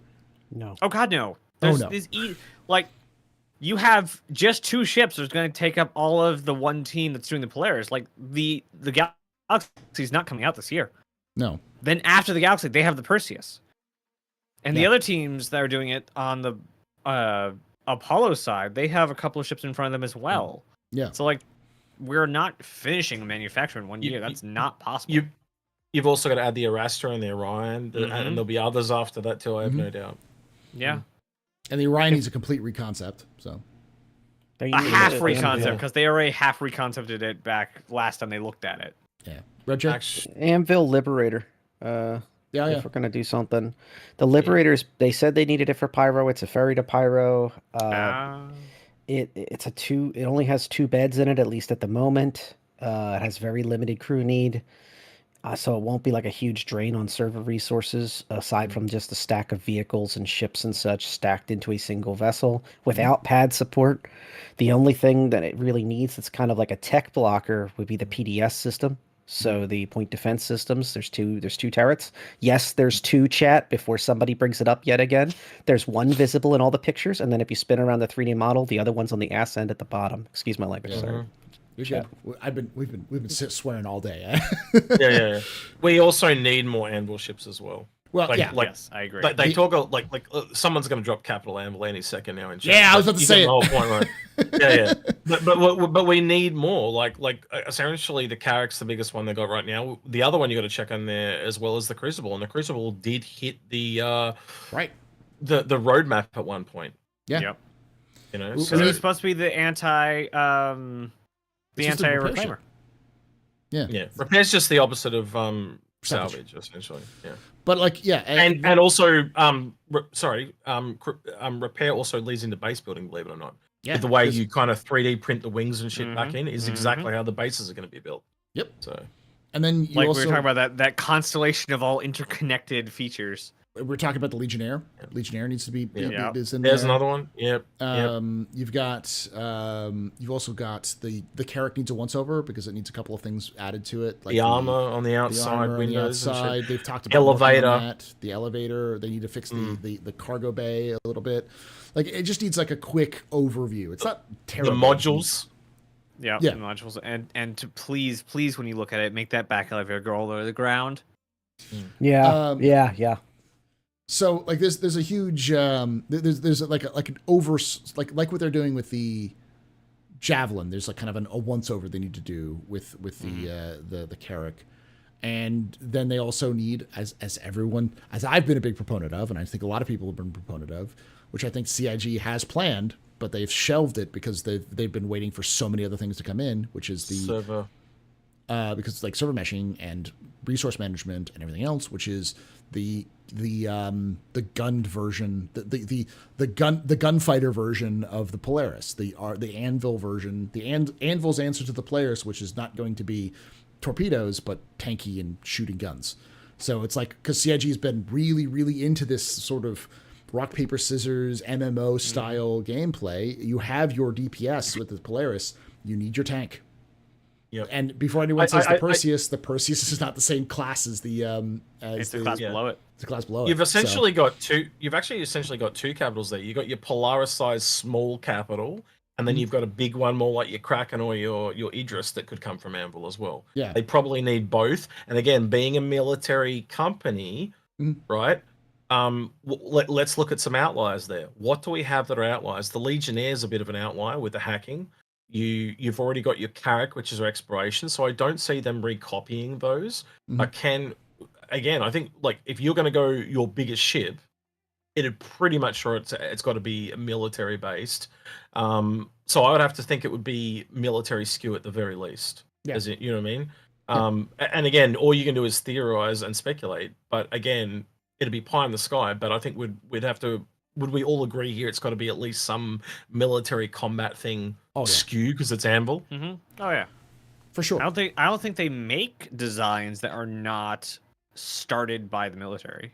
Jace Aerospace. Case Yeah, Aerospace. really. Yeah. Yeah, I'm talking like currently. Do you know who? Did you know what Jace Aerospace is, or Case? Or will I get Case. this law? Case. I'll get this guy to explain it because he's the lawman. Have you met him before? I have not. He knows a lot. No. He's really good at it, man. Oh, this guy knows law too. Oh, Wait, yeah, they both. I know called law. it Cassie Aerospace in one of my reads, and I got skewered in the comments. Oh no! Why would you do that? I'm calling it Cassie Aerospace from now on, just to piss off Anvil fans. And they did this to Leto, right? No, they did. No? They did what's called the Cosmos Sloop. Sloop. Okay. It's a what is it? It's a single person yacht. Yep. I thought they did. Who was it that did the stiletto then? They don't. They're gone. That's super early. That was like Wow. 300 years before even Case was around. It was 100 years before Case was around. Anvil plans to kill. Yeah, Anvil's just gonna make a Death Star. Yep, that's it. Done. The Liberator. The Liberator is an outlier too. I just realized. Yeah, it kind of is, and so is the Almost Valkyrie. everything Anvil does is outlying. Military. Like that is it- definitely military skew. It's a military dropship. Combat Valkyrie. logistics. Yeah. But the Valkyrie was originally made before they made the Valkyrie before they sold it to the military. It's kind of like the Liberator as well. Like the Liberator is not. Oh, didn't they have to technically- get some? Didn't they have to get someone to help them sell it to the military? I think you said that one. No, that was Misk. That was Misk with the Gemini. My bad. Which is that's a funny story. Just for a quick tangent, Misk it was so focused on efficiency that they went to the military and said, "We know you need a refueler. We built you a refueler." And the military said, "Who the fuck are you? Get the fuck out of my office." And so Misk was like, "But it's logical and reasonable, and we need to do something." So they went to Aegis and said, "Aegis, tell us how to speak to the military." And Aegis just walked in and said, "You need a refueler, right?" And they went, "Yes, we have a refueler." "Okay, cool. There we go. There's your introduction. Good luck, Misk," and walked away, and just cashed the check. So that's why the Gemini's got a bunch of, is it Gemini? Is it the Starfarer Gemini? Yeah. That's why the Gemini has a bunch of Aegis stuff in it, is because Aegis just said, we'll put some more guns on it and put some more armor on it, and that was it. Yeah. And I want more collabs like basic- that, though, don't you? Yeah, but basically Misk did it already. Misk had already built it. Aegis just slapped their logo on it, cashed the check, and walked off. Like they did nothing, and they're just like, It's got armor and more. it's got armor and more engines on it. guns. But the thing was, is that in lore, No, engines too. Engines too. But in lore, Misk already built those. It was already built like that by Misk. It's just when they went to Aegis as the connection to get to the military, and part of that was to slap Aegis logos on the things and call it a day. Nice. So I'm sure there was some like element of the Aegis knows how to like has the right like manufacturing facilities that they would manufacture it. But I think it's basically Aegis was the go-between for the military, because Misk didn't know how to talk to the military, because the first time they approached them, the military told them to go fly a kite, which is just it was really funny. How How would you say if I threw this back at you? Because I'm just thinking of other things that Anvil does, right? Military skew, command and control ship. Yeah, definitely. They already have that We with a don't carrot. I can have- see it. Yeah, we don't have that really big combat command and control ship though. Not really big. Like a you know what I mean? Corvette. Yeah. Not a Corvette, but like yeah, like, that'd be another player skew kind of thing. not necessarily a Polaris skew, but I could see something like No, a but command that and kind of control like ship. size and from somebody Well, probably like Hammerhead. Aegis. I think So- you so- do like so- a hammerhead or so or the two- Perseus, so The two sizes of ships that are missing from Anvil, Carrack is large, right? So you need to go up to the Odyssey. So you need the smaller capital and you need the larger capital. They're the two really big ones that are missing. They don't have a Corvette and they don't have a frigate size. That's Yeah. what I'm talking. So I was just sitting here going through like what are all the different things, and I started thinking of the tracker, I started thinking of the Terrapin and the Explorer, and then I got to command and control, and I went, hang on, we don't have a lot of command and control stuff. We also don't have a lot of e-warfare stuff either, and no e-warfare besides the Hawk from Anvil. or a Hawk and the Legionnaire, because it's also a E-War. They also said larger ships, like larger capitals, would eventually have QED. And yeah, and before anyone, because I saw some people say like Bengal, the Sentinel, yeah, but the Sentinel is kind of a larger ship too. It's Aegis. It's also Aegis, not Anvil. Yeah, he was Can talking we about. go- Go ahead, Ray. The back to the real quick one step back. Some of the steps that the caps need, like we talked about, we don't have a true command and control core, and we don't have some of this. I got some flack because I pointed out when the Jav concept first came out that cartography being one of the things listed, people were mocking it. Like, oh, those 6 science rooms or whatever, those 6 civilianized rooms, what would they be used for? It says cartography, LOL, what the heck? What would you need cartography? I'm like, no, that makes sense because it's the core of the fleet. And it's deciding where the fleet goes. And it says it's sending the transmission to the rest of the fleet as the flagship. Here's where we're going. Here's the route I'm planning. I don't need a Carrack. I'm going to go there now. And you're coming with me. So it's like, I think if you do a CIC type ship of the size you guys are talking, it would make sense for it to also have that, at least a basic level of cartography, jump point planning and such tied into it. And they already have the Carrack. is supposed to be and the Carrack is supposed to be not a stick with the fleet. It's supposed to be its own. start over there. Go see if there's anything over Yeah, there. ahead of and us, go yeah. away Yeah. from the fleet. Yeah. Yep. So Absolutely. because there are people saying like, well, it's like the Bengal. It's like, yeah, but we're to give in the lore perspective, but also in a gameplay perspective. In a lore perspective, the Navy is all along the Vanduul border. They're dealing with a gigantic incursion of Vanduul, and they're trying to guess where they're going to show up next and or attack the Vanduul. So most of the fleet's forces are there. But when you're off in like Ellis or Stanton or Terra, where you're not really dealing with problems, but you know, maybe because all of the Navy is, you know, somewhere else, someone goes, hey, let's go mess with this facility right here. So you have like a small pirate fleet that shows up out of nowhere. You need to be able to defeat those. And would you rather take an entire Bengal or Javelin and park them with, you know, their hundreds of crew and maintenance costs somewhere where they're not going to be dealing with a maybe? Or do you want a crew that has like 7 people and some logistics and a fighter squadron, which is, you know, at most like maybe 60, 70 people to park it into an area which might have problems. It's a logistics issue. So like that's from the lore perspective. From a gameplay perspective, would you rather run a gigantic ship like a Javelin for a fleet op, or would you rather have a smaller ship that doesn't require you to have, you know, 15 people just to run effectively?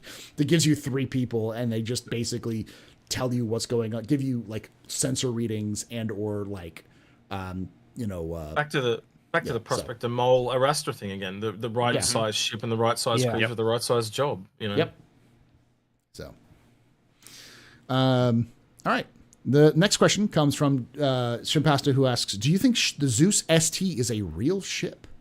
And if so, what Yes, kind it of was variant in would it be?" official images. Absolutely. They literally, as Naz just said, they put out official images and then retracted them. And it was even in an official slide on, and it's not called their status, by the way. That was the status of the Zeus. It's more than, oh man, the number of people that said, "Oh, it's the Zeus status." Are you like, it is more than likely sports or sports touring because it's racing. Yeah. So yeah, I agree. We had that conversation with info runners. So quick question for a tangent, and I do mean quick. Like it's getting a bit later here. Why would they hide a racing ship? because they need multiple racing ships to make it a league. I explained this earlier when I was talking about the Guardian. So you'd need at least 3 different ships, otherwise it's too samey. Makes sense. And I'm trying to. So who's the third? I was trying to remember what the third one was, and I did have it, and I've was it the 500i? No, I can't remember what it was. There was one that I heard about and went, that could be a racing variant, and I just can't remember what the hell it was now. I think I know what you're talking about. There's been mentions of it in lore before. There's an RSI team, not an RSI team. There's an Origin team that does larger ships. There was an Origin one. I think there might have even been no, it wasn't RSI. Was it MISC? Yeah, I think That'd be really cool. No. So MISC is the Mirai one. Yeah, Mirai. Yeah, right? Yeah. Okay. So that's the Guardian. So you got the ST and you got the. Well, at the very least, you need 2, right? You Right. need more than just one ship because otherwise everyone's racing the same ship. So I honestly think that they'll wait till they got 2 or 3 medium ships that can do the racing. The Spirit was the other one that I thought of. Because again, it's a very fast ship. Mm-hmm. Couldn't you just do a variant of that is designed for racing? Yep. An E1 variant or something like that, based off that, you know. You went out earlier, Execute. You mentioned that it would be like maybe an endurance type racer, bigger racer, multiple systems. Then, I mean, the earliest we could possibly see these racing ships would be when Pyro launches, if they want to wait for the stuff to be there. Yeah. Absolutely. Yeah. Absolutely. That's why it was delayed and pushed off. That makes a lot of sense all around. Yeah. Yeah. And why would you develop time and resources to a ship for a feature that isn't out yet? Why not just need the gameplay for it? Yeah. They keep going. We're not going to release things till the gameplay's out. There's no gameplay for race. Well, it'll just be the. Can you imagine taking a medium ship trying to use that on a track? It's like trying to race a Starfarer or a 609 around one of those tracks. It's a nightmare. I forget who I was flying with, but somebody took a Carrack around one of the race, not Carrack, Caterpillar. You can, one of the race tracks. Nobody stopped to say, should you? Yeah. You know, what's that line from Jurassic Park? They were too interested in if they could. They never stopped to ask if they should. Yeah. But you also got to think about it is that, like, as a development team, you have an idea of what's going to happen, but you don't actually know what it's going to look like. So would you develop a ship for a feature that you have no full idea you understand what's going on yet, or do you wait until that feature is in, and then you already have all the basic layouts, so it's easier to just go, oh, we just got to correct this. Shady Face cracked it. That's what it was. There was a Star Runner racer, but you got to remember now the Star Runner is now technically, or the Mercury Star Runner is now technically large, and that's where I went. Now it's got to be the Spirit, and the Spirit. The Crusader ships are known to be really fast. Mm-hmm. They run. That's their whole thing. They run.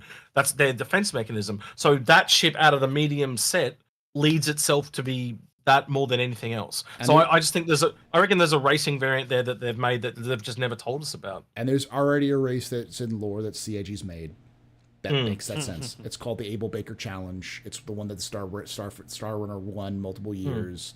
It's where you basically race through incredibly extreme environments across a binary star system. So what was its name or its tag? Was it like because I'm thinking Spirit, right? Wouldn't it be It's called the Abel Baker Challenge. Was the name of the No, the ship. So I'm thinking, is it called the Spirit R1? Yeah, what is the number abbreviation? It would be R1 because you have the A1 but the A1's not a bomber. I always thought the A1 would have been B1. It's attack. A stands for attack. Attack. Yeah. It could be, by that logic, it could be the M1 movement. Yeah. Yeah, it could be, because I think if you look at the racing ships on ground, aren't they all the MR, like the M variants for the racing variants, or the R variants? We Those don't have are. Crusader. Do we have Crusader vehicles? No. But I'm No, talking no. about like you take Tumbril Tango- is R, isn't it? Yeah, it's R. Tumbril is R, and same with Origin. Yeah, but it's a different. Origin But it's a is, different like, manufacturer, and they have different Yeah. abbreviation. They So, they, so it'd they be sometimes the they do. S1 speed variant. Speed variant. The Spirit S1. I think it'll be R1. I think CIG is going to keep it because the A1 is in reference to attack because all of the military ships are abbreviated with a like F7A, F8A. I've just thought of another one. Well, yeah. See, the M50 is another one. True. Right. The 400i. Now, Agrid always talks about how the I usually stands for modularity. Luxury. Yeah. So again, couldn't you have like a 450R? You could. Because it's technically a medium ship masquerading as a large ship. Yeah. So that is one that I would give as a medium. That'd be a really cool one too. Yeah. So again, I'm really liking we're this potentially- medium we're racing's. We're potentially lineup. up to 4. But this is how Yeah. speculation works now. You do it in a group, and all the shit that pops out is interesting as hell. That's Yeah. why that's what's the best way to do it. Never do it alone. Just do one other person makes the biggest difference. Yeah. Mhm. That's why agree. that's one of the reasons why X and I can sit in a captain's table and talk for 7 hours, because it was what we do when we're not streaming. Like that's what we usually do before we do an info runners. We spend like 3 hours just shooting the shit. So I don't think there's an info runner that one of us hasn't reached out to the other and gone, I just want to run this by you. Yeah. And it leads into a 2-hour conversation about, because people are just interested in that shit. It always pops cool shit out, and yeah, that works. There was an idea that I had that I've forgotten entirely. When it comes back to me, I'll tell you again. As I had an idea for an info runners episode, and I was like, oh wait, that's cool, Yeah, sure. and then I forgot to write it down. I was like, god damn it. So I'll come back in my brain. It always happens, man. It always happens. But like One reason I want like brain interfaces to progress in. Can I just have a constantly recording grab so I can play back? yeah. There is a Black Mirror episode about that. It's like I highly recommend you go watch it. It was freaky as hell. You couldn't. Well, everyone had that ability, right? And so basically, people would go back and rewatch every conversation they'd had with people and look for all the microaggressions and stuff like that. So you couldn't hide anything from anyone. Ooh. So no matter what you said, it was a nightmare. Again, go watch it. It's a really good episode to tell you about. Yeah, that's why Black Mirror is really interesting. It's a what-if scenario of where tech could take us into nightmarish details. That's the reason why it's called a lot of people compare it to the Twilight Zone, because that's kind of how the Twilight Zone worked. It was always It's cool. Twilight Zone was good stuff. There we Yeah. go. There's a good one. Spirit F1. the Formula One. Writes itself. Yeah, It works, does write works so well. itself. Yeah, all right. I think we got a winner there. Spirit F1. It's not that's Formula One. It's Fast One. It's Fast Spirit One. Yeah, Fast yeah. It would be it's great to speed see like fast. the Yeah. wings are skeletonized on the Spirit Yes. F1. Ooh. So like Well, oh that- yeah. Racing's got that fin thing, doesn't it? So yeah, you could go. Oh yeah. And for anybody who's wondering, there are multiple instances in sci-fi like stories where they do endurance racing. Like there's a famous episode in Star Trek Voyager where they do tandem racing in the Delta Flyer, but it's also in several Star Wars things and that kind of stuff. It's a common sort of trope. So Yeah, it's- this What is do they pod call racing? those Yeah. yachts with a microplane or whatever like that? So it could have some kind of thing on it that kind of folds out. You know how they've got the things on the roof of all the spirits? They all have a different thing. So maybe it's got some kind of microplane that like helps it give extra boost or something like that. double wings sort of thing going on. So Yeah. Something like that. yeah. You know the Razorback boats makes that sense. the yachts that like they. They have the Yeah, what are they called? Yeah. Hydroplaning. Mi- Not is- hydroplaning. Yeah, It's like- hydroplane. I said microplane, but yeah, hydroplane is the right It's word. like there's some other term about it. It's like it's the something effect where like Deploys a little solar sail that speeds it up or some shit. Yeah. well, so the in atmosphere there's actually a type of plane that's actually kind of like a boat because it can fly directly over the water, and if the water is super Oh yeah. it's not I actually saw a guy make.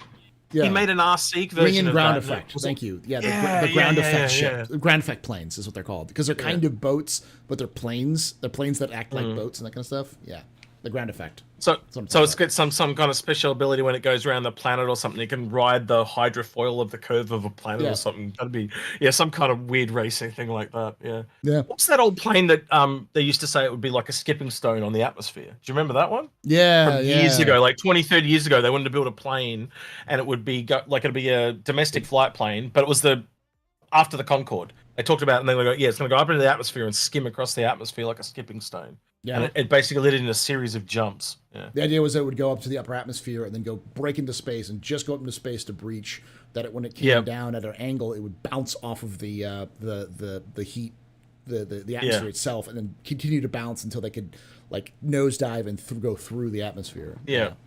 The suborbital space planes. Yeah. But there was a couple of ideas like that. So yeah. How many more we got? That was it.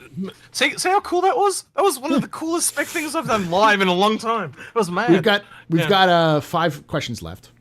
Jin, I'm going to need you to tell me, what are you talking about? AGL ultimate altimeter.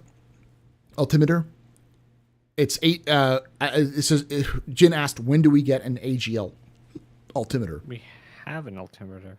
I know what an altimeter, but I don't know what an AGL is. Is it Absolute AGL ground just level? stands for above Absolute ground level. Above ground level?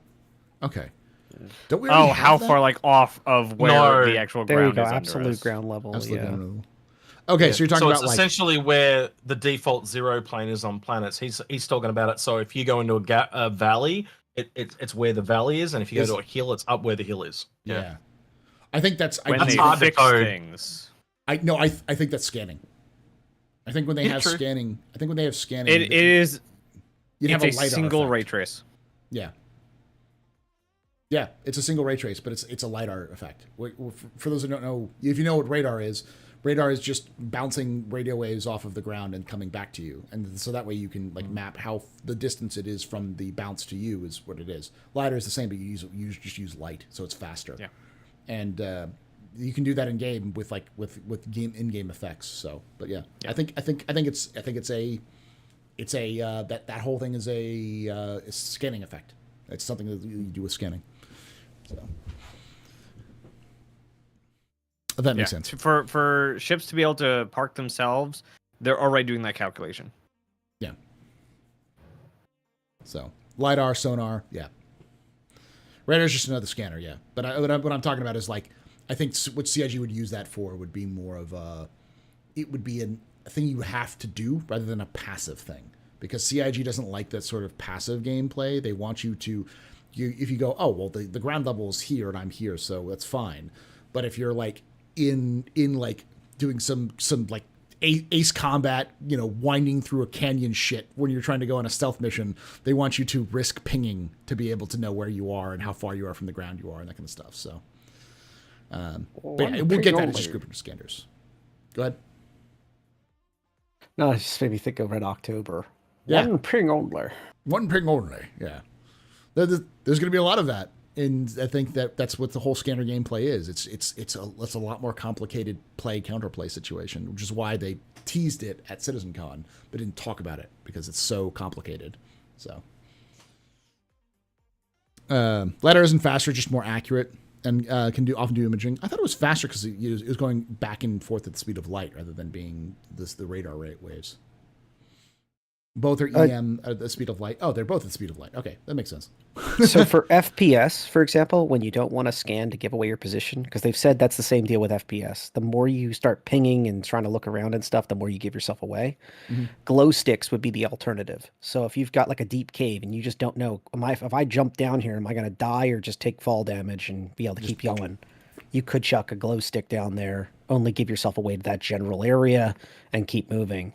But like that's, I think, stuff for ships that'll have to be a little more creative, maybe even dropping a flare off the ship to see, hey, I'm about to hit the ground or not. Or turn on. You don't need. What you're talking about is visual scanning, because if you can see it, you don't need to scan. Yeah, but I mean, you need to. Yeah, like that's like turning on your lights, to see where you are, kind of thing. So, Or throwing some lasers at it. Firing a shot to see where it bounces. Yeah. Mm-hmm. All right. M Walker 300 asks, do you think they'll release the Apollo soon since modularity is coming out, or will they wait to work on how drones work in game? I think I think we have plenty of ships that need drones. I don't think they'd hold it for drones. No. What do you think? No, you can get away with you can get away with the medical. I was going to say, like, if you're thinking about modularity, one modular ship per patch, like, could it be the patch after 23? that has see the Apollo in it. I do think that, because I think the patch after 23 is 4.0. Because CIG said they were shooting for 4.0 in the summer. This is going to come out in the next couple of weeks, and then 3.23. The last 3.23 release is probably going to be 3.23.2, which I think is still going to be June.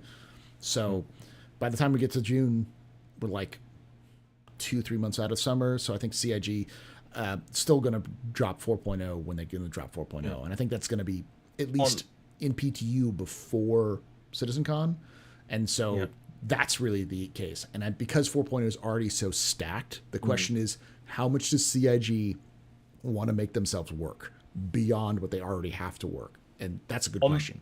So on the drone front, though, you've really only got two contenders. You've got the Reclaimer with the salvage drones that's in game, and you've got but the Vulcan's not in yet, right? Yeah. So you've got the Apollo. So if you're looking at the simpler of the two drones, it's the Apollo, because it essentially is just picking up corpses. So it's essentially a tractor beam. So you're taking a snub fighter, making it a remote turret snub fighter, and adding a hand tractor beam to it. You're done. It's all there. It's just got to be assembled, so to speak. Where with the hand salvaging, yes, we do have the hand salvage tool, but then also you've got to do the room on the Reclaimer to get that working, and we know that they want to rework the Reclaimer. So that's where I kind of go back to and go, it's the.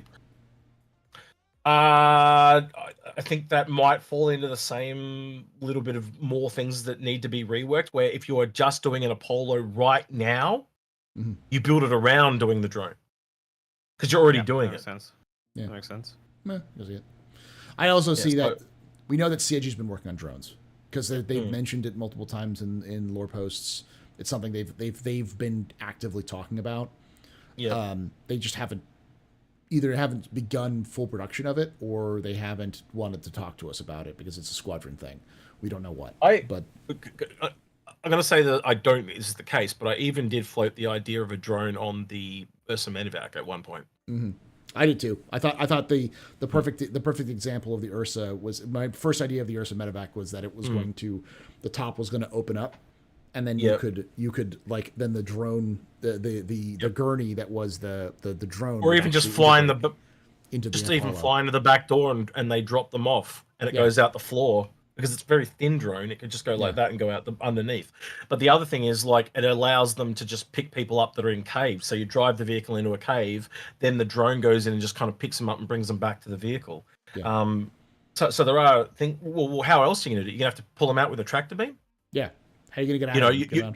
You have to go in there as an actual ambulance person and pull them out. And that also all of a sudden puts you in danger, where if you can just send in the drone, and again, it leads it more to the search and rescue gameplay, like the Cutlass Red and stuff like that. So yeah, I don't know.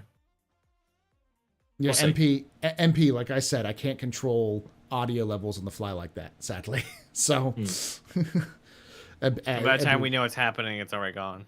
Yeah. So is someone too loud or too quiet or what? Someone said audio is really bad as Execute kept yelling. Sorry.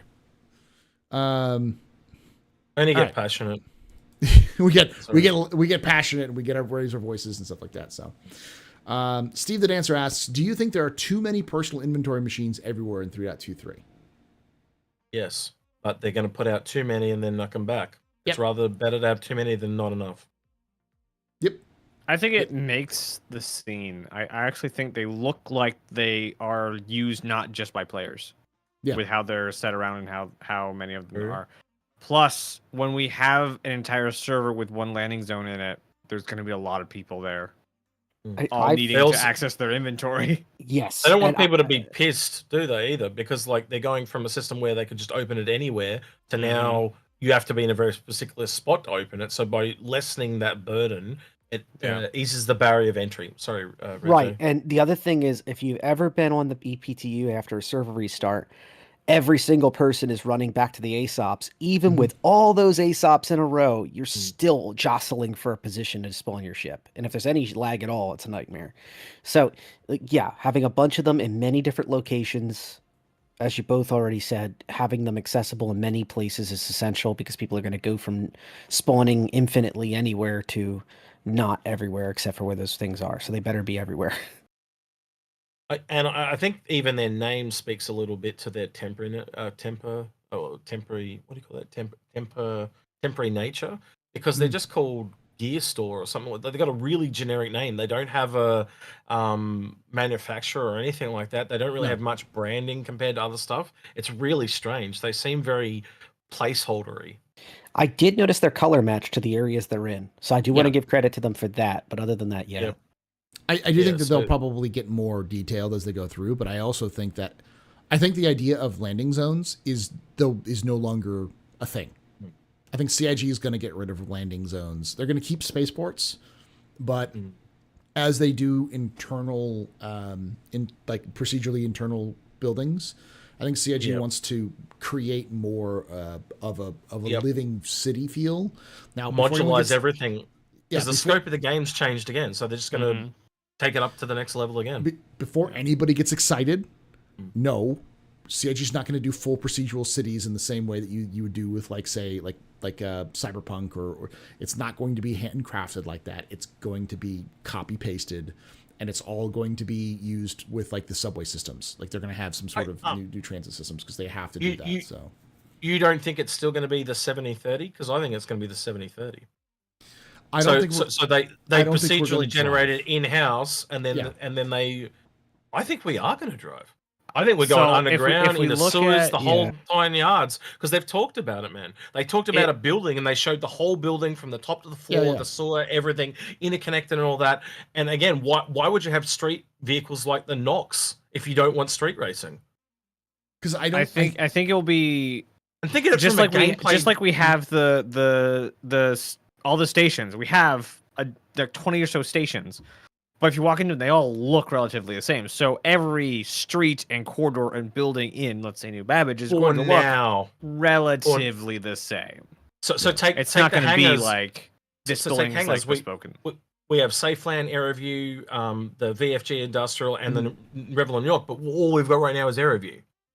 They go back and they add different tile sets, just like how you build out style guides for ships, or planetary tile sets like snow or dust or magma or lava. It'll be the same thing. They'll start with one and then expand it out. Make sure it But works with one and then expand it out. But we're going to have very few bespoke, handcrafted buildings. That's what I'm saying. The 70-30 split, which is what they've talked about for years. And they procedurally generated in-house and then go in and put in like a banner that says Everest Harbor. You know, they put in a statue, a custom ASOP terminal, whatever. Like these little bits and pieces that make it unique. And again, that's a lot quicker than what Paul is saying, or Paul what is hinting at, I should say, because previously they had to go in and build Microtech from scratch, every little piece of it. But if you can procedurally generate it, it just speeds the shit out of it. And then you're only doing 30%, which changes it all. That's why they all kind of look the same. But you can look at elevators right now. Elevators are a really great example, right? Go look at a pyro elevator compared to all the elevators and standards. Exactly the same, but the lighting, the textures, the little effects they've added, the little pieces of damage and all they've added, it looks completely different. Yep. That's all we're talking about. But on a citywide scale. But I think the 70-30 scale is still massive for a city. I think that's too much handcraftedness for a city. Again, you spread it across. How many cities do we have to go? So if you look at Lawville, for example, all the buildings are exactly the same right now. Yes. You look at ArtCorp, they're all exactly the same right now. Yes. But a real city, you look it out. Let's look at London. You got the Gherkin, you got the Eye, you've got the Big Ben, you've got all these different buildings. It's the same thing. Just like all the planets, you add back in different tile sets, and it just changes everything. So just give them a scale of time, and they're going to come back and have all these different buildings. And there's no reason you can't have a red style building, and then all of a sudden you go over to Lawville from ArtCorp, and instead of being red, it goes back to that yellow or blue theme, but it's the same building. I also want to just say looks with different. Lureville, I don't think Lureville needs to expand much. So unlike ArtCorp, for example, Lorville has the advantage of they can have second rig suburbs. They can just say, okay, these areas are industrial production for this or mining camp this, that then became a town. And people can choose to go there. Okay, I'm willing to take less services and protection, but it's more relaxed. I can drive around every single building here and explore it on foot, whatever. ArtCorp is that really big last technological hurdle, really. It's the combination of the city and the terrain type of thing. And I think ArtCorp is a good example of like people are thinking like, oh, the entire planet is going to be explorable. No. No, that's not feasible. That's not feasible. That's like CIG struggling with the system, with one system in game. Trying to imagine the amount of servers that have to run for every single part of ArcCorp is nuts. No, that's not true. That's not true, because you can interiorly color the buildings, and they have talked to this. It is possible, Paul. I'm not saying they're gonna do that, but it is possible with the coloring of buildings, and if you procedurally generate that building as you get to it and stream it in and stream it out, it is all possible. I'm not saying they're going to. How do you get to every building on ArcCorp? You drive or you fly? You can't drive. There's no ground. The ground is so far down below that you'd have to completely generate an entire different like an entirely different environment down there compared to what it was. It would be such unique. It'd take so much time and effort to develop something like that. Because I can't think of anywhere else that's like that. They even say it in the game, like in the lore, which is like it's so unique. We'll see. Like I will give you that, but there's no reason they can't. It depends how far they want to take it. Yeah, I know what you're saying. ArcCorp is very unique. Like, how much work are they wanting to put into a bespoke system for one planet? But think of how cool it would be. Like I'm thinking of those scenes from Fifth Element. Like actually playing down there. You then have a planet that literally has the high tech to the literally low tech all in one spot. Yeah. Isn't that what ArcCorp is? It's that huge mega planet. It is that kind of one off, and Terra's going to need that too. Yeah. But all of that needs to be in the files, even if it's not being loaded by the servers, and that would make this the file size of Star Citizen several you can terabytes. Again, no, because again, you can do it modularly, you can do it with texture changes. We're seeing it already within the game. It's just taking what's there and expanding it. And the actual server load, again, I'm not talking about server loads. I'm talking about talking about the stuff that's going. You're talking about again. We know that they've got tech that they've developed have been layering multiple masks within texture sets, and that technology is now filtered out to other companies that have started using it. People that have left CIG and moved out, so it's already revolutionizing game tech across the board in that regard. Again, if you can lay multiple textures on each other, why can't we've got wear and tear on vehicles. Why can't you have wear and tear on a building? So up the top it's pristine and amazing, and down the bottom it's grungy and shit, but it's the same building. Yeah, but it's not just. It's all possible. It's not all just the same building. No. Okay, so what extras down there? You've got more crap. Garbage. You've got darkness, garbage. That's already in game right now. So it's just using different tile sets in different places. Can I just say it real quick? A lot of my videos, what I like to do is I'd like to do now, short term, and long term, and I sometimes. Oh yeah, that's long term as shit. So for chat to follow, like what we're talking about is going to be, this is hyper long term, like 5 years from now or something, or maybe less, maybe a little less. I'm not trying to debate that, but this is long term for sure. So chat, remember that. This conversation spun from the fact that I think CIG is doing away with landing zones almost entirely because it was built for a game that doesn't exist anymore, which was you land through a cutscene in a location. What landing zones was built for was Freelancer 2. What we actually have now is completely different, and maybe we can get an answer at CitizenCon, Paul. We can maybe we can ask someone and say, like, just how far, like, have you got plans to, like, different layers of this? Like, have you got a plan to, like, actually go right in and do everything? And I actually predicted this when I was talking to Space Tomato. I was saying, like, they could fully do the internals of buildings, and they could actually have buildings shrink and cities shrink and go backwards based on their population. Yeah. So they did talk about things to this effect. You could have a place be abandoned. Right, so everyone comes in for like a gold rush and then they abandon. But again, if you can have those dynamic cities that go backwards and forwards based on population, the systems are there to do it. It's just how far do they want to take it? I'm just saying potential. I'm not saying they're going to. I'm just saying how far do they want to take it? And again, I always come back to, like, what do you get for this? What gameplay do you get for this? Is it worth that 3-year investment to add grunge to the underneath of the city? Potentially not. Yeah. And to be fair, as someone's saying like, oh, you bulldozed 20-year-old stuff and rebuilt it in the last 5 years and expanded. It's a cycle. Oh, you're talking about, okay, I thought you were talking about something. I don't think the current areas that we have that are landing zones, I don't think they're I don't think they're leaving. Those things are going to stick around forever. They're done. They're cheap. They're done. They're cheap. They're done. The issue is that like going forward, every system going forward is going to have a much more complex series of buildings, a much more complex. Instead of a Terra landing zone, there'd be Terra City. Spaceport. Yeah, Terra Spaceport and then Terra Prime, and you just go around. There's nothing to say you can't do both. So it's got a custom piece with inside the procedure generated place as well. Yeah.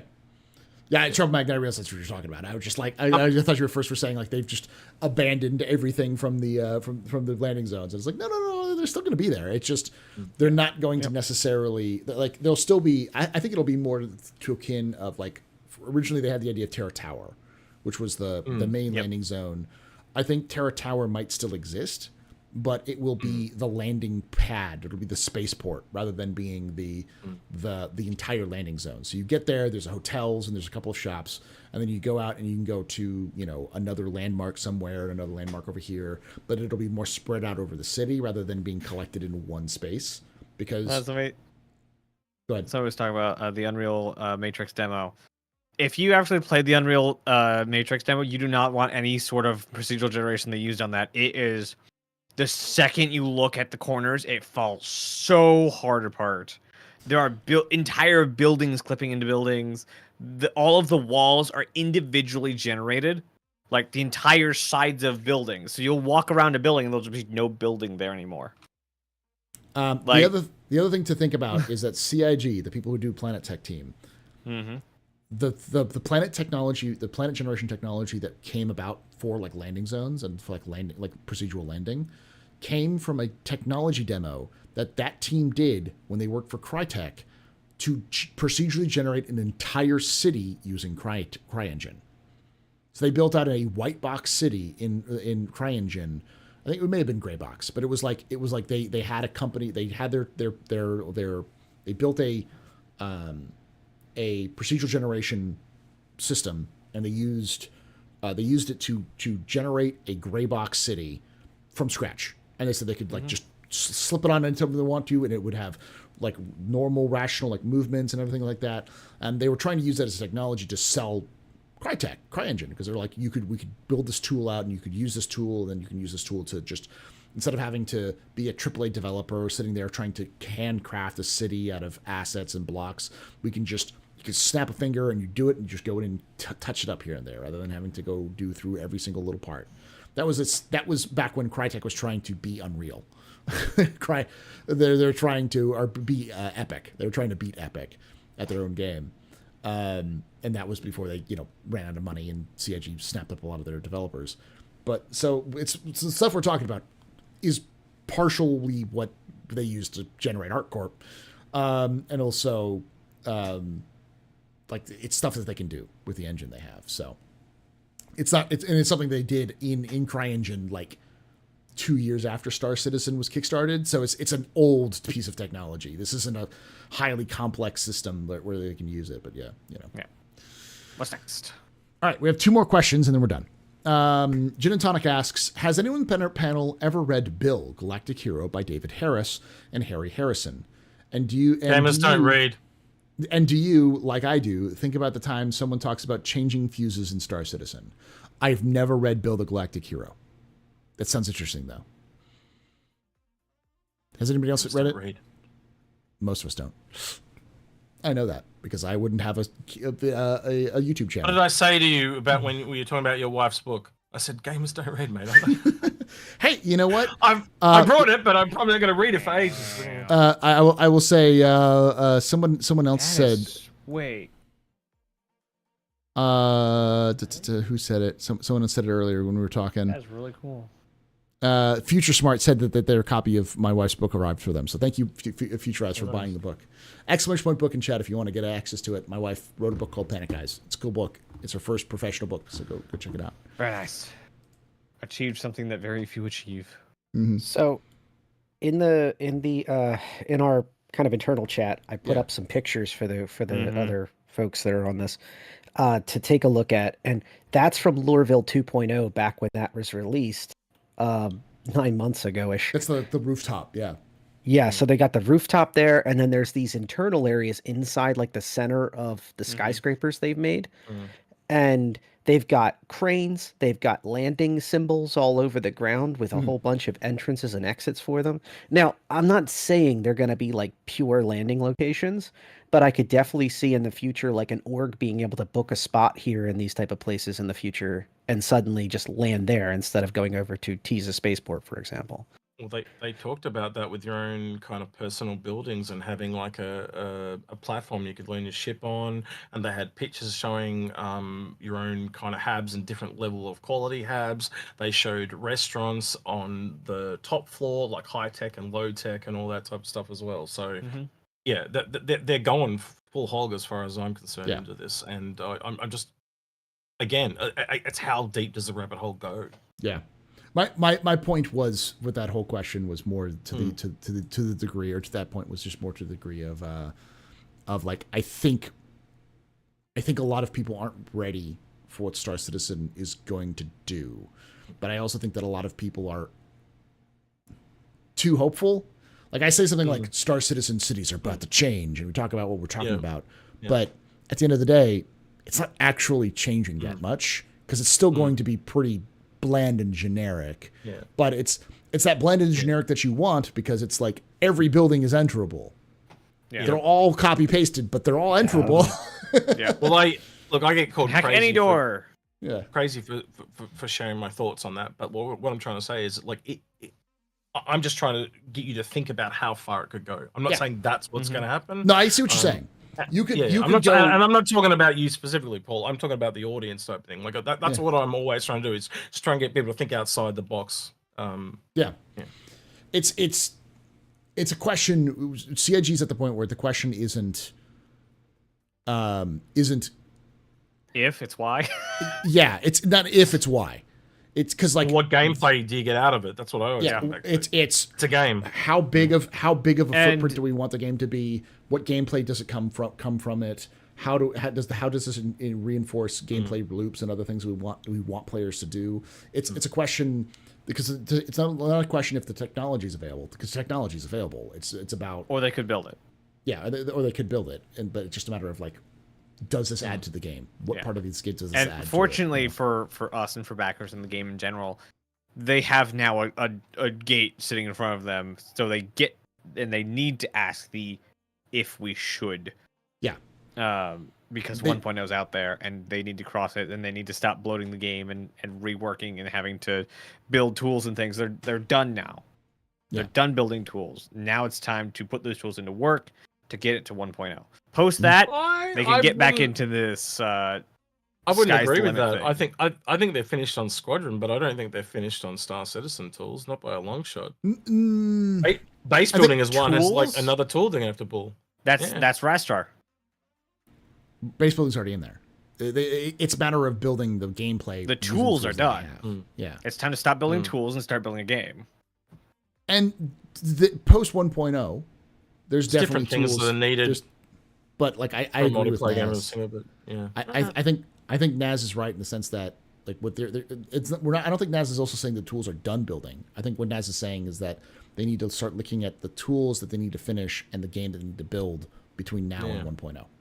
Yeah, well, like the Rastar is going to become what players use for base building, and then the procedural tool is going to get updated for building interiors. The plant tech team is updating plant tools. Yeah, so it's updating tools, not building finished. Yeah, okay, all right. Yeah, I'll give you that. Yeah. He's trying to say is that there's a feature set for 1.0. They need to hit that feature set for 1.0, and it's no longer Chris gets CD Projekt Red releases Cyberpunk 2077 2, and Chris goes, oh, but it's like, no, shut the fuck up, Chris. We're doing this. This is what we have. No more Chris tangents. Yep. And then after 1.0 is when you go, okay, what can we add? What can we do? Let's like, how many millions of dollars can we pour into something else? So yeah, it's once you get to a point, it's now you expand from there. It's kind of what they did with Elite Dangerous. Like they had Elite Dangerous, and then they did, the different releases after this. We're looking at the 1.0 release of Star Citizen is like the release version of Elite Dangerous. It's done. Anything else is an add-on. So, All right, last question, and I'll start with Red J on this one. Citizen Ninja asks, do you think CIG will sell the F7A Mark II? I'm guessing it doesn't say Mark II, it just says F7A. So the F7A military Hornet. And if yes, how much money? So we already have the F7A Mark II token running around that you can earn. And it'll turn any F7C MK2 into an F7A MK2 in the future. But if I'm taking the question on the other side of it too, will they sell the F7A MK1? And I think I have a pretty fair personal position here because I own one of the upgrade kits that's going to become from the Veterans fundraiser. So I am perfectly okay with them selling the F7A MK2. And if they do, I think it'll at least be like 200 USD, 225-ish. I know that's an extreme number, but it's a collector's item. I think they're going to play the game of you don't know if we're ever going to sell this again type thing, and collector's going to collect. And the final thing I'll say is before the other owners of the kit get their pitchforks out, yes, I think we should get a paint that's like just for the collectors. Like, here you go. Here's a little paint, like a Shockwave style paint for it that only the old collectors owned, just before they get their pitchforks out. And by the way, you're getting a free ship, guys. Yeah. Relax. I agree. I also think we crossed. CIG burned that bridge when they when they just started selling the F8C. Like the idea of will CIG sell? The answer is yes. Unless it's a shuttle. No, they'll sell it eventually. Do you think we're gonna get the Orison shuttle? Does it? Do you think people will pay for it? The E1. Yes. It's what the Spirit is in the That's the E1, Spirit right? is. No, specifically the shuttle. They literally specifically talked about that as based off the people wanting the shuttle is why they made the Spirit look that way. Crew Not only is the Spirit like inspired by the shuttle because of its design, in lore it's literally that shuttle. That's hilarious. It is like, no, it's literally that shuttle is the Seraphim Systems shuttle Mark some other version. I can't remember what it is, but it was like they in the lore they were like, we're going to take some cheap ass shuttle that we already have tons of, and we're going to use that as the basis for this cool idea we have. That's what it is. It's literally that shuttle, but upgraded. That's it. Just like they'll never sell the original Zeus, but they'll sell us the Zeus Mark II. They'll never sell us the Stiletto, but if we complain enough, they'll give us a Stiletto Mark II, which, please, I want my capsule with guns. I want my SpaceX Dragon capsule with 50 cal strapped to it. All right. That's what the Stiletto was described as. It was described as a weaponized tube, and I want a weaponized tube. Just because it's stupid. The closest thing we have right now is the Fury, but the Fury is too round. I want tube. So for me, everything is earnable in game, and it'll be behind a rep wall to grind out. You don't deserve a special skin or a special thing just because you brought it early. You just got it early access. That's what almost everything in the game is right now. You're essentially getting to use it now before release, and things like subflares even speak to that. And the only time I've ever heard CIG come out and say was at a virtual bar Citizen that I was at, and Tyler Wilkin literally said, this is the first ever truly exclusive item that'll ever be in game, and there is a real version of this item. This is a replica. It is a non-functioning replica, so the real item will actually work. And that was the first time the Banner Cube was ever dropped. Yeah. But the answer, the end of my answer was, if they can sell it, they will sell it because credit card go whoosh. Yep. Again, you're getting early access. What does it matter? Yep. Yeah. Everything's going to be in game. Yeah, and again, like some random lore mission that sends you off to earn that, Paul. I can see that as well. Like you go off and, hey, you're a big fan of the Mark II Hornet. Did you know that us veterans have the Mark I, and you can grind for do this mission chain and on Veterans Day and earn it on Veterans Day? Like, so there's a week period, like once a year, where you can earn it. Yeah, Invictus. Absolutely. You got an Invictus mission chain once a year. You can go earn yourself a Mark 1 or Mark 2, whatever. So, you know. Take other games like WoW, where they have the Halloween events and other things like that. Again, we have Halloween in this game too. I have no doubt that those Halloween skins will eventually be behind a rep wall on some kind of mission chain. They need content for these missions. That's what they are. All those subflares, all those items and all that type of shit is all going to be rep grind things for us to unlock. Content, content, content. Yep. Nez? Anything, What? add anything to this? Do you Nope. think If the they, F7 yeah, no, like you said, if they can sell it, they'll sell it. They would sell Naz if they could. They would sell him. They can't.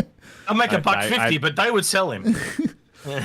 See, No one buys this. It's worthless. CIG Like that. CIG would the thing about CIG is that CIG never misses out on a chance to monetize something, and For better or worse. yeah, the upside. Cutlass steel is a thing. Yep, the upside is that CIG doesn't have doesn't have financial backers that are breathing down their neck, and before anyone start talking about the personal friends of Chris Roberts who invested money for so they can get a sweetheart deal on an advertising deal for Squadron 42, that's completely different.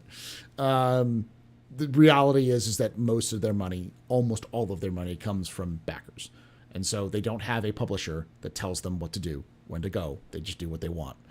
The downside is that they're always selling. They're always going to be in making money mode. They're using that alpha grind mindset. You know, they wake up and they grind. They want your money, like, and that's the trade off. That's the problem about independent developers, is that if you're an independent developer, look at Elite Dangerous. Frontier Developments, they need cash. You know, Elite's been out for 10 years, and so people lose their minds because they're starting to sell ships. And they're copying the most successful funding platform for spaceships in history. Are you serious? Like, they just sit there looking at it going, yeah, we should just do this. We just do this. We need to get more new players in. Let's give them game packages that have the stuff that they need for starting to be a bounty hunter or a miner or whatever. Like, and it makes sense. You need underwear choices, Red. Are you serious? Say that again. I'm dead serious. Red wants I'm with underwear you. choices. I am Yeah, with yeah. you. Swimsuits, yeah. Boxers or Nope, briefs? Boxers. Boxers, briefs, boxer briefs. I want to have different brands. I want wanna- Paul's face like this on my ass in my box. Exactly. That is CIG. If you're listening, that is exactly what you should give to every single of your influencers. You have an influencer program where they can all put their face or whatever logo they want on a pair of underwear that people can then earn from game. Perfect. Every redeemer comes with Paul's face like this on a pair of boxes. Yeah. So you can strut around your redeemer. Yeah. Yeah. Do risky business. Reenact risky business on your redeemer. Yeah, that'd be awesome. See what I mean? 2 seconds. Yeah. Me and Red J can Yeah. convince you how insane and how awesome it would be to just run around naked. I do agree that they will eventually have different underwear sets. Yeah, it seems like a given. Yeah. And another, I am liking that they seems like they're going towards allowing you to clip your helmet to your belt. It seems like that's going, because in 3.23, when you move the helmet, there's a dot on your belt right now. Yeah. There's meant to be someone was talking about where did I hear this? But something about an anchor point. So when you take it off, you hold it on your hip. Yes. And like your hand, like in some of the older trailers and imagery. Yeah, but it limits you to one hand, so you can only use like a one-handed tool. So Okay. you're essentially holding it in one hand and then using so you can't like do a two-handed gun because That's you're a giving up shame. one of your hands. In motorcycles, like when you take your full face helmet off or your partial helmet, you take the D-link belt, the D-link loop off the bottom, and you just wrap it around your belt, and then you can walk around, and it's like way more practical. Yeah. I guess that could be the other option. Instead of holding it, you are just clipping it to your belt. If they're like So locked it behind like a light helmet can do that. Yeah, I mean, I would love, I think this is a Buster conversation, but I would love to go over some of the style and ideas, because like undersuits as well, being able to like take the gloves and pull them back. So like they're clickable modular ones. So you don't have to be wearing the gloves, and then immediately you can click them in. So I need You would have heard this as well, Paul. You would have heard them talking about high-end fashion. They have actually been working on other fashions like dresses and stuff. Yeah, Terra it's coming. fashion itself, you know. Yeah. And Earth Yeah, it's fashion. coming. So what I'm hearing, Red J, is How much are I need to the get Terra people going to pay for Ninetales garments? This garbage bag look is really in this year. Yeah. Naz. Come on. But think like Terra is like two systems, a system removed from this gang, and so they don't see the violence and stuff they're incurring. They only see, well, these people have style, so like I'm not gonna go and get it myself. It's up to you, the bounty hunter and people, to go get it for me, and I'll pay you for it. Yeah. Get Naz that is more fire about- rat's armor. Yeah. Naz is more of a Hessian bag snob than a garbage bag snob. He likes the breeze.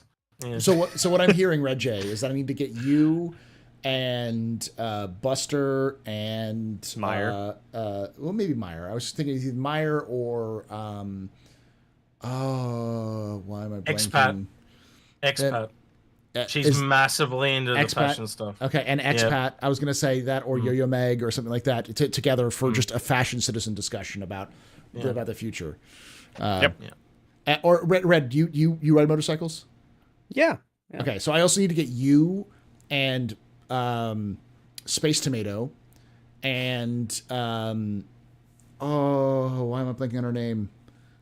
There's like 3 or 4 people I know who are all content creators who all have motorcycles. And it's like when the Ranger comes out, I need to get you together to talk about about the Star Citizen motorcycle. Write these ideas down before you forget them. Yes, I really need to write them down. Remind me, chat, because like there's a huge amount of people in Star Citizen who are motorcycle fans. Detox rides motorcycles. Or that fashion one, you need to make the Madonna like a redeemable sound effect, so that yes, can go to town. Yeah. Voe, you know, Voe, strike a pose, yeah. Tomato does, as I was saying, it was Tomato,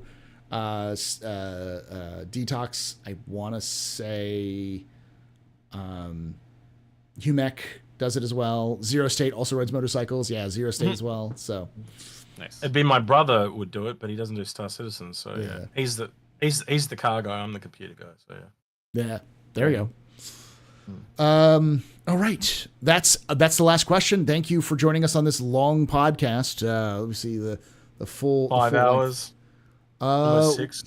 Let me see. It's 5 hours. So 5 hours. Yeah, a full 5 hours of podcast. People are gonna hate this. I get so many comments on why would I watch this? This is 5 hours. I'm not watching this. But other people sit there and listen to it at work, and it'll take up their whole day. They'll love it. You're lucky. Address your hate to Nova Forge on YouTube. Naz has always wanted one of these. He's always wanted to be on one of these. So, there you go, Naz. You're welcome. This is my gift for you. Happy birthday. Yay. I'll probably doing getting. Yeah, I'll probably be doing another 48 in October for CitizenCon. So there we go. For those listening, if you want to help out, if you want to help everybody out, put timestamps to interesting topics that you found very insightful in the comments below. There we go. Please do. Absolutely. It's always a good one. But I also would like to thank you're welcome, William and James and Rob. I always say your names, these names out there, because I know somebody who's listening at work right now has stopped, turned at the screen and said, "How did you know my name?" and freaked out for a moment because I know. Because we're not actually a podcast. We're living in your. Should we read their address? This is we are literally. You're not actually watching this. This is just you're in a Black Mirror episode. So we're now, it's that tie back. Yes. But thank you so much for joining us. Thank you for executing Naz and Red J. Make sure you're checking out their content on YouTube, Twitch, and more. The Inforunners on Twitch and YouTube, the Nova Forge on Twitch and YouTube, and Red J on YouTube.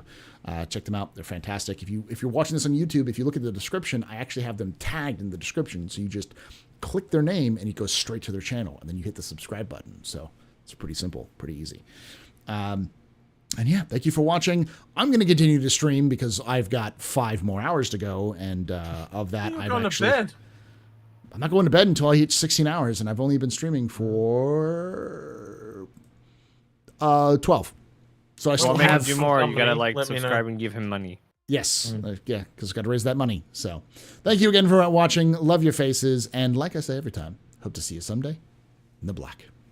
See you, citizens.